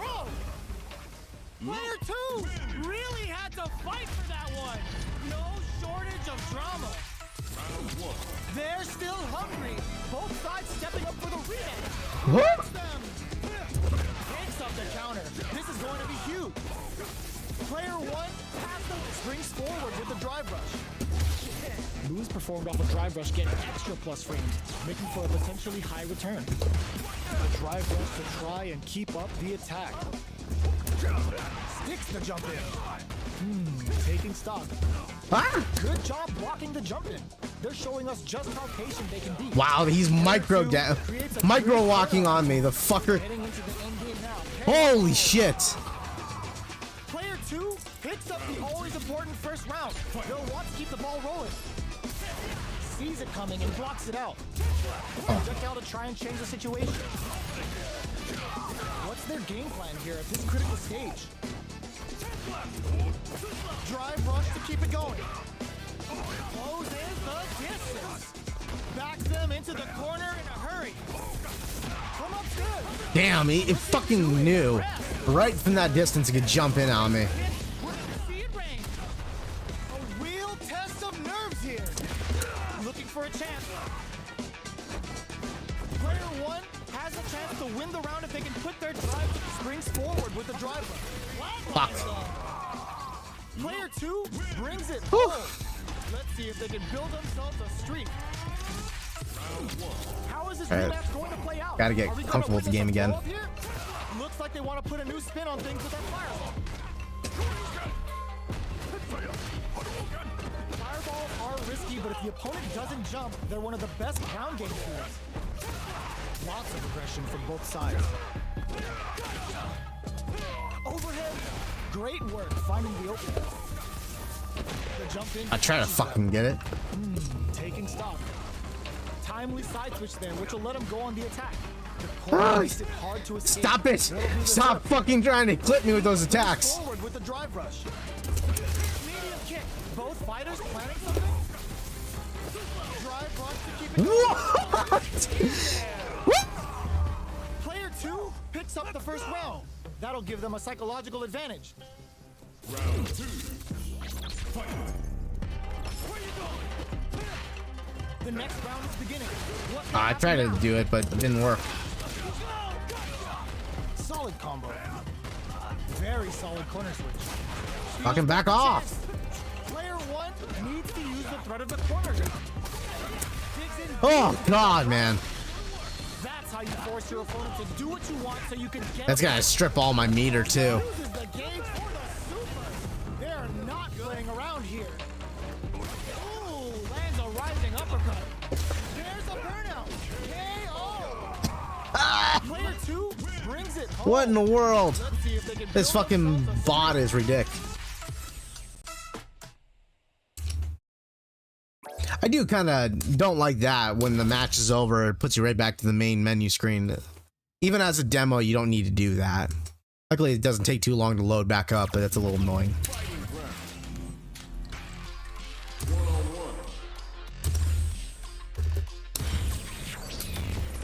Next up, stage selection. Now that we know our stage, it's time to select the characters.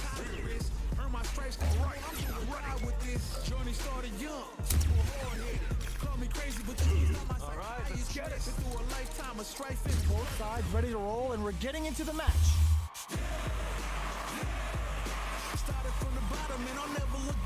Still one of the coolest fucking intros I've seen in a fighting game. Our fighters are ready to lay it all on the line. Let us begin.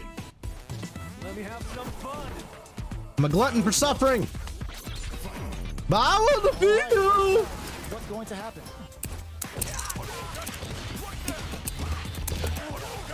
Starts off zoning with fireballs.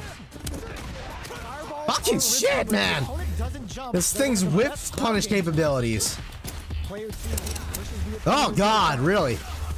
Keeping them in the corner will only produce more damage opportunities. This input reading, fuck. But how will they get out of this corner? Player one can't let their drive gauge run. They need to find a way to reset the situation. Takes a trip. What is this thing doing? Player two takes This thing's fucking totally roided up. Can they get away with? Oh my God, really? They've piled up the knowledge. Now, how are they going to use it? Holds out with the block. Sand blast. Still very early in the round. They're waiting. Even in the charge, he just immediately knows. Oh, he's going for that. Player two will look to apply pressure here. Still slugging it out at this range. Fantastic awareness. Player two holding on to that corner advantage. Drive rush to keep it going. Both fighters planning something in there. Player two took no time to finish that fight.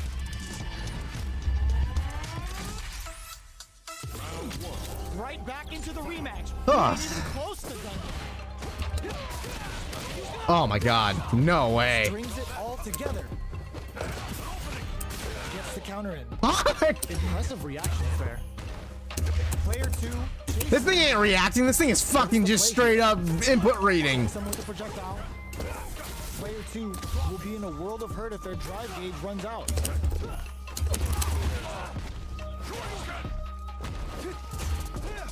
Holds out with a block.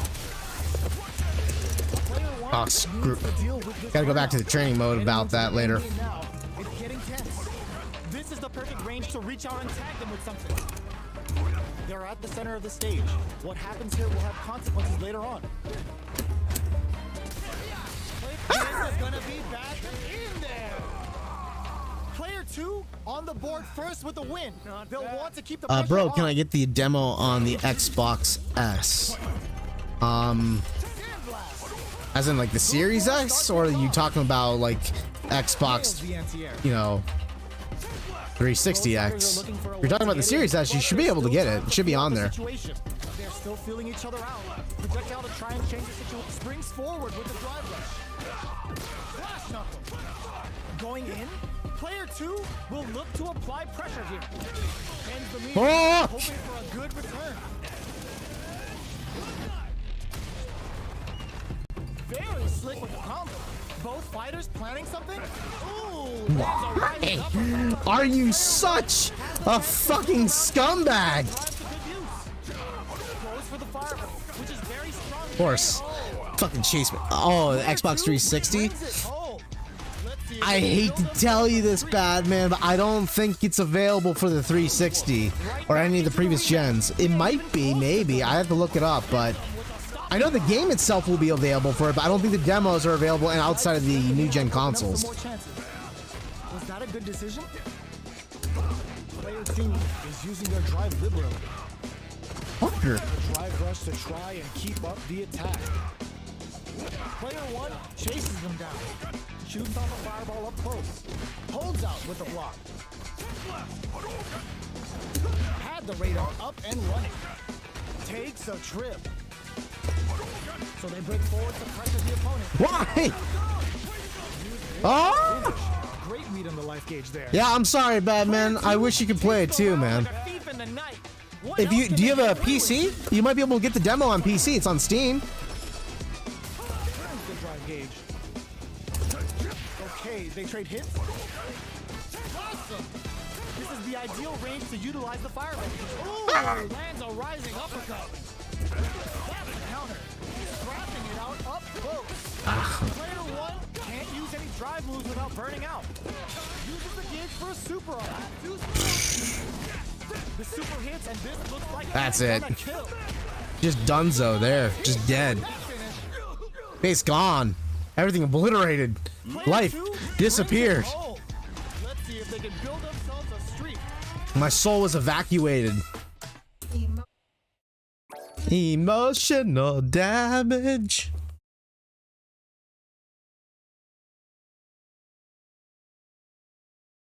Just on the Xbox 360 waiting to get the X. Yeah, I don't think that the previous generations have them. I don't think so.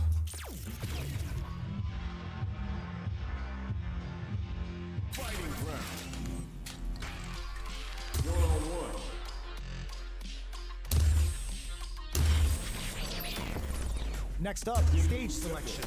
It's time to select the fighters.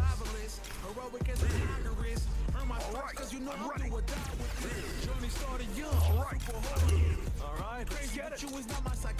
Our fighters have selected their characters and they're ready for business. I hope you all are enjoying me enjoying watching me suffer from this Terminator fuck.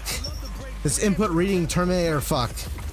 Just decimate all my hopes and dreams. We're almost underway. Wiping me of all of my goodness. He's just destroying everything good inside of me. What's going to happen?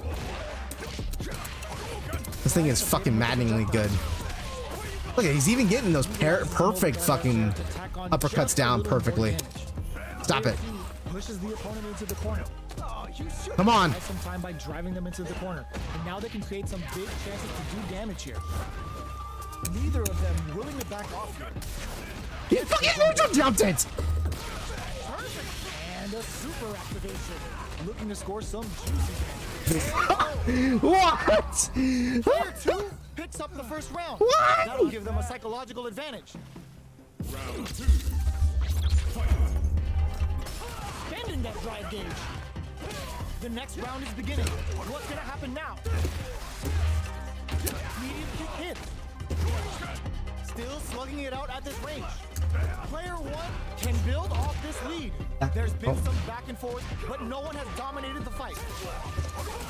Looks like they both want to stay out of the corner. Player 1 can't use any drive, experiencing burnout. Oh my god. That fucking catapulted me in the air with that knee. Alright, I'm gambling here. Oh, I can't even do it.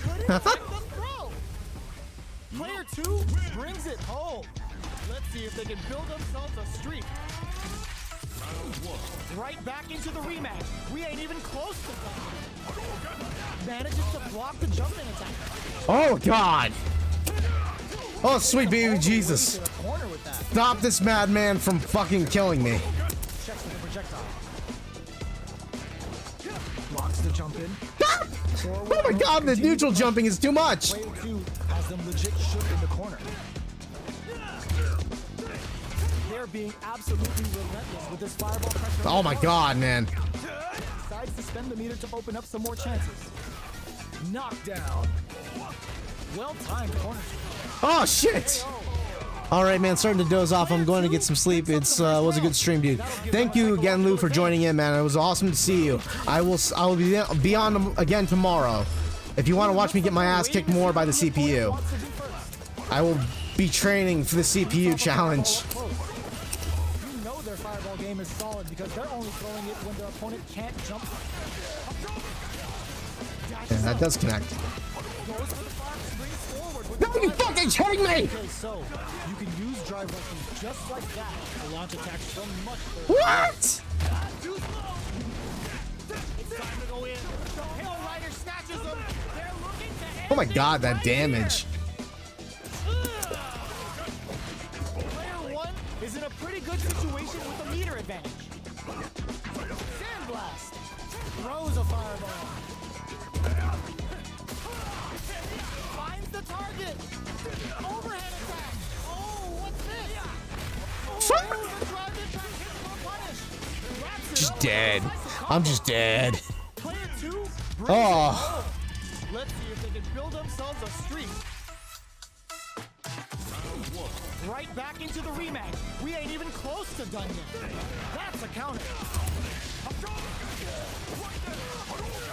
Player 1 has the life advantage. Time to sit on the lead. comfortable space here.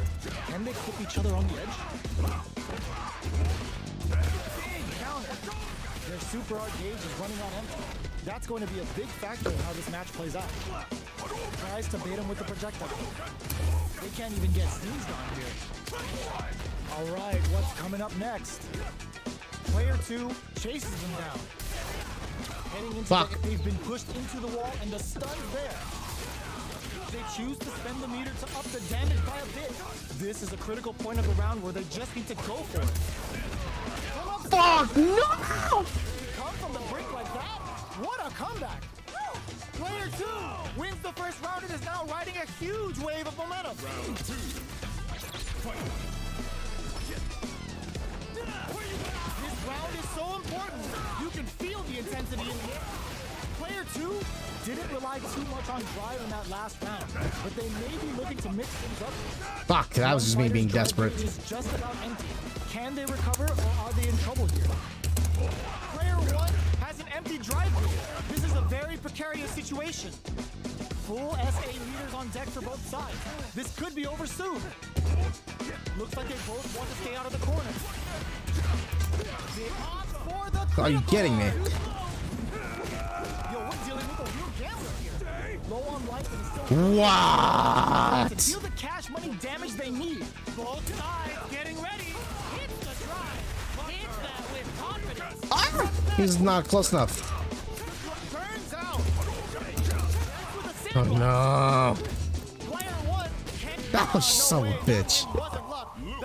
Son of a bitch. Gotta hand it to both of our fighters. They put on a real clinic for us. What in the world? Wow. Wow.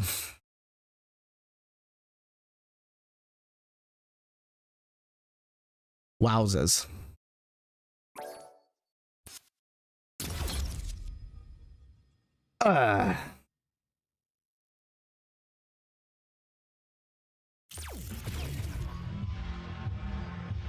All right, everyone. This was a good stream. Thank you all for joining me. We're going to wrap it up today. I am going to be on again tomorrow, sometime between probably like an hour later than when the stream started, so like around 7 p.m. In the central time zone. So if you guys want to jump in, I will be trying to practice this and trying to beat that CPU. That is my goal. I'm going to beat that CPU, both him and Luke, at a best out of 2 to 3 and start from there. Try to get better at the game and try to get competently comfortable with the game at the very least. So I hope you guys enjoyed it and watching me suffer and scream and cry for my mommy. I really struggled, but this was a really cool demo. So far it's a really cool demo. Really cool demo. Batman, if you're still here, I don't think that the demo is available for the 360, so you're probably gonna have to get it on PC if you don't have a next-gen console. Sorry, bud. But thank you all for joining me today. We're gonna wrap it up. I hope you all have a good day. Sleep well. You're all the best. Peace.